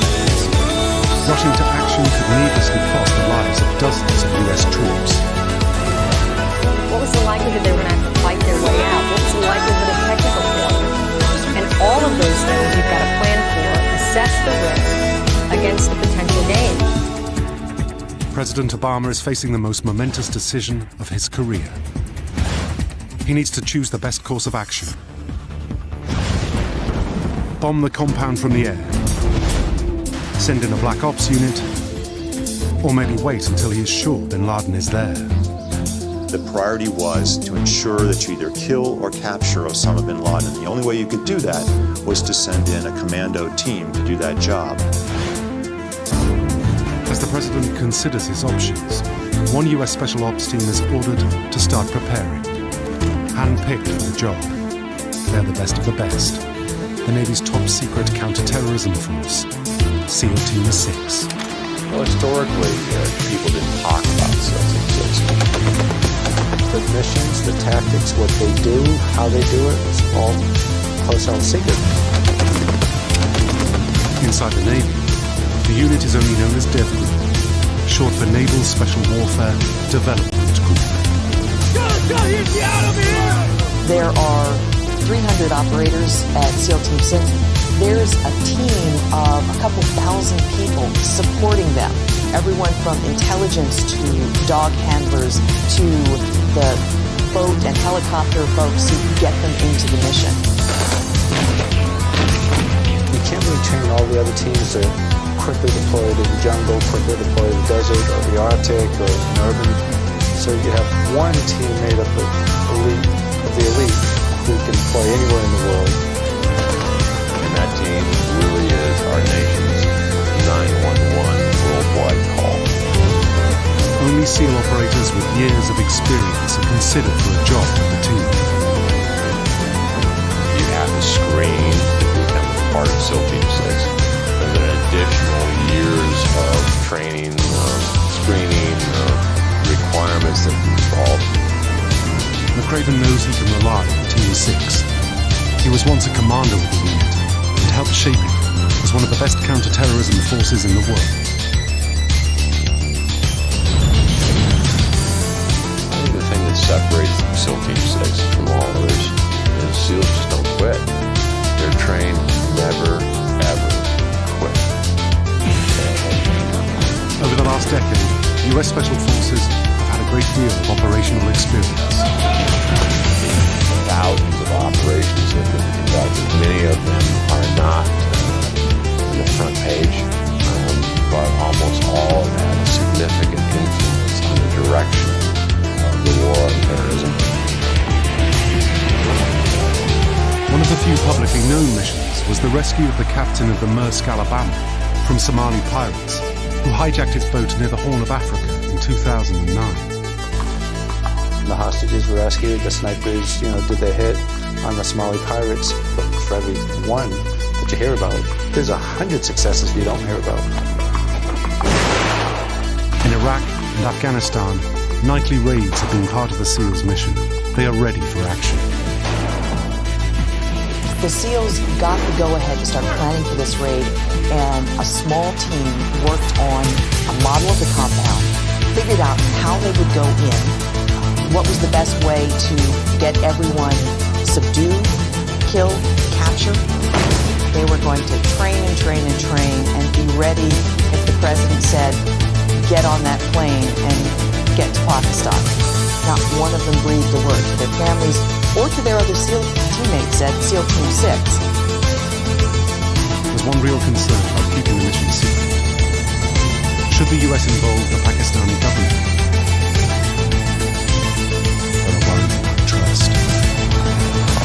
Over time, we saw problems working with Pakistani intelligence. Information going out the back door, for example, when we were cooperating with them. Too often, when they got a tip, it turned out that an hour before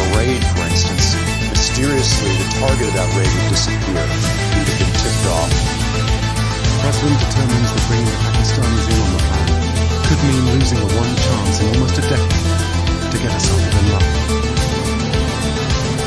But keeping the Pakistanis in the dark makes this raid even more risky. This is crossing a border, crossing a large territory of Pakistan, a sovereign country, without the knowledge of local security services, with the prospect that local police might get on you and start shooting when a boat by. The risk factors here were incredible. The consequences of a potential disaster weigh heavy on the president and his aides. In the back of everyone's mind is the failed Desert One operation to rescue hostages from Iran in 1980.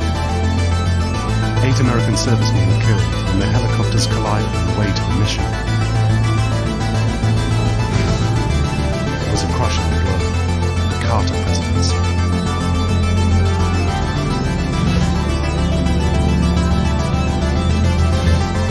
And some of those in the room with Obama are still haunted by what came to be known as Black Hawk Down, a special forces operation codenamed Gothic Serpent into Somalia in 1993. Militants shot down 2 US helicopters. At the end of the battle, 18 American soldiers were dead, their bodies mutilated and dragged through the streets of Mogadishu.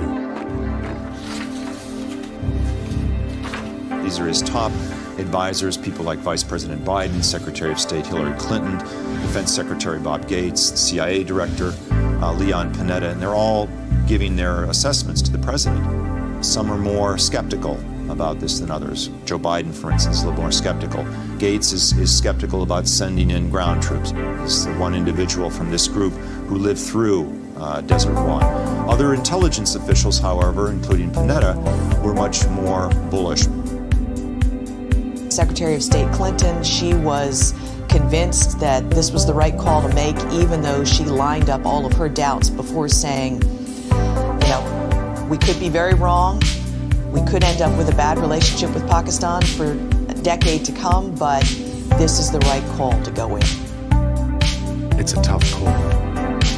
Whenever you're advising the president about a particular operation, it's how certain do you feel that your target's there and that you will have a good opportunity to successfully execute that mission versus what are the likely consequences or potential points of failure. To stack the odds in his favor, Obama orders additional backup. The president said, I want to be able to protect these guys and get them out. Within the White House itself, the top national security aides, the president, and others were actually devising something they called the playbook. It was a 3-ring binder about 2 inches thick, and it was all the various contingencies of what could go right, what could go wrong, things in the middle. What would happen, for instance, if this Navy SEAL team, when it got in on the ground, was engaged by Pakistani soldiers or police? What would you do then? The president wants another SEAL team ready nearby as a quick reaction force. One thing that he personally wanted to see was the option to fight their way out if they had to. They didn't want to be pinned down. And so the military went back and devised some backup plans that had additional transport helicopters ready the chance that there might be a problem. Even now, the president still hasn't decided whether to greenlight the operation. But members of SEAL Team 6 are sent to prepare in North Carolina and in the Nevada desert. An exact replica of the compound is built, especially for them to train for every potential scenario. You could have landmines, or the whole building could be a trap. And the moment you get in the compound, 4,000 pounds of explosives gets detonated. That's enough to kill the entire force. They know that they have a bunch of contingencies that they have to prepare for, and that plans don't always go according to plan. We have a saying, plan you dive, then dive you plan.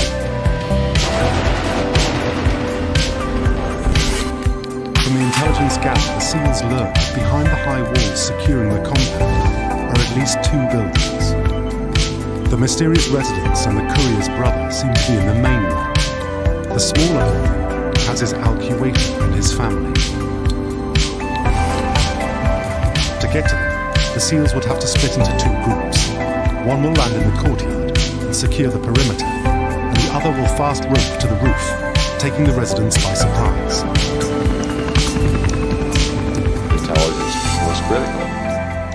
Our satellite imagery, our ground intelligence, to the degree we could, we had an understanding of at least the battlefield exterior of the compound.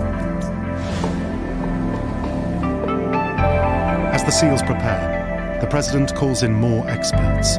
He wants fresh eyes on the intelligence, what the pros call a red team exercise. Senior analysts are given everything that's been gathered on the case. Their job is to provide an objective assessment of the intelligence. After reviewing the material, the red team concludes the chances bin Laden is in the compound are only 50-50. To get the 50-50 in itself, I thought was significant. That might seem like low odds for Vegas. For me as an intelligence professional, that's pretty good odds. In the last secret White House meeting, the room is still divided on the best plan of action. As they went around the table, each one of the participants basically is prefacing his or her remarks by saying, you know, Mr. President, we know this is probably the most difficult decision you're going to make. And of course, it got to be a joke as they went around because they each echo each other as if to kind of shield them from the ultimate responsibility of having to make this decision, knowing, of course, the Commander-in-Chief will be the one who decides whether to go or not. I think most of us would have said the risk here is huge, and the best we could do is to say, boss, I'm going to have to ask you to take a huge risk. That said, I think I would have said, I'm not sure it's going to get any better, and now it's on your back. It's the ultimate decision for the Commander-in-Chief. Is he willing to risk the lives of American troops based on so much uncertainty? President Obama says he needs more time to think, but delay carries its own risk. What happens if you wait so long to have it be perfect that you lose the opportunity? The next morning, the President calls in his top advisors. He has made up his mind. Operation Neptune Spear is a go. It's the best information they were going to have. This was bin Laden, and this was the opportunity to strike. The opportunity they've been looking for years, and the risks were worth it. The raid is planned for the next day, Saturday, April 30th, with Sunday, May the 1st as an alternative if the weather is bad.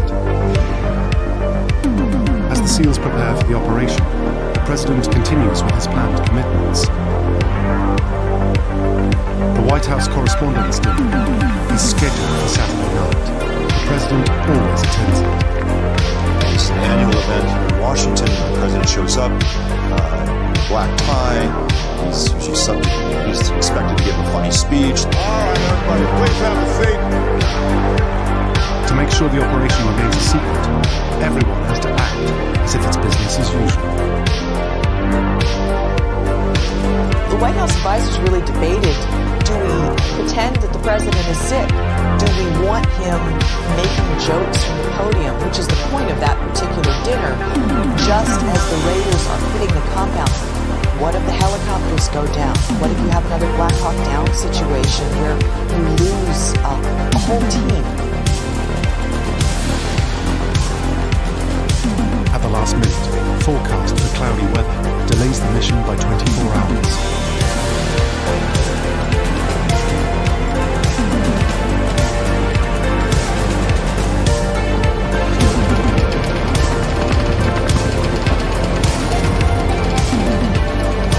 PM in Jalalabad, Afghanistan. It's a moonless night. Two Black Hawk helicopters take off from a US Air Base. Each is carrying 12 members of Navy SEALs Team 6.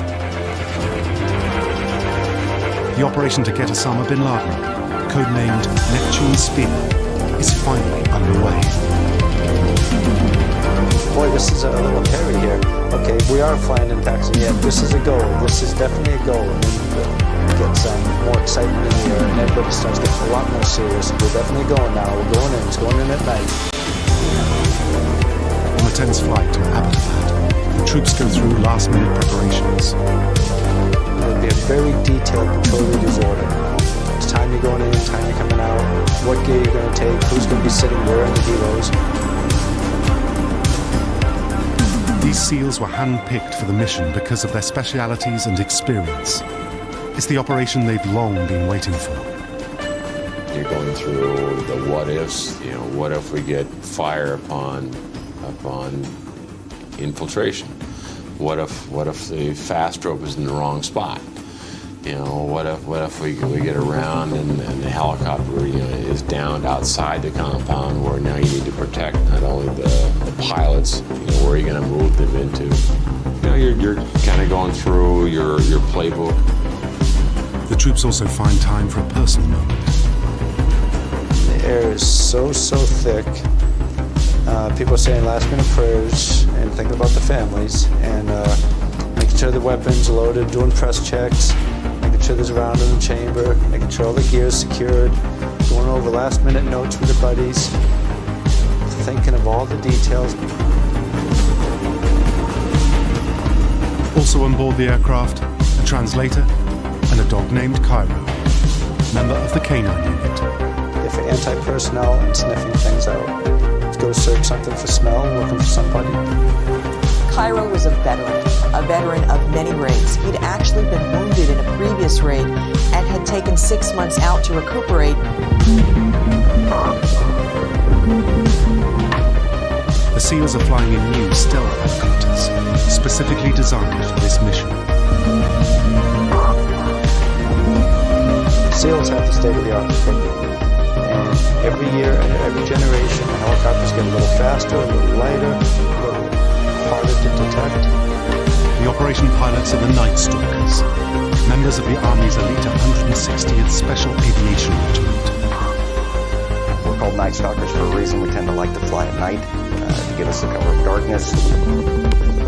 Flying in the dark is a lot different than flying in the day. And again, sound acts differently. Light obviously acts differently. The whole mission is planned to hit the target in an unexpected direction and at an unexpected time.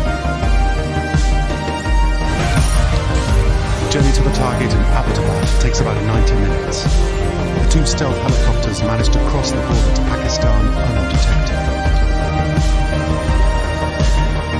You're going to have weather radar so you can detect storms or electrical storms that could be on the horizon.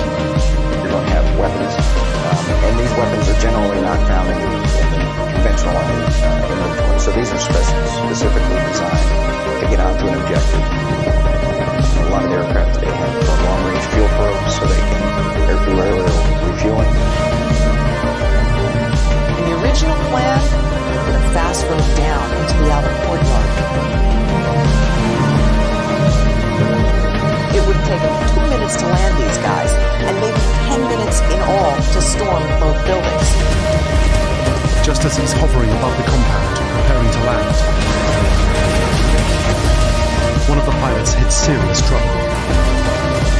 The air was hotter than anyone had expected, and the helicopter lost control because the air was thinner, and the helicopter therefore was heavier and started falling a little bit through space, sliding breezily back and forth. Drones flying over the compound stream the unfolding disaster back to Vice Admiral McCraven in Jalalabad, the CIA headquarters in Langley, and to the Situation Room in the White House. They're all jammed in a very small kind of room, listening, watching the feed. All they could see is the helicopter going down and then crashing and wondering, have we just lost the mission? With one helicopter down and the loss of the surprise element, the SEALs will have to quickly adapt to the situation, or the whole operation could be compromised. It landed upright. It's landed a little hard. We call that an uncontrolled landing, a heart attack landing. And in that case, it became mechanically impossible for the aircraft to take off. In the Situation Room, the tensions are running high. Your heart's in your throat. You don't know at any moment if Pakistanis are going to come rushing in. You don't know if you're going to hear that the whole mission has been lost. The White House advisors are desperate to hear that the SEALs survived the crash. An extremely tense moment until they heard from the freight and no, the guys are out, the guys are good, and we're prepared for this. We're modifying the plan. Admiral McCrae indicated this is not a problem. These guys are going to do the job. It gave me a sense of confidence. In Abbottabad, the pilot buries the nose of the helicopter in the ground. If failure is not an option, you have to have a way to accomplish the mission. One thing that's critical to success is imaginative operators on the ground, people that can shift gears. The SEALs immediately activate Plan B. Things go wrong, you're not going to overreact. You have a checklist, and you get through just about anything. They quickly organize themselves to storm the compound from the ground. The first thing the guys have to do is get a full hit count, make sure everybody's there. But the crash has caused noise. The town's awake. And so they're thinking any minute now we can be run down with a lot of enemy forces coming at us.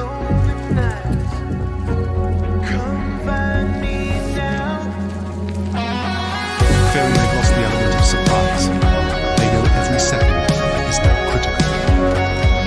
And once you're at the door's got to be breached. Since the door's breached, people are in, left, right, and then you make movement. The SEALs make it to the courtyard. Now they must get to the main building where they think Bin Laden will be. There were these knots of children who were trying to avoid getting caught, trying to avoid getting hit, and not knowing what to do or where to run. They still don't know who else is in the compound and how many people are armed.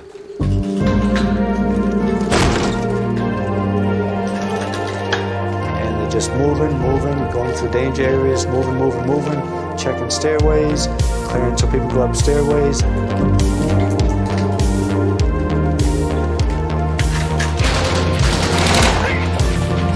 When someone opens fire, they engage.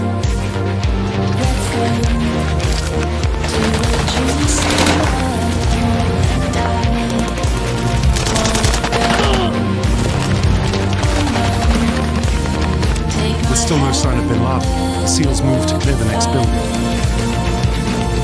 They find that most entrances and pathways are barricaded or blocked. The key is to have the standard operational procedures that allow a unit to flow through a structure like that, keeping the target in mind, keeping security in mind. They get a closed door, they know to get security on it, people blast through the door.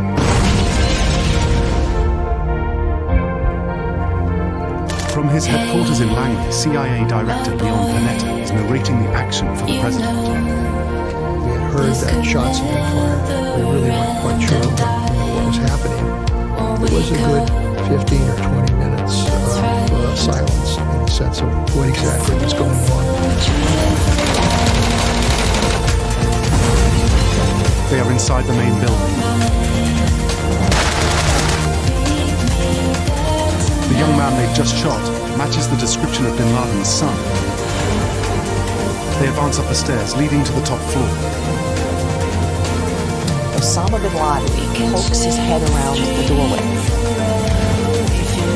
One of the first SEALs in the lines knows that's Bin Laden. The operational signal for sighting their target is sent to the command, Geronimo. The signals were set out by alphabet. A, B, C, D. G was securing Osama bin Laden. G for Geronimo.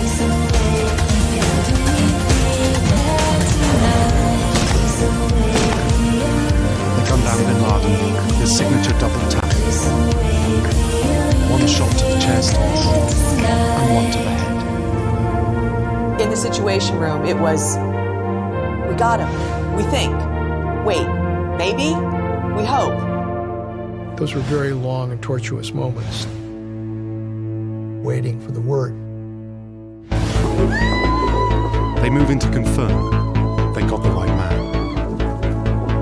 A message is sent back. EKIA, enemy killed in action. One of them pushes bin Laden's widows out of the way. He has to assume they may be wearing suicide vests. One of the women is bleeding from gunfire ricochets.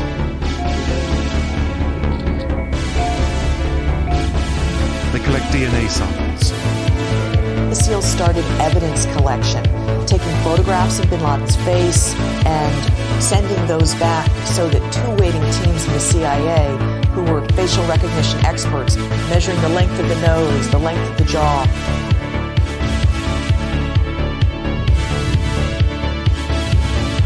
The operation is not complete. Bin Laden was running out of time from the combat. The evidence he left behind could be used to prevent future attacks. It took them 19 minutes to get to bin Laden, and then in the rest of the time they were going from room to room looking for computers, cell phones, documents, anything that might tell them what bin Laden had been doing there for the past 6 years, and anything that might lead them to other parts of the network. But every minute they spend gathering material puts the teams at greater risk. One of the helicopters positioned nearby makes its way to the compound to assist in evacuating. We have everybody. We have the aircraft. Are we exiting on the right route? Before taking off, one team blows up the crashed helicopter, making sure its classified design features and technology will not fall into the wrong hands.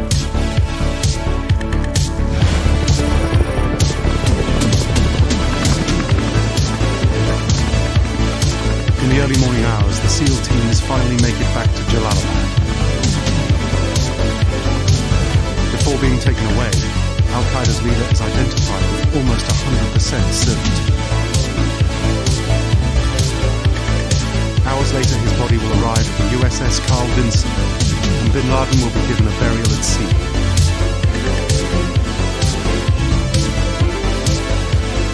The White House team is getting ready to announce the news to the world. America's #1 most wanted terrorist is dead. When the helicopters got back over the border into Afghanistan, and it dawned on the people inside the Situation Room and the top CIA officials that had done it, looks like we've got bin Laden and all the SEALs and all the teams supporting them safely out, that's when people quietly started popping the champagne bottles.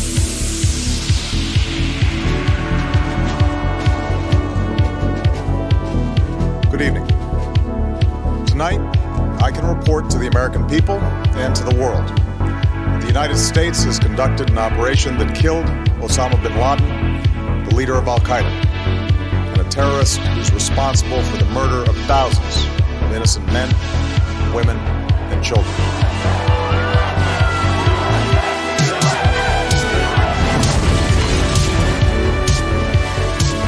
When President Obama goes to congratulate the SEALs who took part in the mission a few days later, the question of the identity of the SEAL who shot bin Laden comes up. They collectively answer, "We all did, sir." The team then hands the President an American flag with an inscription saying, "Operation Neptune Spear, May 1st, 2011, for God and country, Geronimo."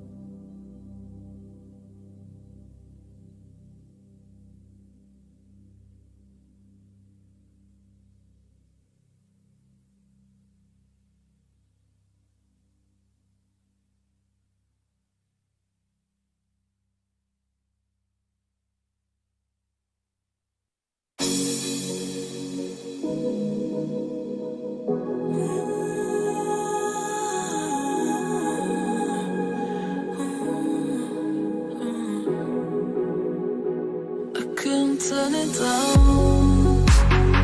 I wouldn't give it up. Know what I had in mind. Not like I had a choice. I couldn't do it for anybody else, but I could do it for us. Now I get stuck in my head and I'm spinning and I don't wanna mess it all up. And now you got me inside.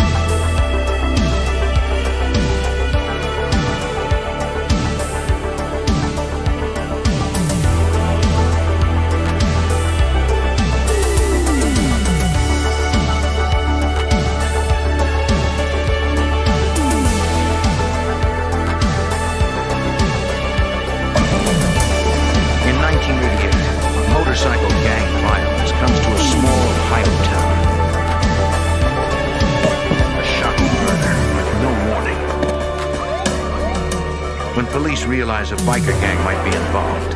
They ask FBI organized crime experts for help. The gang appears impenetrable, but investigators are determined to get inside and find the killers.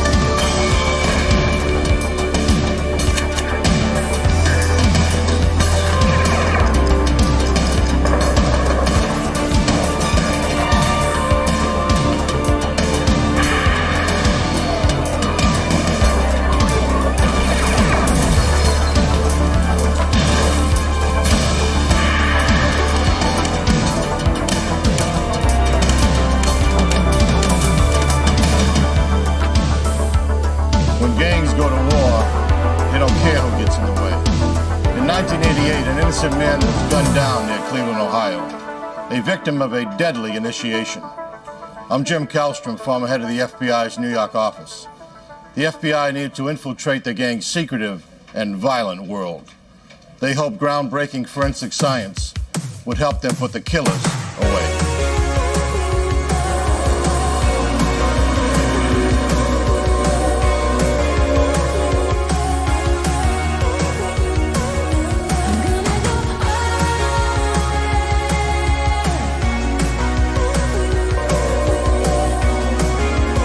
To most riders, motorcycles represent freedom, adventure, and fun.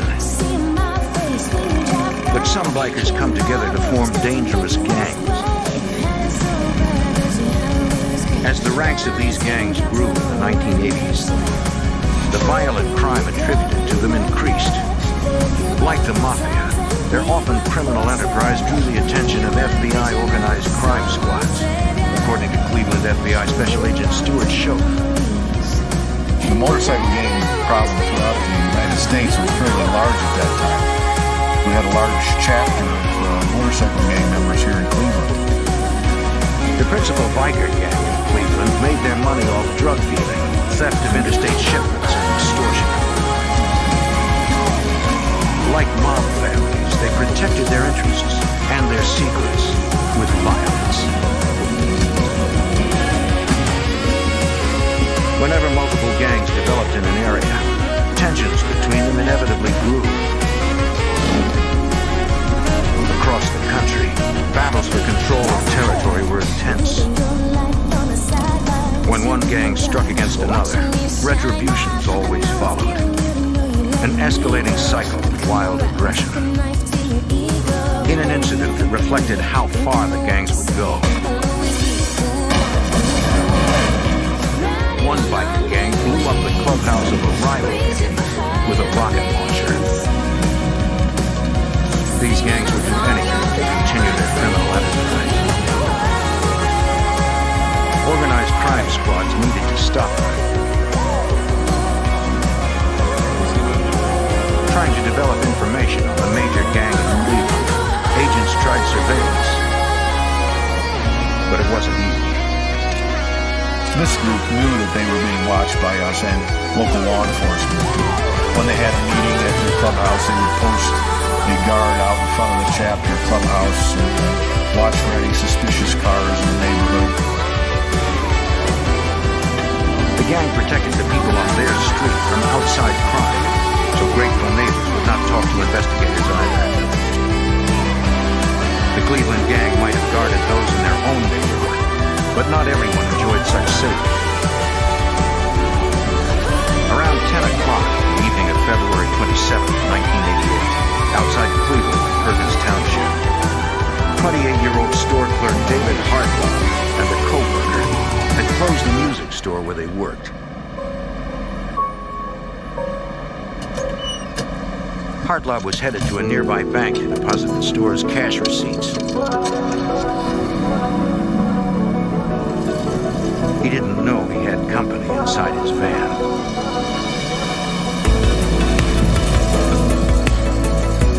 Or that he was being tailed. For security, his co-worker always followed him to the bank, which was less than a mile away.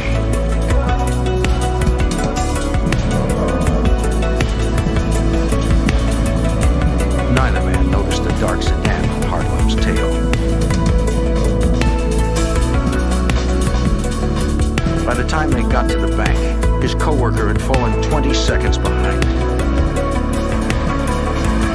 less than that to strike.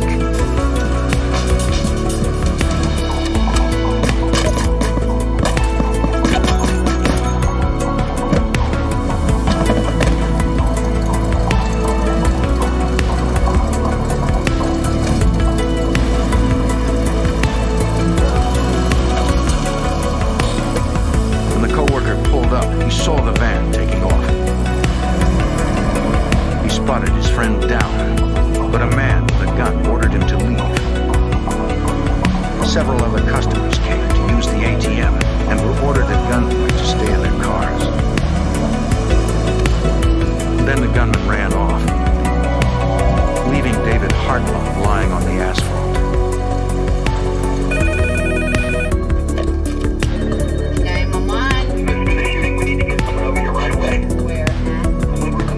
In 1988, Perkins Township was a small town with only 11 police officers on the force.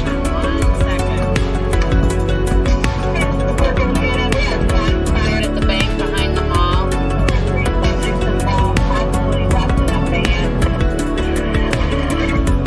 Within minutes, nearly all of the Perkins Township officers were on the scene, including current police chief Tim McClung. The crime scene overall was very chaotic when I arrived. The paramedics were first approaching the victim. He was on the ground. He was struggling to try and right himself, obviously seriously injured. Hartlove was in shock, but alive.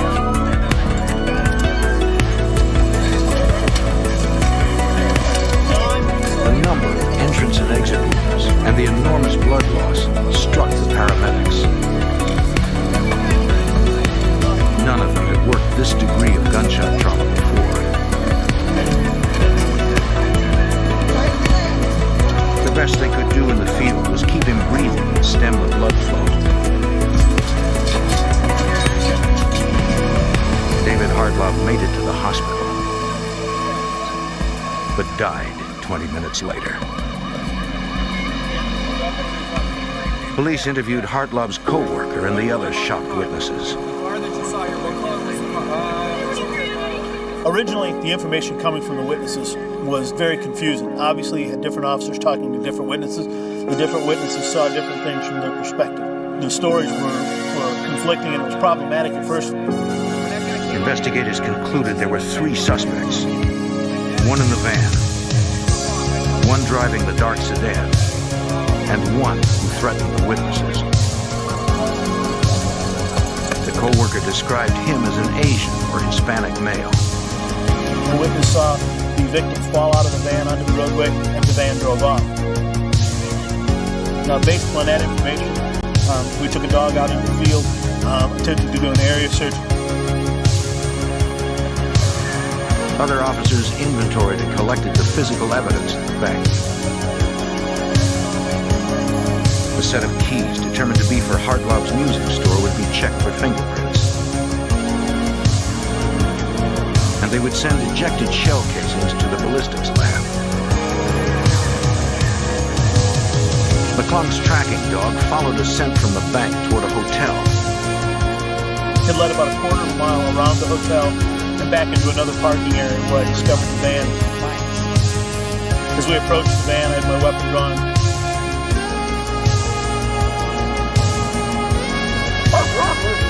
The dog barked at signal for clear, but McClung and the backup officer had to be sure.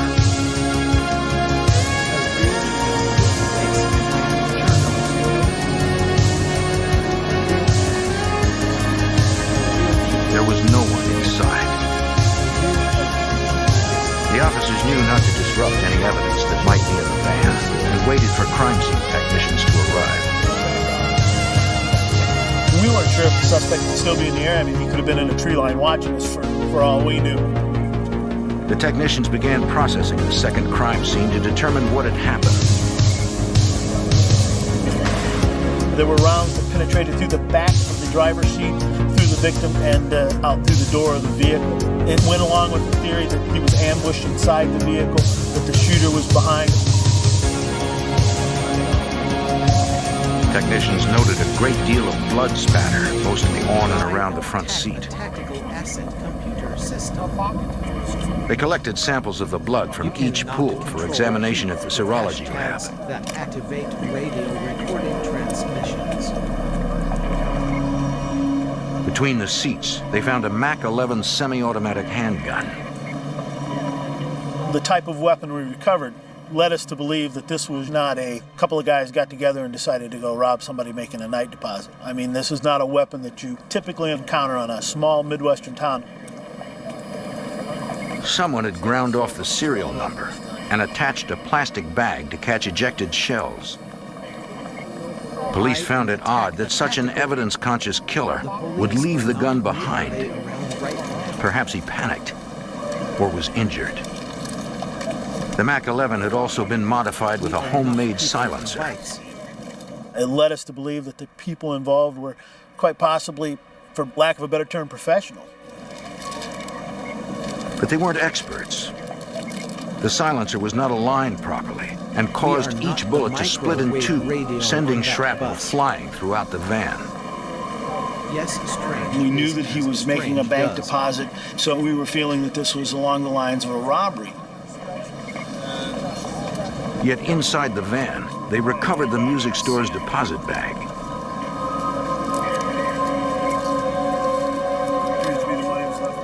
Yep, it's got some receipts in there. And once the money bag was found inside the vehicle with over $4,000 inside, that theory quickly was cast to the side. The crime scene technicians retrieved multiple bullet fragments and several complete slugs from the van. They determined 13 rounds had been fired, We found quite a few 9mm cases. all from behind. The fire department. A brutal We are execution. not that call. Somebody wanted him dead. There was a lot of motivation there. Maybe this was is a not contract bloody killing. Could have been a here murder for at my hire. current But somebody vector. definitely wanted him dead. McClung and another canine handler had We their are dogs not search Delta for the Vector suspect's units. trail leading away from the van. See you later, HEB. But neither dog could key on any scent. As a canine handler, it was my job to interpret what the dog was trying to tell us, and I believe that the dog was telling us that the suspect's left in a car. As some officers wrapped up the crime scene, the others fanned out across the township, looking for 3 men in a dark sedan. It had been Perkins' first murder in more than 10 years, and police wanted to find the killers fast. Early the next morning, in the adjacent town of Sandusky, 2 officers returned to the Sandusky police station in the middle of what they thought was a routine shift. When their supervisor briefed them on the murder in Perkins, the mundane suddenly became remarkable. They realized they might have seen the shooting suspects the previous night. Is not in our area. Front seat passenger. Hours earlier, the 2 officers had pulled over a dark sedan for making an illegal right turn on red.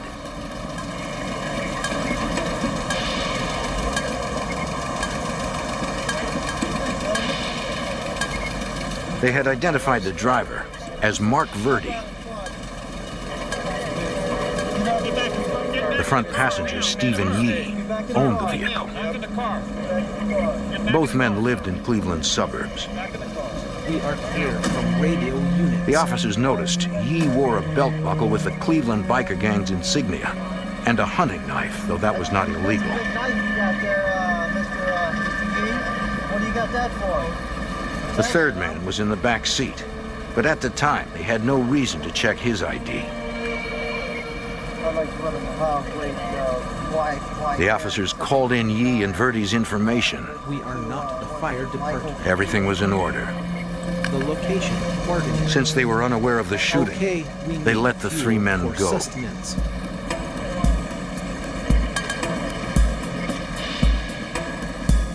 The traffic stop had been at 9:56 p.m., about 5 minutes after the murder, and 3 miles away from the crime scene. The officers said the front passenger, Stephen Yee, and the car closely matched the descriptions given by witnesses at the bank.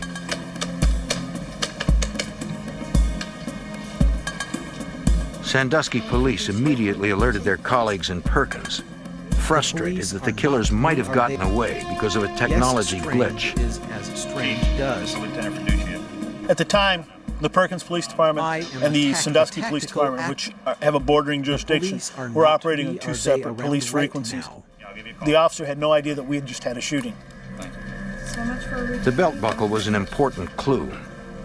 Police knew anyone wearing the gang's insignia was almost certainly a member. A non-member caught wearing the insignia risked violent punishment or death. Investigators now had suspect names, but if the secretive gang was involved, solving the crime might be impossible.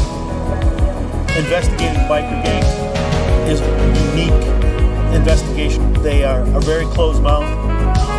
They actually, one of the gangs has a saying, 3 people can keep a secret if 2 of them are dead.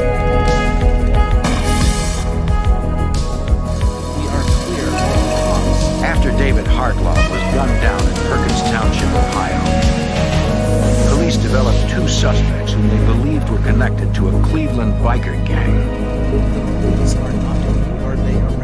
Aware that federal authorities were investigating this very gang as a suspected organized crime ring, local officers called Special Agent Charles Holloway at the FBI's Sandusky Resident Agency. The Perkins Police Department contacted the FBI to see if we were in a position to provide them with any intelligence information on 2 individuals who had been identified at the time of the traffic stop. Holloway knew the best source of information was Special Agent Stuart Schoaf in Cleveland, who headed the FBI's criminal biker investigation in the area. Schoaf had been trying to build a file on the Cleveland chapter of the gang.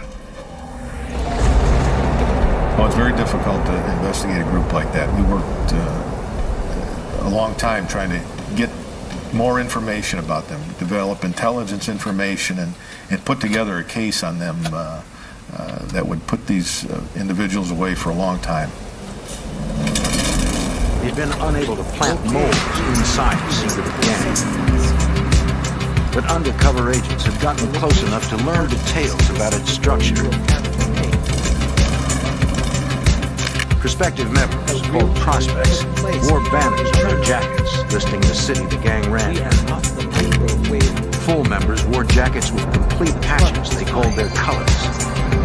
The initiation for prospects to earn their colors had its price. The initiation has to do with some type of violent act towards either a rival motorcycle gang member or an individual that has maybe wronged one of the members. The requirement of violence was designed in part to weed out undercover law enforcement trying to infiltrate, since no law officer could commit such a crime. Through their ongoing investigation, FBI agents were able to identify many of those involved with the gang, including the 2 men ID'd on the traffic stop in Sandusky on the night of the Hartlaub murder. Special Agent Schoaf knew the passenger, Stephen Yee, was a full-fledged gang member, and the driver, Mark Birdie, was a prospect. The 3rd man was a mystery, but agents were confident he was linked to the Cleveland gang, too. Investigators knew about a rival gang that had a clubhouse in Sandusky. The rivalry between the 2 gangs had been escalating and had recently moved up a notch.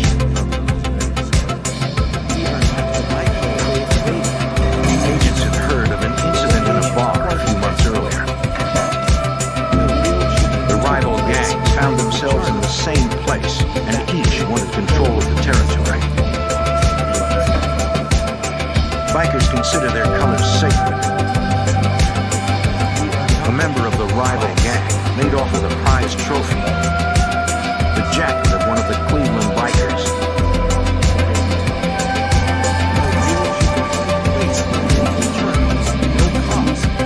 It was a profound insult.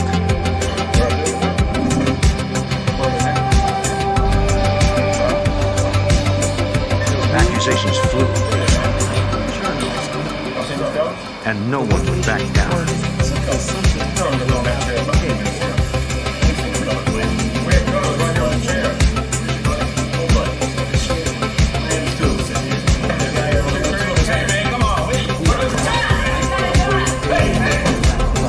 In the brawl, one of the Cleveland bikers was shot. Agents had developed a confidential informant associated with the gang. He told them that after the fight, he was at a party where the Cleveland gang talked about the incident. They were looking to retaliate.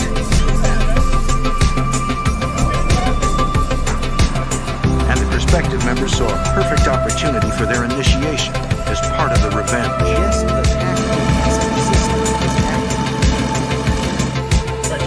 Investigators who had begun outlining the two gangs realized that a member of the rival group drove a van exactly like David Hartlow's. They might have gone after that gang member and made a mistake, according to Perkins Police Chief Tim McClung. The victim in the case, Mr. Hartlow, had no criminal record. And there was nothing in his background to suggest that he would have been a victim of a murder crime.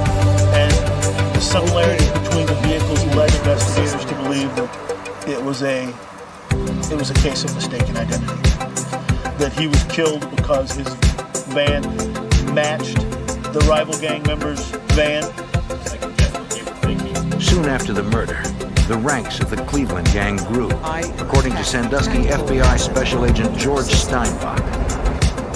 We had received information from several sources that a celebration party was conducted in the Cleveland area to celebrate at least two new members of the biker gang. This would be indicative of them being taken in as full-fledged members as a result of committing a heinous crime.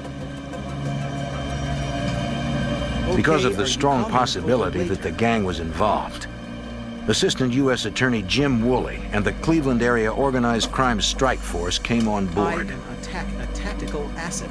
There were things that needed to be done from the lawyering, including going to judges and seeking search warrants.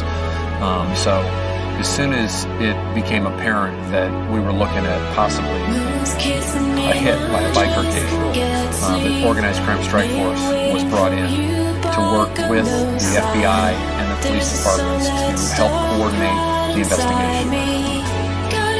The strike force had a theory as to motive and the names of two of the three suspects, Stephen Yee and Mark Verde. They needed to identify the third and find the evidence to put the killers away. In Ohio, the FBI believed a Cleveland biker gang was behind a brutal, mistaken identity assassination. They identified two suspects as Stephen Yee and Mark Verde. The FBI kept them under loose surveillance while they continued the investigation. Special Agent Charles Holloway was trying to identify the third suspect and looked to gang expert Stuart Schill Please for stay help. awake and proceed to gate immediately. Special Agent We're leaving Schill Earth. 3, provided us with his 2, background information on Yee and Verdi, and he came up with three names of either members or prospects of this motorcycle gang who he felt were most likely to have been the third person in the vehicle.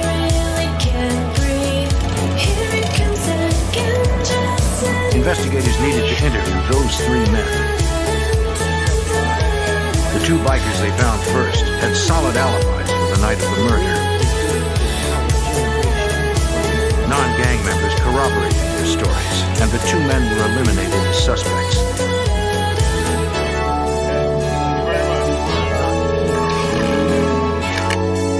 The one on the list they could not find was John Ray Bonds. He matched the description of the man in the back seat during the traffic stop. The FBI agents in Cleveland interviewed various members of his family, and what they were told by family members was that John had gone on a 2-week vacation. It was pointed out at that time to us by his grandfather that John also now had his arm dislocated, and that John had told his grandfather and his mother that he injured his arm at work. none of the family knew exactly where Bonds was vacationing. While the Cleveland FBI continued the search for Bonds,